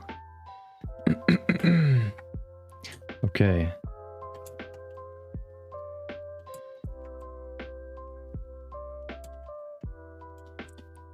Okay, hold on. I have to fix that. think first of all we have to pull up his lower lip a little bit more. I think that's a little bit too far down. We will mask out these teeth so we're not pulling them up as well.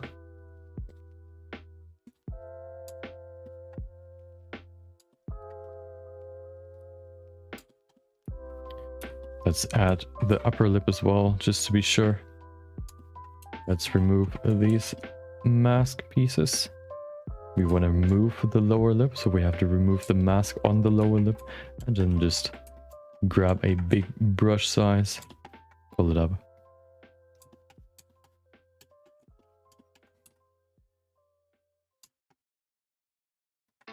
What we're also going to add is asymmetry a little bit later, which will make it look even more realistic because no face is completely symmetrical. And even if, they look pretty fake. So yeah. We're gonna add some asymmetry as well later down the line.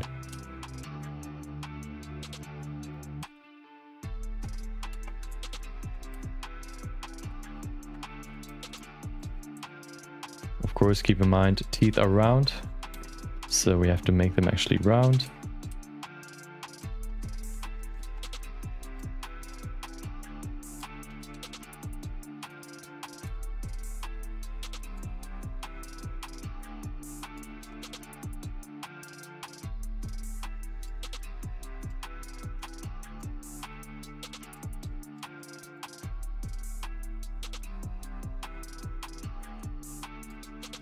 Okay, I think his teeth are a little bit too long right now.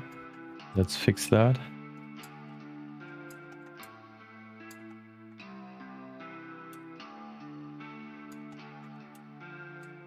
Also, the front teeth are still pretty flat, so let's add some more roundness, some more volume to make them a little bit more round.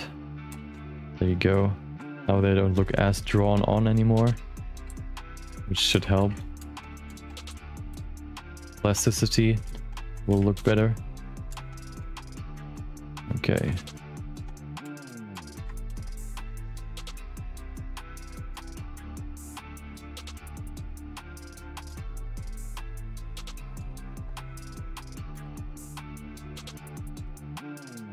One thing we have to keep in mind is that the teeth flesh, whatever you want to call it, is actually laying on top of the teeth.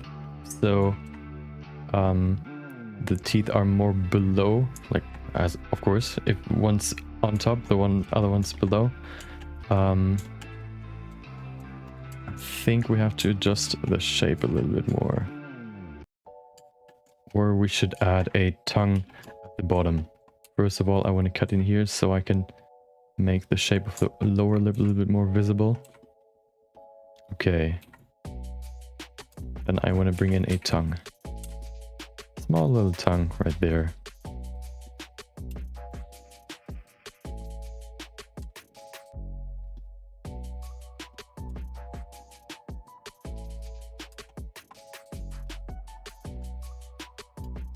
Looks kind of weird right now. Let's put in some more work into that tongue.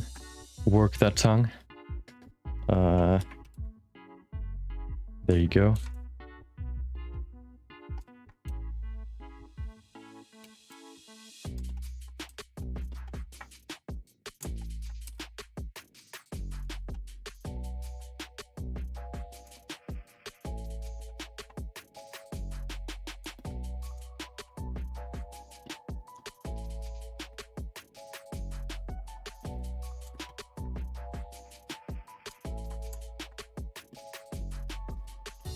Dun, dun, dun, dun, dun, dun. Okay, getting better and better. Maybe the shape of his teeth is still a little bit weird. Maybe not. I'm not quite sure. I think it looks pretty good. We can also look what it looks like in smooth shading. There you go. That's what it looks like. Looks pretty good.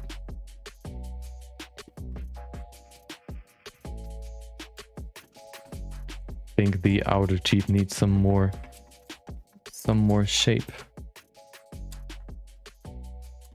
There you go.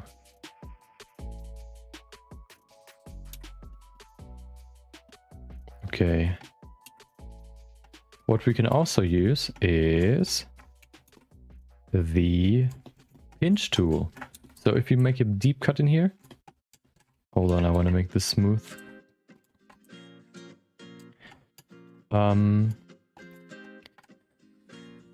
Of course, the pinch tool. So if you make some deep cuts in here between these two teeth, the divide between the two is pretty, like the gap is pretty big. And as you know, usually teeth are pretty close together. So what you can do is we can use the, there it is, the pinch tool.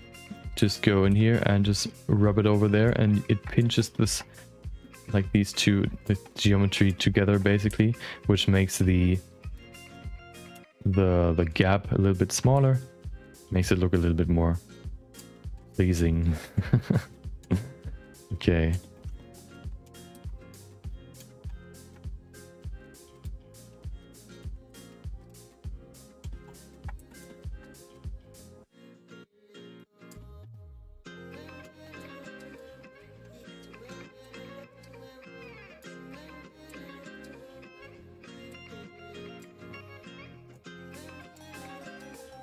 Okay. Make the tongue a little bit smoother. Tongues are pretty smooth, so let's keep that in mind.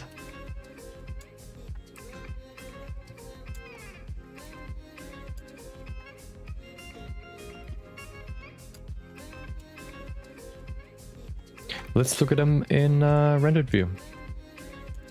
See what the teeth look like in there. Okay.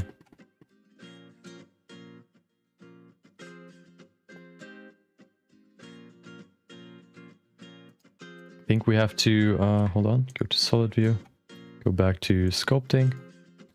We have to make the teeth a little bit wider.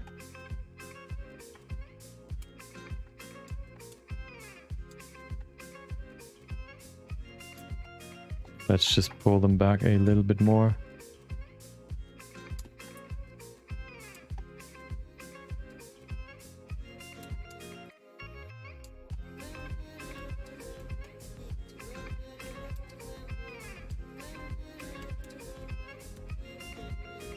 Okay, now we're getting into some more detailed stuff, as you can see. That's the name of the game at this point, until we reach the hair. Then we're back to the rough basic shape first, and then we're gonna add some detail afterwards.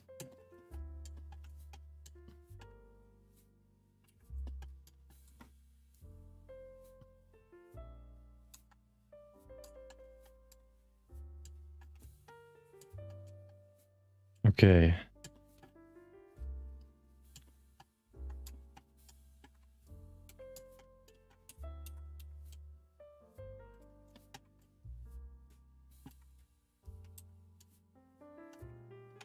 Some nice jazz while working on this likeness sculpt. I like it. Okay. I think we need some, let's bring back the mask just to see what it looks like. And then we can bring in the hair if there's nothing we want to adjust. Of course, if you want to make this super realistic, you would work with either hair cards or hair particles. That would take too long. So I'm not going to do that. Just going to use my good old sculpting technique to create some hair.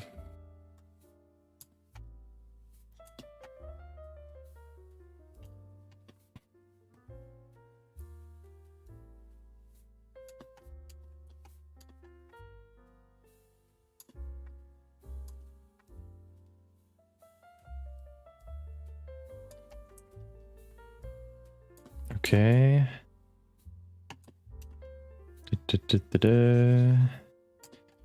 Perfect. Oh, eyebrows. Eyebrows are very important for someone's looks. If you don't have any eyebrows, you look very, very different.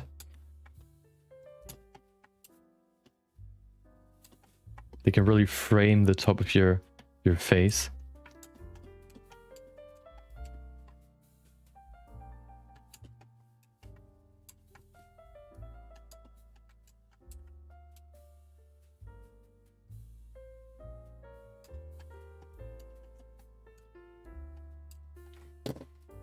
Okay.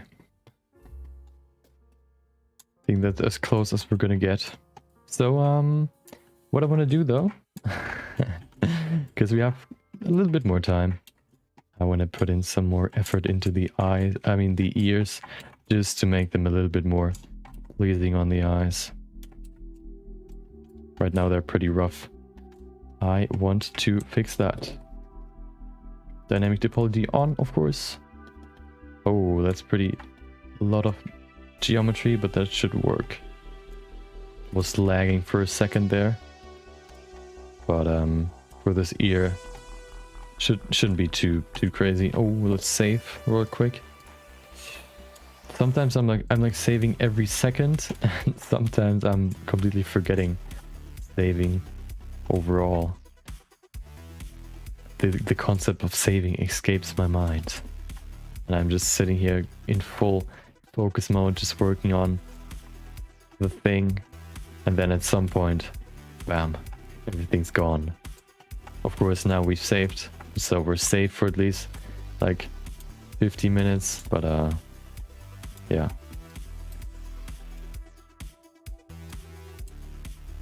Of course, we don't actually want to lose anything, so we're gonna save.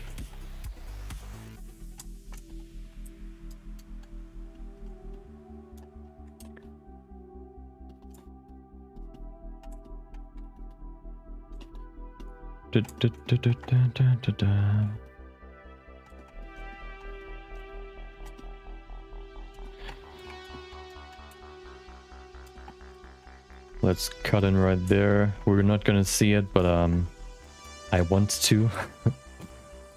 So we'll do it. So this view can be a little bit okay, we can pull this up a little bit. His outer part is pretty thin. Also, in here it's pretty thin.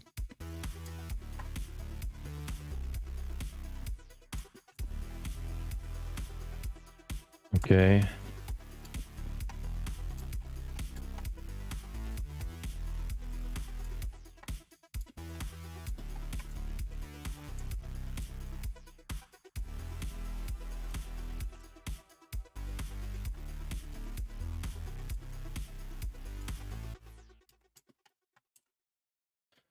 Now, let's bringing back the why. You may ask why, and I am telling you because. Okay, that was a bad joke. I'm sorry. I will bring this out.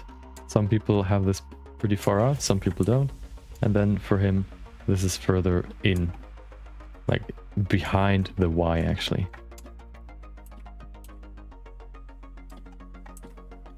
Ears are just such a weird shape.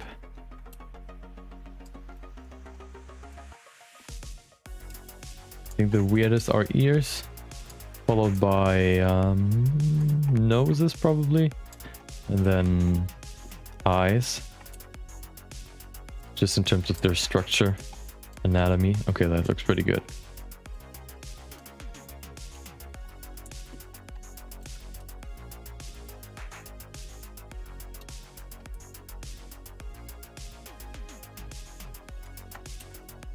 Nope.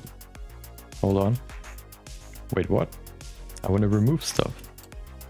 There you go. I think that is because of the front faces only option that I wasn't like registering, because we weren't looking like we were looking from a very steep angle. so it didn't really register as looking at it. Okay.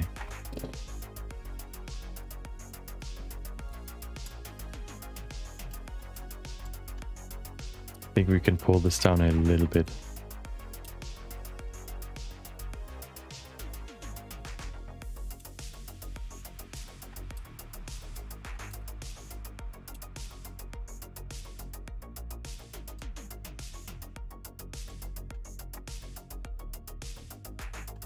Okay.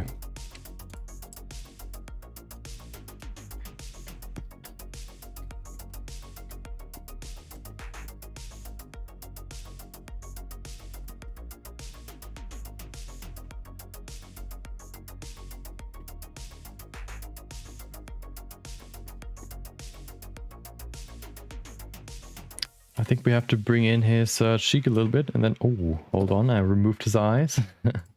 Not a good move. Bring that into the geometry sphere as well. Okay.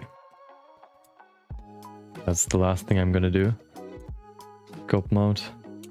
Bring in his cheek. He has two big cheeks. His cheeks are too big, I mean. We have to reduce that. Getting illegally big. Okay.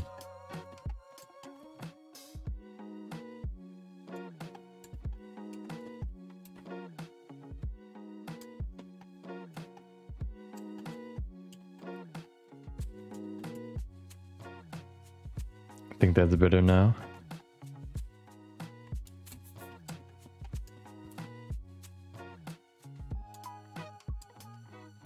Okay.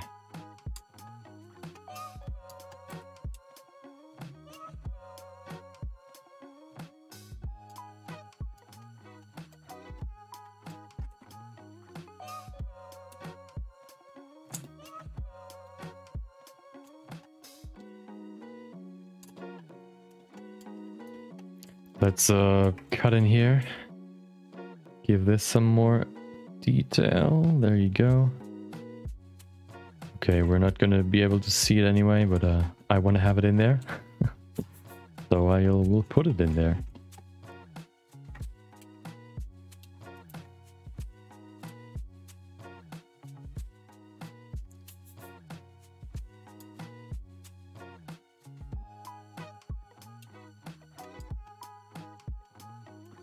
Okay, I think that's all we're gonna do. Maybe the eyelids a little bit.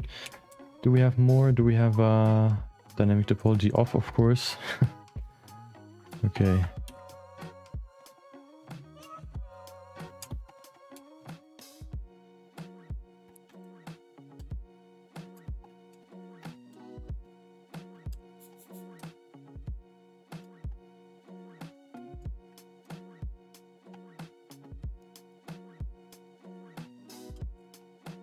Bring back the inner part of the eye, that's important.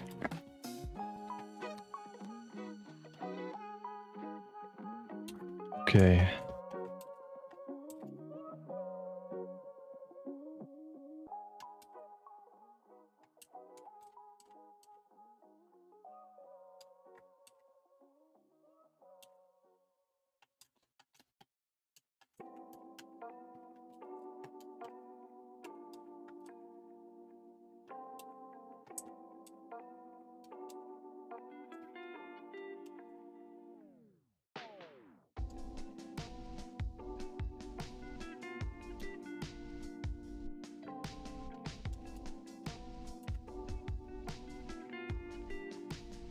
Okay, I think that's it.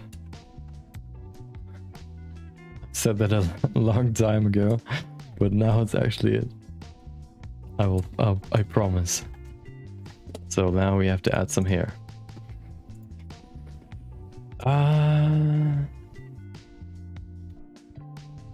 So what we're gonna do is let's call this head. Then we duplicate this, call it hair. And we will go to the hair. We go to layout, and we have to remove parts of the hair. But I mean, so as you can see right there, I've if I go to the shader, I will bring in a shader for the hair. I will give it a viewport display color. I'll put it into something pretty saturated brown. Like this maybe. A little bit lighter. Yeah, like this. Bring the roughness up. Okay, like this. That's gonna be the model for the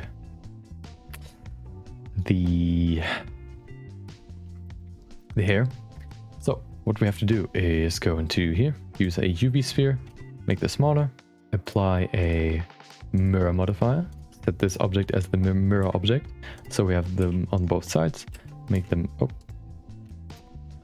okay, that's way too far. Make it like longer so it fits right onto the ears, because I want to remove the ears out of this, because otherwise the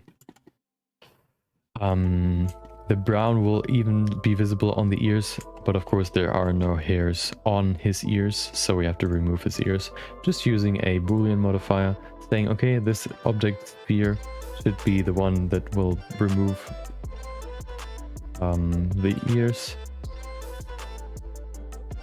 Okay, well, it's lagging quite a lot, so I'll save it real quick. I'm scared. Okay.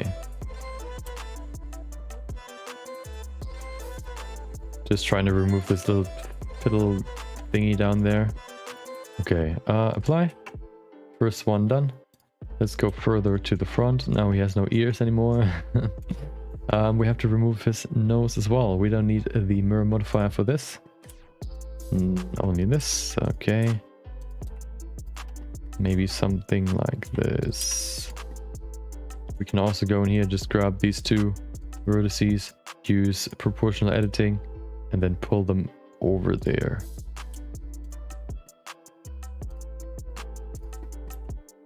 Do the same on this side, and then at the front as well. So we have caught his nose. His nose is gone.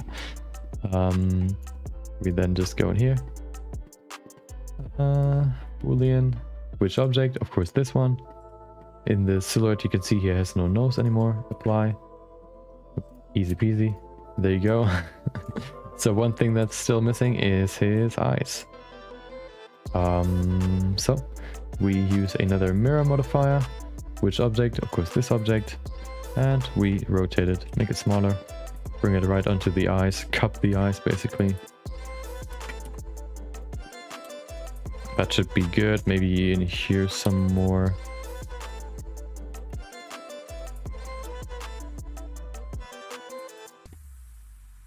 That should be good. Looks kind of weird right now. Boolean, of course. There you go.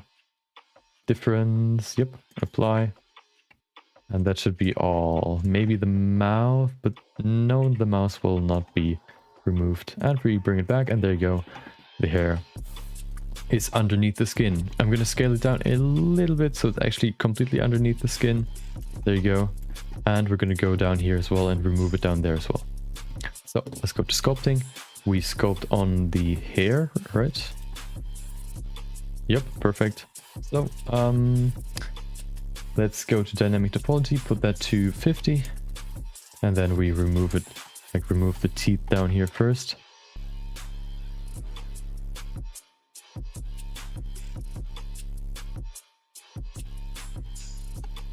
So there is no, I mean not the teeth, the hair, so we can't see any hair down here. We could have also like cut it off at the bottom, but if it's underneath it doesn't really matter. And yeah, there's a little bit in the teeth, so we can just go in here, get rid of that as well. Push that in there. There's no hair in the teeth itself. We can also grab that, pull it inwards.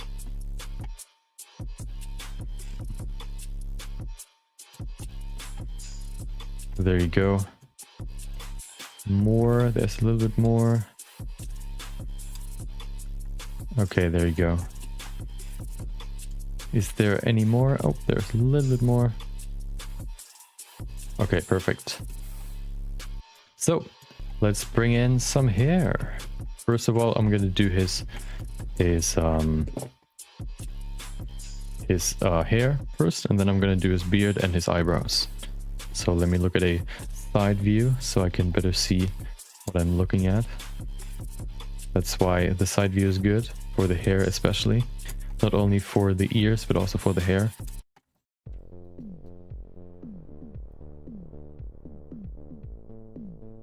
He has this kind of like hole or like a missing patch of hair on his right side.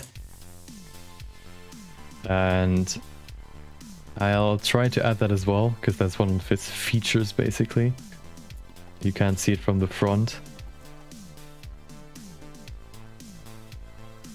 I'll add it when I get there. Right now we're just trying to fill out the whole thing with a little bit like the groundwork, and then we can add some more structure to it.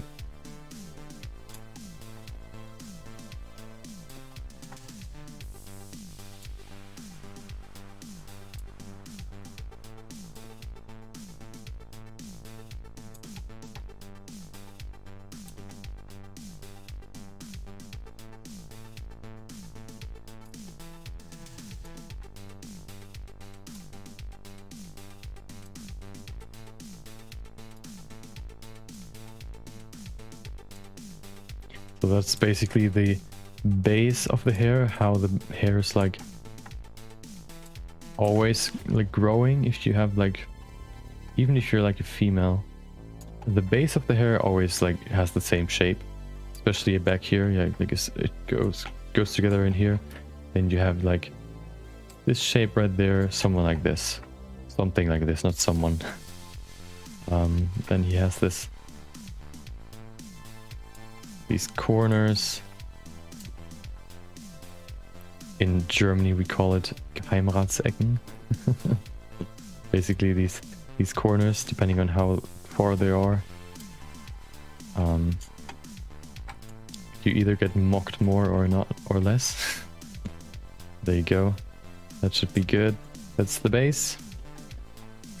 Let's bring in some more hair. So let's now add some structure. So he has different kind of hairstyles. I'm probably gonna do the one that he has like done to the side. He's either like put it up or like swipe to the side. Probably gonna do the one that's a little bit longer, because that will fit more to his longer beard or bigger beard.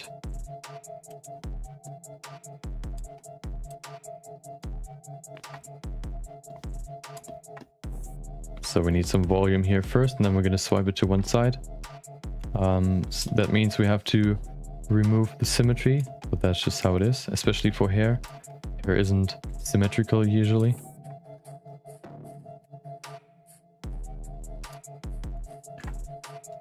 Dum, dum, dum, dum.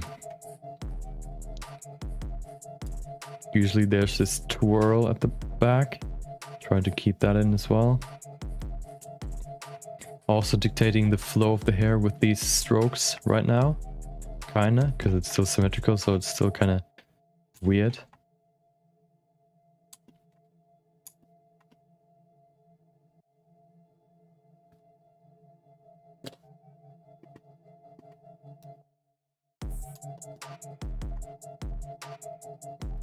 Trying to give the hair some more volume.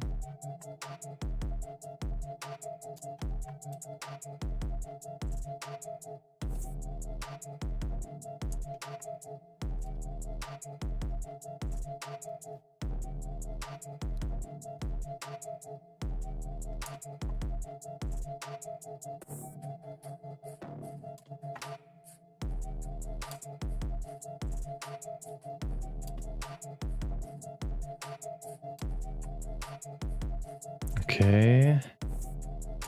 Looking at the clock, we might even be able to add a little bit more detail to the hair than I originally thought, which is pretty good.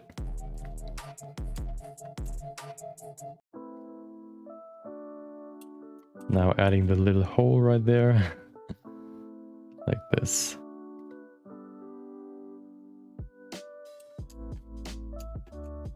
Might be a little bit too high. More like there. Okay. Now we have to remove the symmetry. So symmetry down there, remove the X value, and now we can just remove this on this side, and there's no hole on here, but on the other side is still there. Perfect. What we definitely have to add is more volume on the sides.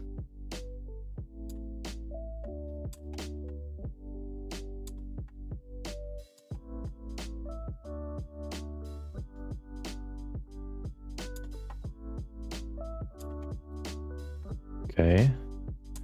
It was too close to the head to actually look like hair. We needed to add some more general volume to sell like this effect of hair, because hair isn't like, it's usually like small tubes that all have their own space needs, whatever you want to call it, so they push each other away. So that's why hair like gets thicker the more hair you have, or the longer it gets. That's what we're trying to emulate with more volume.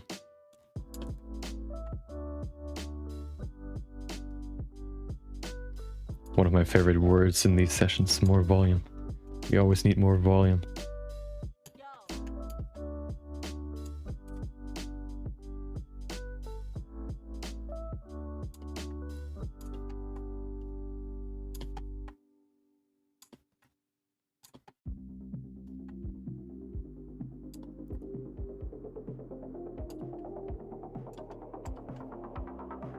Of course, what we can also do is just go use the grab brush, pull it out a little bit more. We don't have to like sculpt it in all the way. We can just pull it out.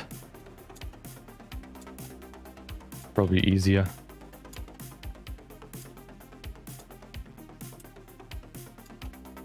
You have to keep in mind that this doesn't happen.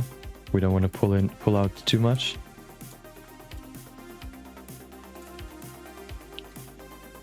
Okay, onto the middle part. So he has like hair going to this side, so let's add that. We have more volume on this side first. That goes over here.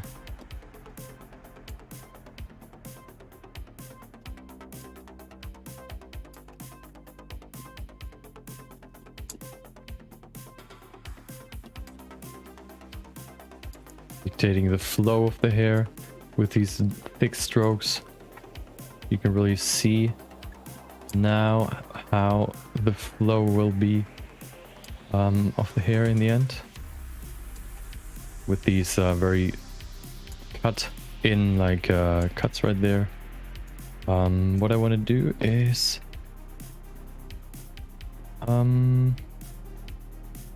he has this flap of hair basically like hanging over like this.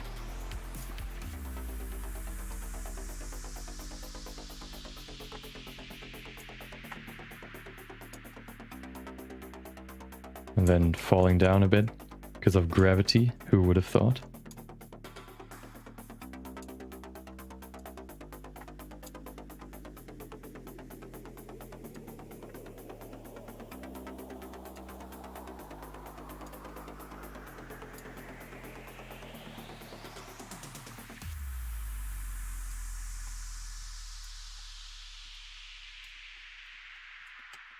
Okay, now we can put in some more detail in this, but now it looks more like a piece of flesh or something, rather than actual hair.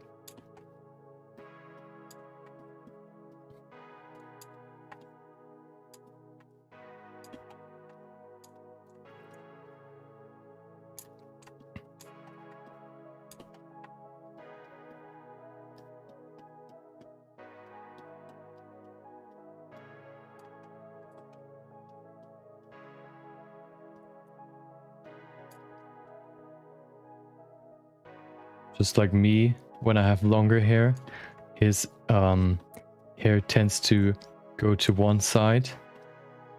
For him, it's like, if you look from the front, the right side.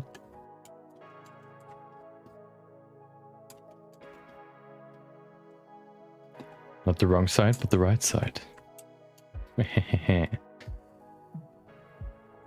Okay, I'll keep it down. I'm sorry.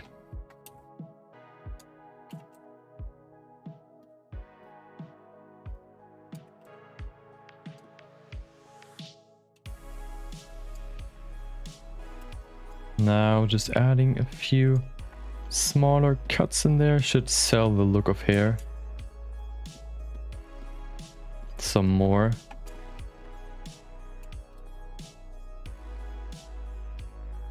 Maybe also using the snake hook to pull out a few like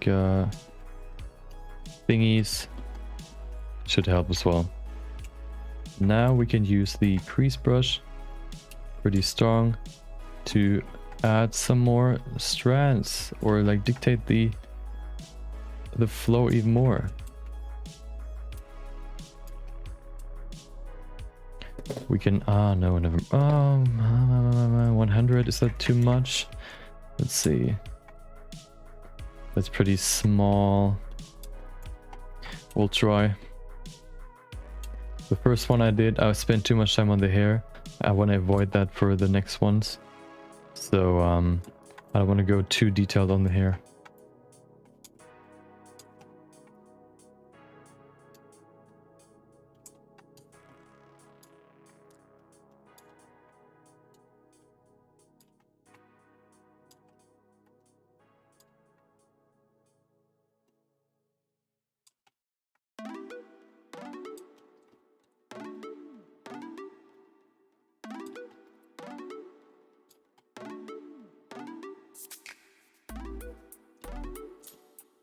I think that's not too big. I think I've added even more.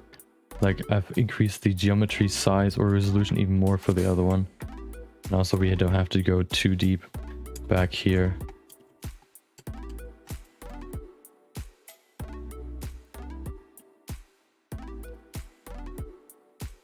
I really went ham on the first one I did in terms of hair. We'd have to go too deep with this one. Just adding these strokes really helps sell the look of the hair. At least partially. Of course, the main part will be the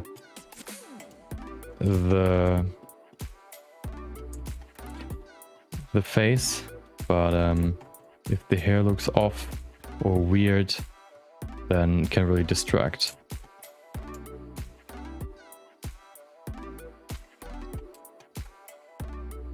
That's why I try to add a little bit of detail at least.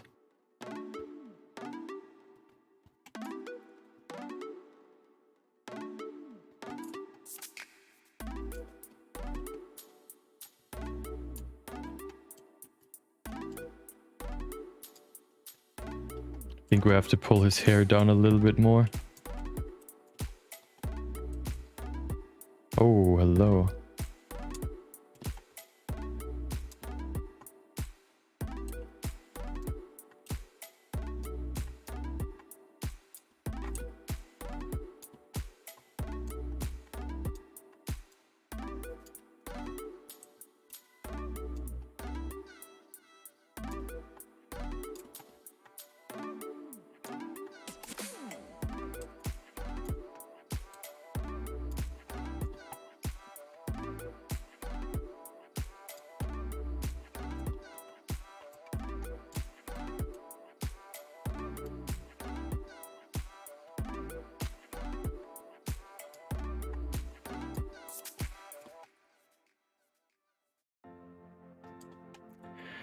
Dun, dun, dun, dun, dun, dun, dun, dun.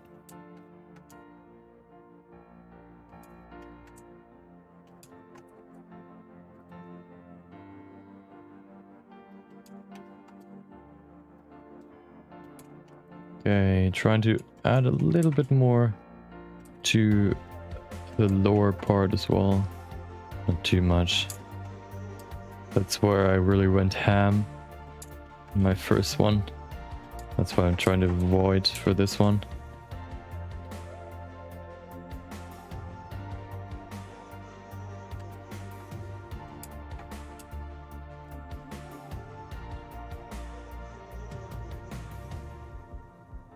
Okay.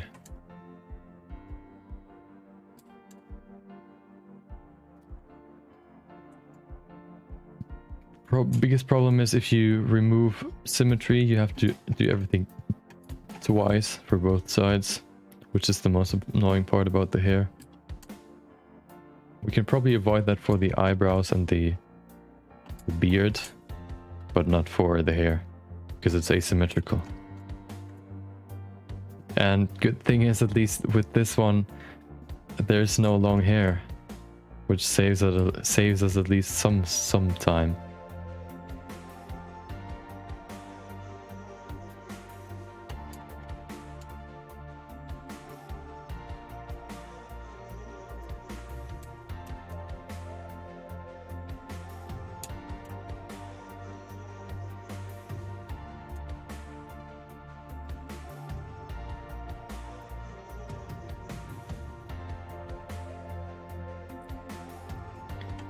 Okay. Almost done. Just getting some more in here on this side, and then that should be good.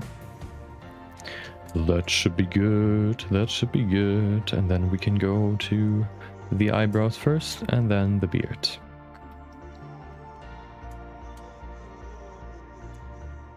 Eyebrows shouldn't take too long, just putting in the general shape and then adding a little bit of detail should be enough. Then, once everything's done, if I want to tweak some more in the face, I'm going to do that. If not, I can add some asymmetry, which will be the last step. Basically, just tweaking stuff like the mouth, the nose, to make it asymmetrical, so it looks a little bit more natural. If you, for example, have you seen these, like, if you've seen these photos where you can like use one half of your face and then mirror to the other side, you can see that no face in the real world is symmetrical, so you should always add a little bit of asymmetry at least. Okay, that's the hair for that part.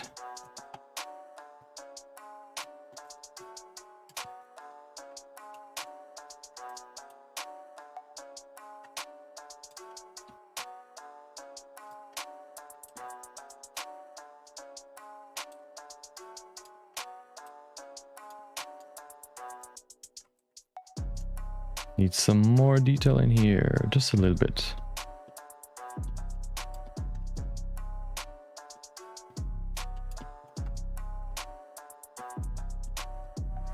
Okay, that should be enough. Onto... Hold on, I want to switch this. Pull this up a little bit, maybe to the side. Okay. Eyebrows. Where's his smile? There it is.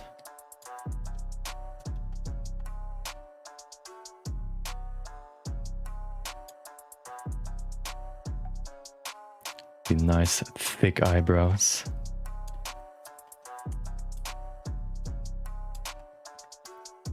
They're actually competing with mine.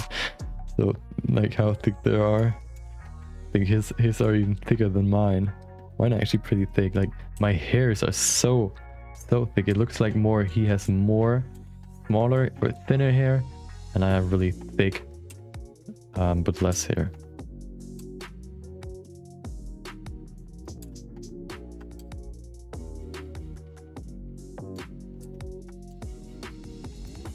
Oh, hold on.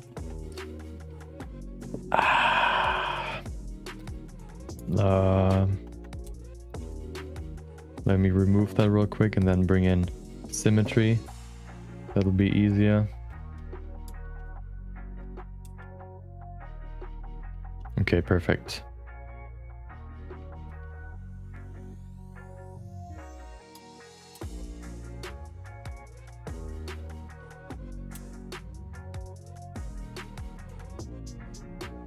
We need some volume. Give me some volume. I need more. I need more thickness.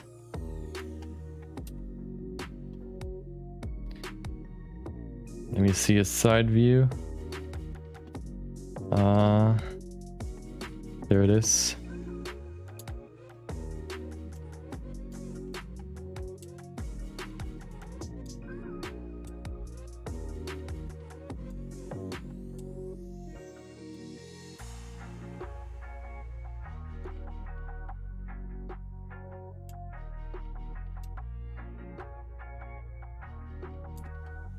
Okay. General shape done.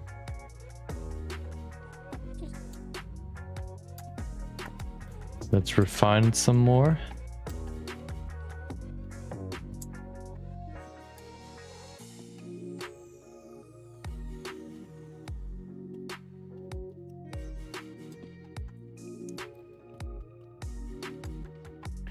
Okay.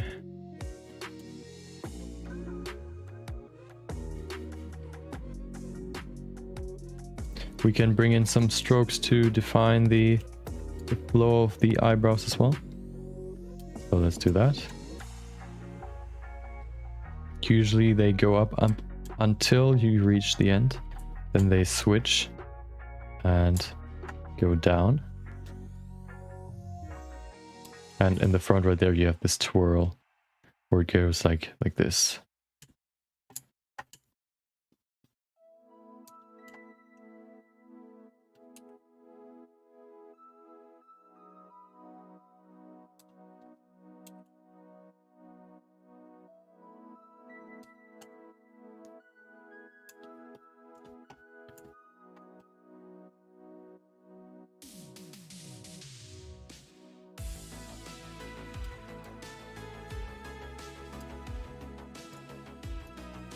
Okay.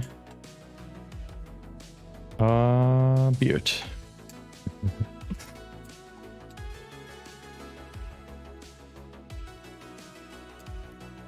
I think we need less geometry for this. Let's put this to 50 for now. That should be enough for the beginning.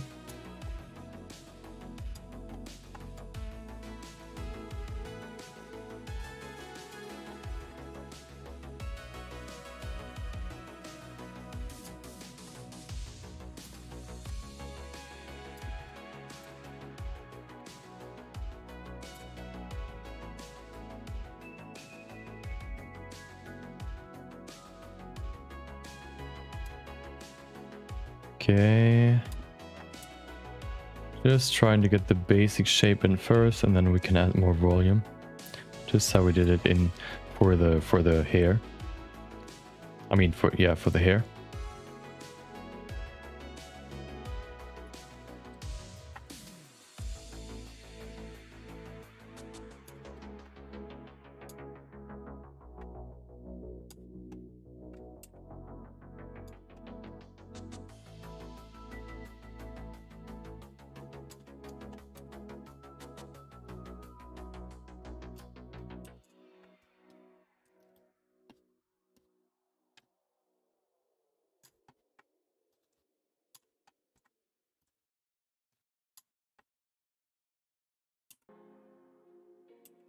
In the middle as well, of course. He is a little split in the middle. I'll try to keep that in mind.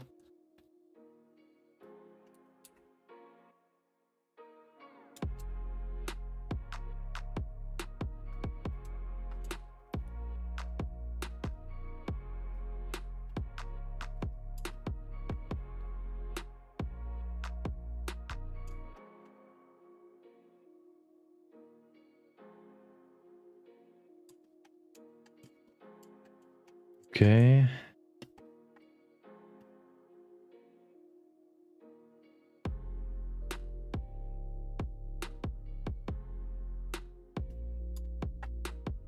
Now it's time to add some volume.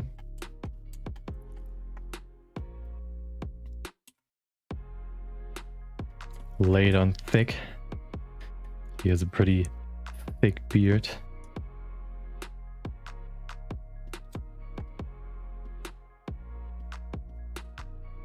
Except for in the middle right there. Not too crazy though. Do we even have to put that in there? I don't think so.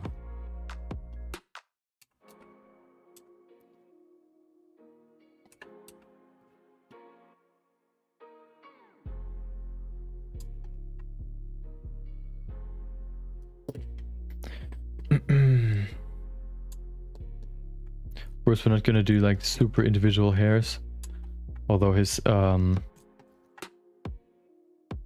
beard, if it's like in the state that I want to like add it in, would be pretty wild. I'm gonna stay pretty calm.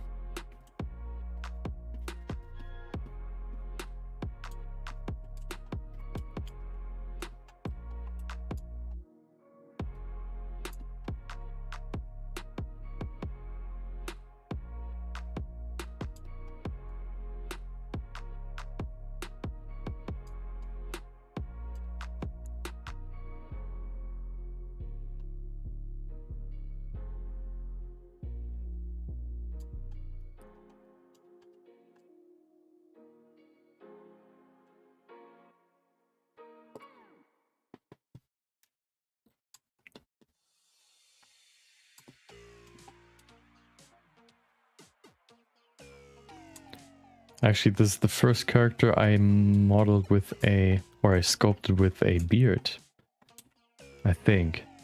So that's actually a new thing I learned. So I'm not only learning how to, like, I'm not only improving in likeness sculpting, but I'm also learning something new. Ooh.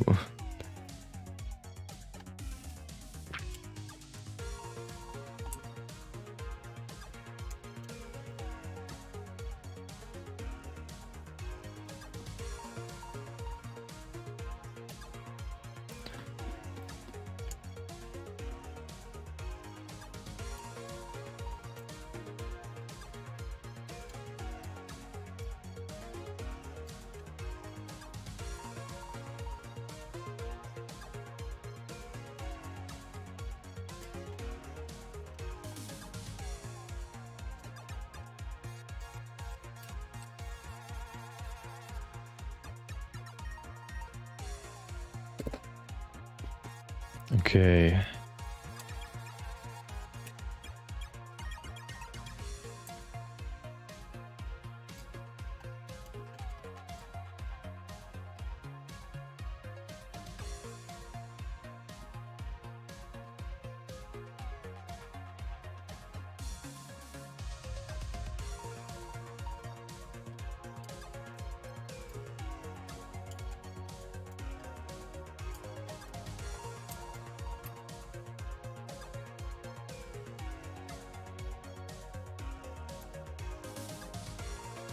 I think it's time for some more hair down here, and then we can go over to defining the structure some more, and then we can go over to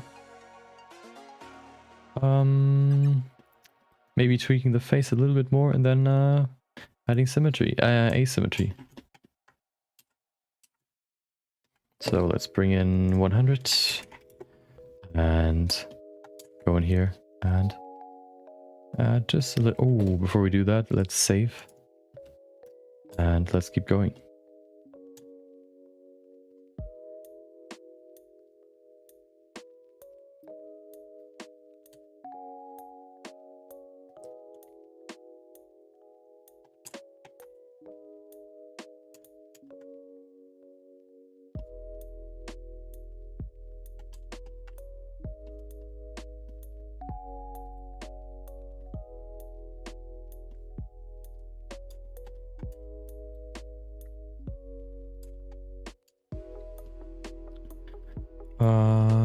Of course, nothing special, just adding more, like dictating how the beard will flow.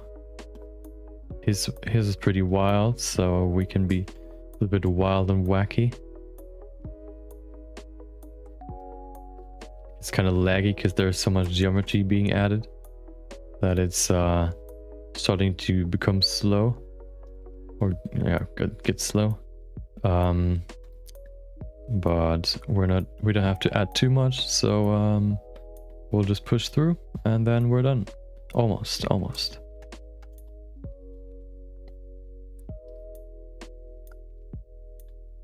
Down here you have more of a twirl, more wild and wacky stuff.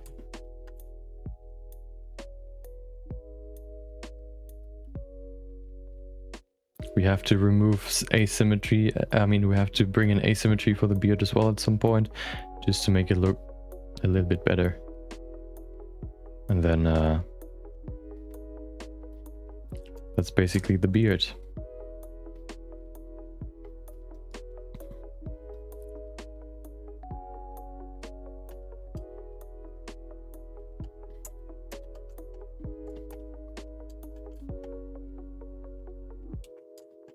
I think we need some more volume on the outside here.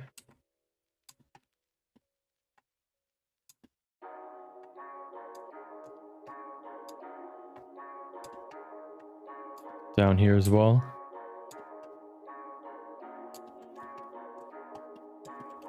Okay. Now let's bring in asymmetry.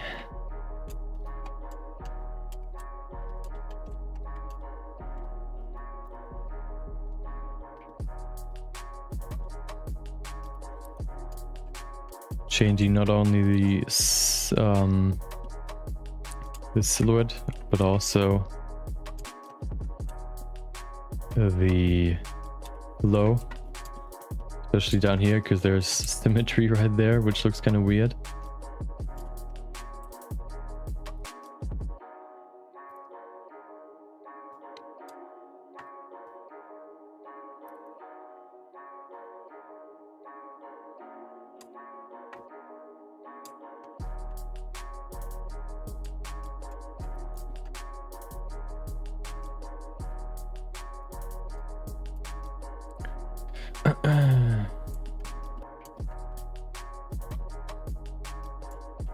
Okay, let's look at it in layer object view rendered. Okay.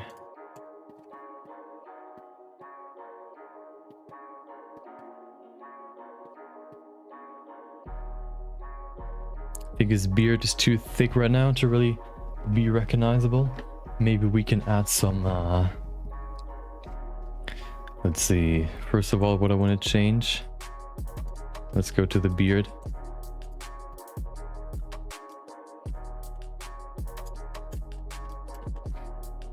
Hold on.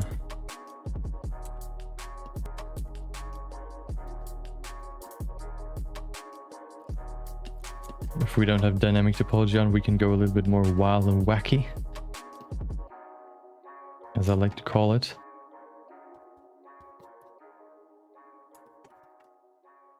I think it's too thick right now, so we have to maybe use the snake hook on a few parts.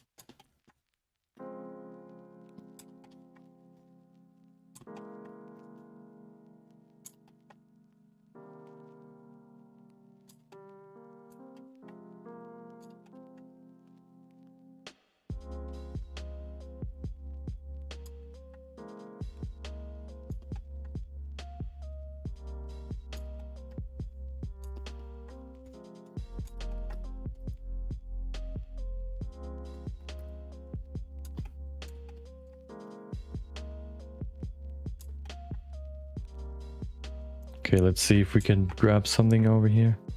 We have to enable dynamic topology. Set this to 1.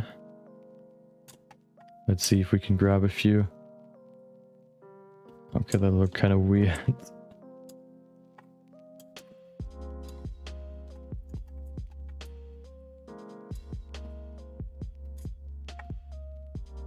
Trying to add some individualness to these here. His Beard is kind of thin actually, so I have to kind of get these individual hairs in here. Let's see what it looks like. It adds a little bit.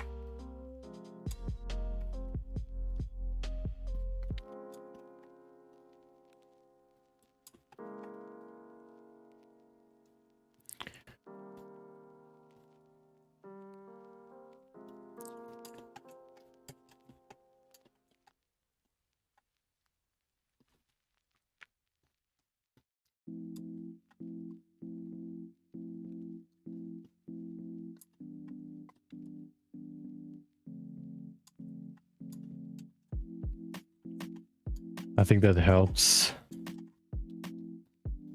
Of course, the question is how long it's going to take. Trying to make it fast. Doesn't have to be perfect, so I'm not going for perfection. Problem is I have to do both. I have to do both sides.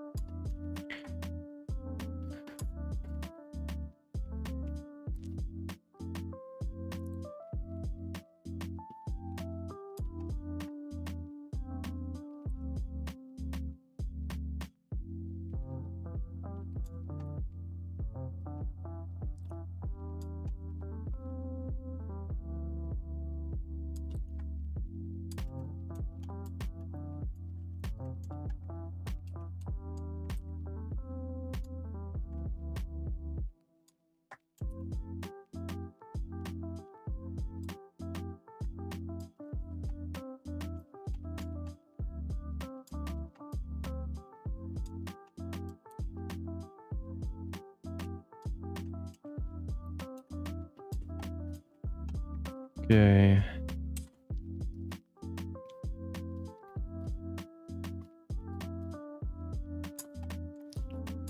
Doing the same on the other side. Try to make it quick. Just to get it done.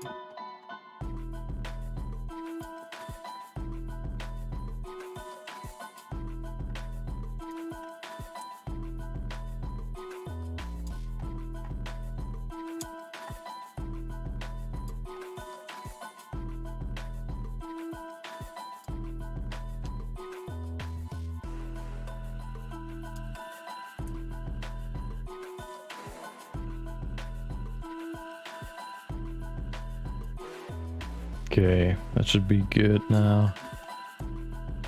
Okay.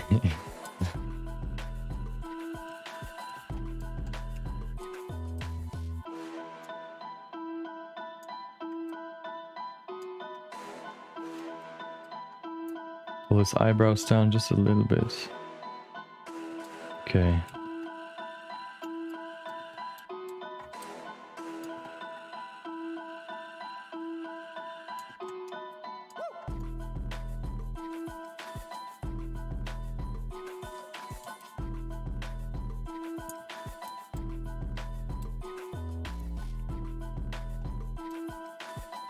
Maybe it's also the color. Let's see if we can change the color. Do something darker. Where is it? Viewport. There it is. That's definitely better. Let's save it.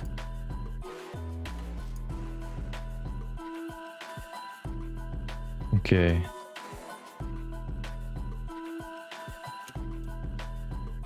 His eyes are blue as well. Keep that in mind.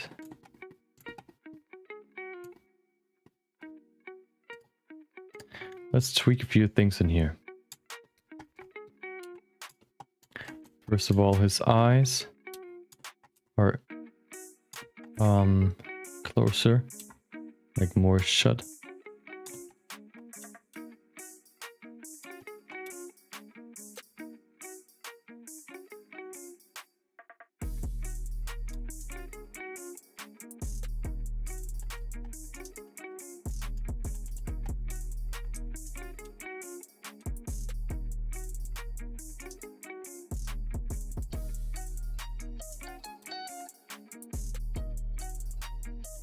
Pull them closer together.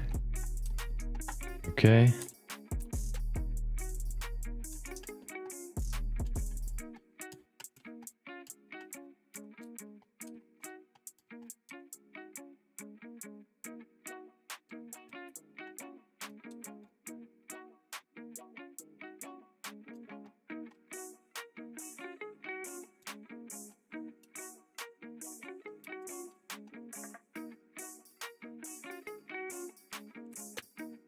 Okay.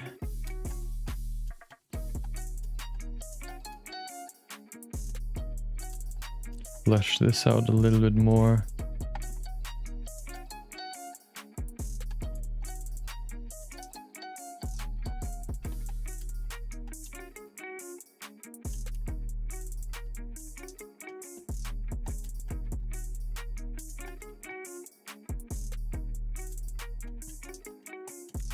Down here, I want to grab the lower lip, not the teeth.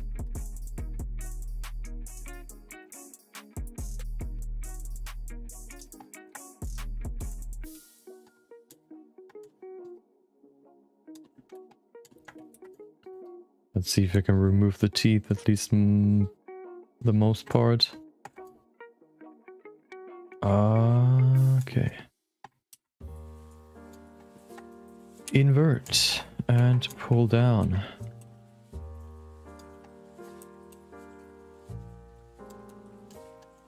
Let's fix the teeth.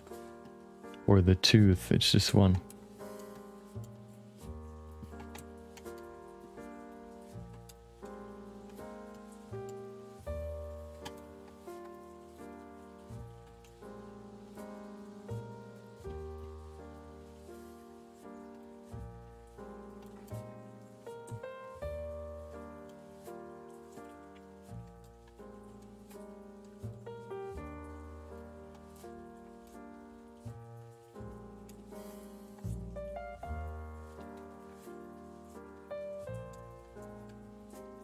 Now we can put in some asymmetry into the teeth as well.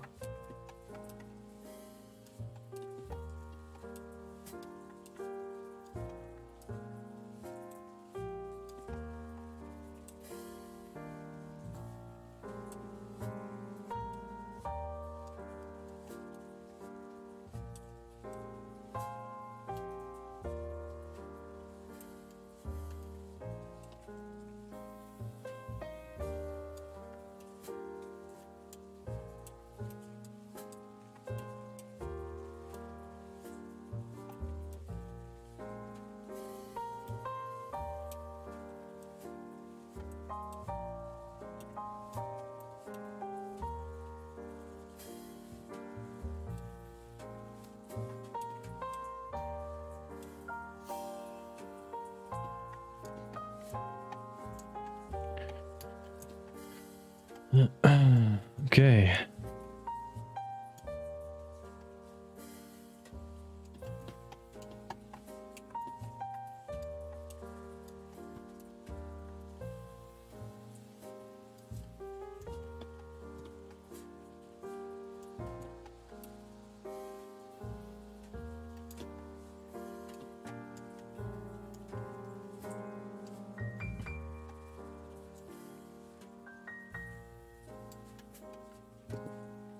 So, last thing I'm gonna do. Oh, before I do that, I have to just a little bit more asymmetry. Go in here, maybe pull this up a little bit more. On the other side, this one is already asymmetrical, and yeah. Okay. The eyes. Rendered view, and the eyes are not brown. Shader. Where are his eye? His eye color is right there. Okay. We can probably just use a hue saturation node. Green, no. Blue looks pretty good. Too blue, maybe. That looks pretty good. Maybe change the saturation a little bit.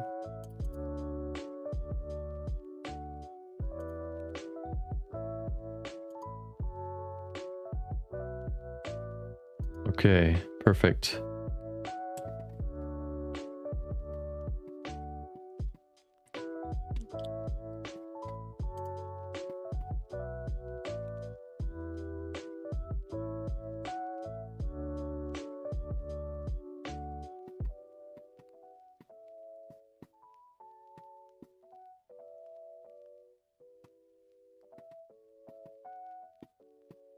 I think I have to pull his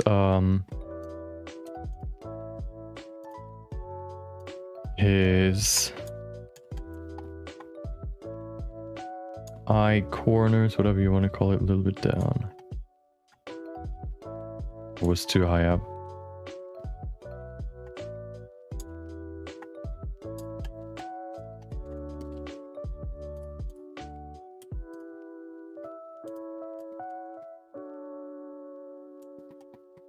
Okay.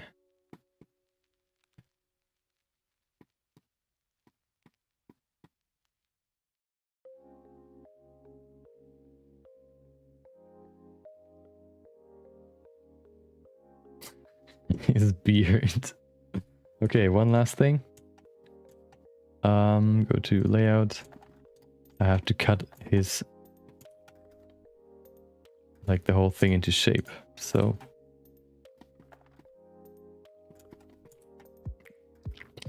mesh UV sphere, make it bigger, make it longer, rotate it.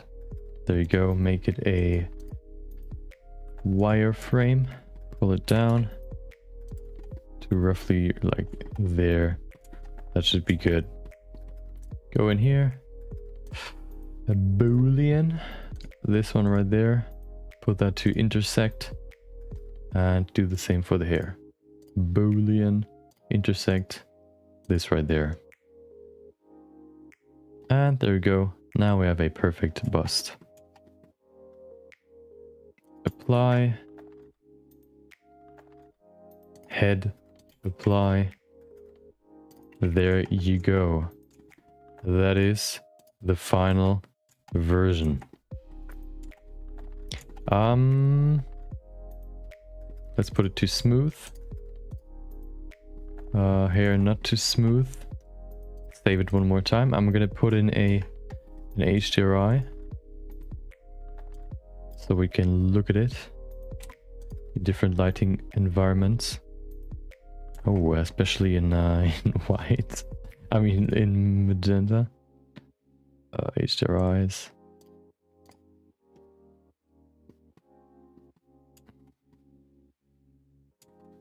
Yeah, let's see if we can maybe change the color for this as well into something more.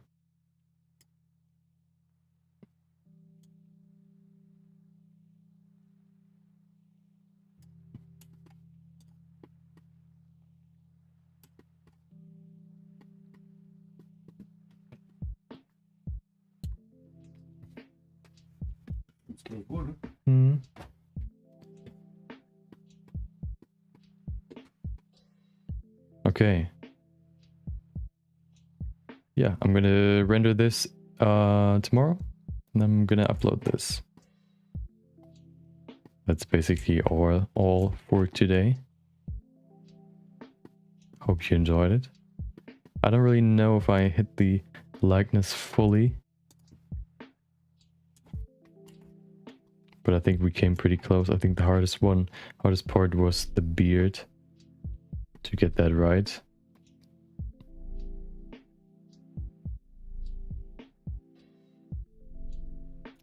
Yeah. Let's look through a few more HDRIs. Of course, this is all a learning process, so of course it's not going to be perfect. I'm not that good yet. That's why I do this.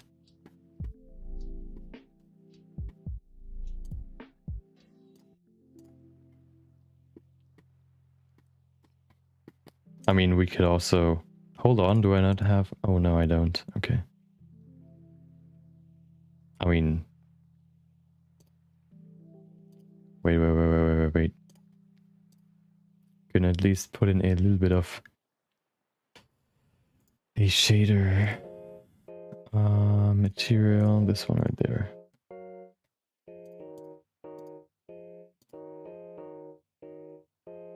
Oh, hold on. Scale.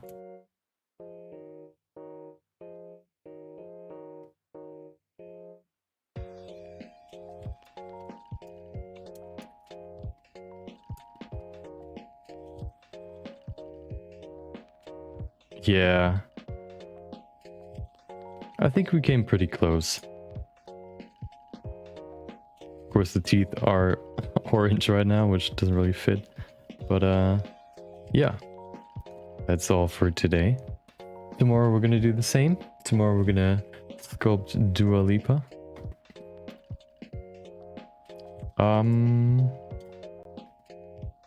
gonna render this tomorrow. Hope you enjoyed it. Maybe I'll see you next time.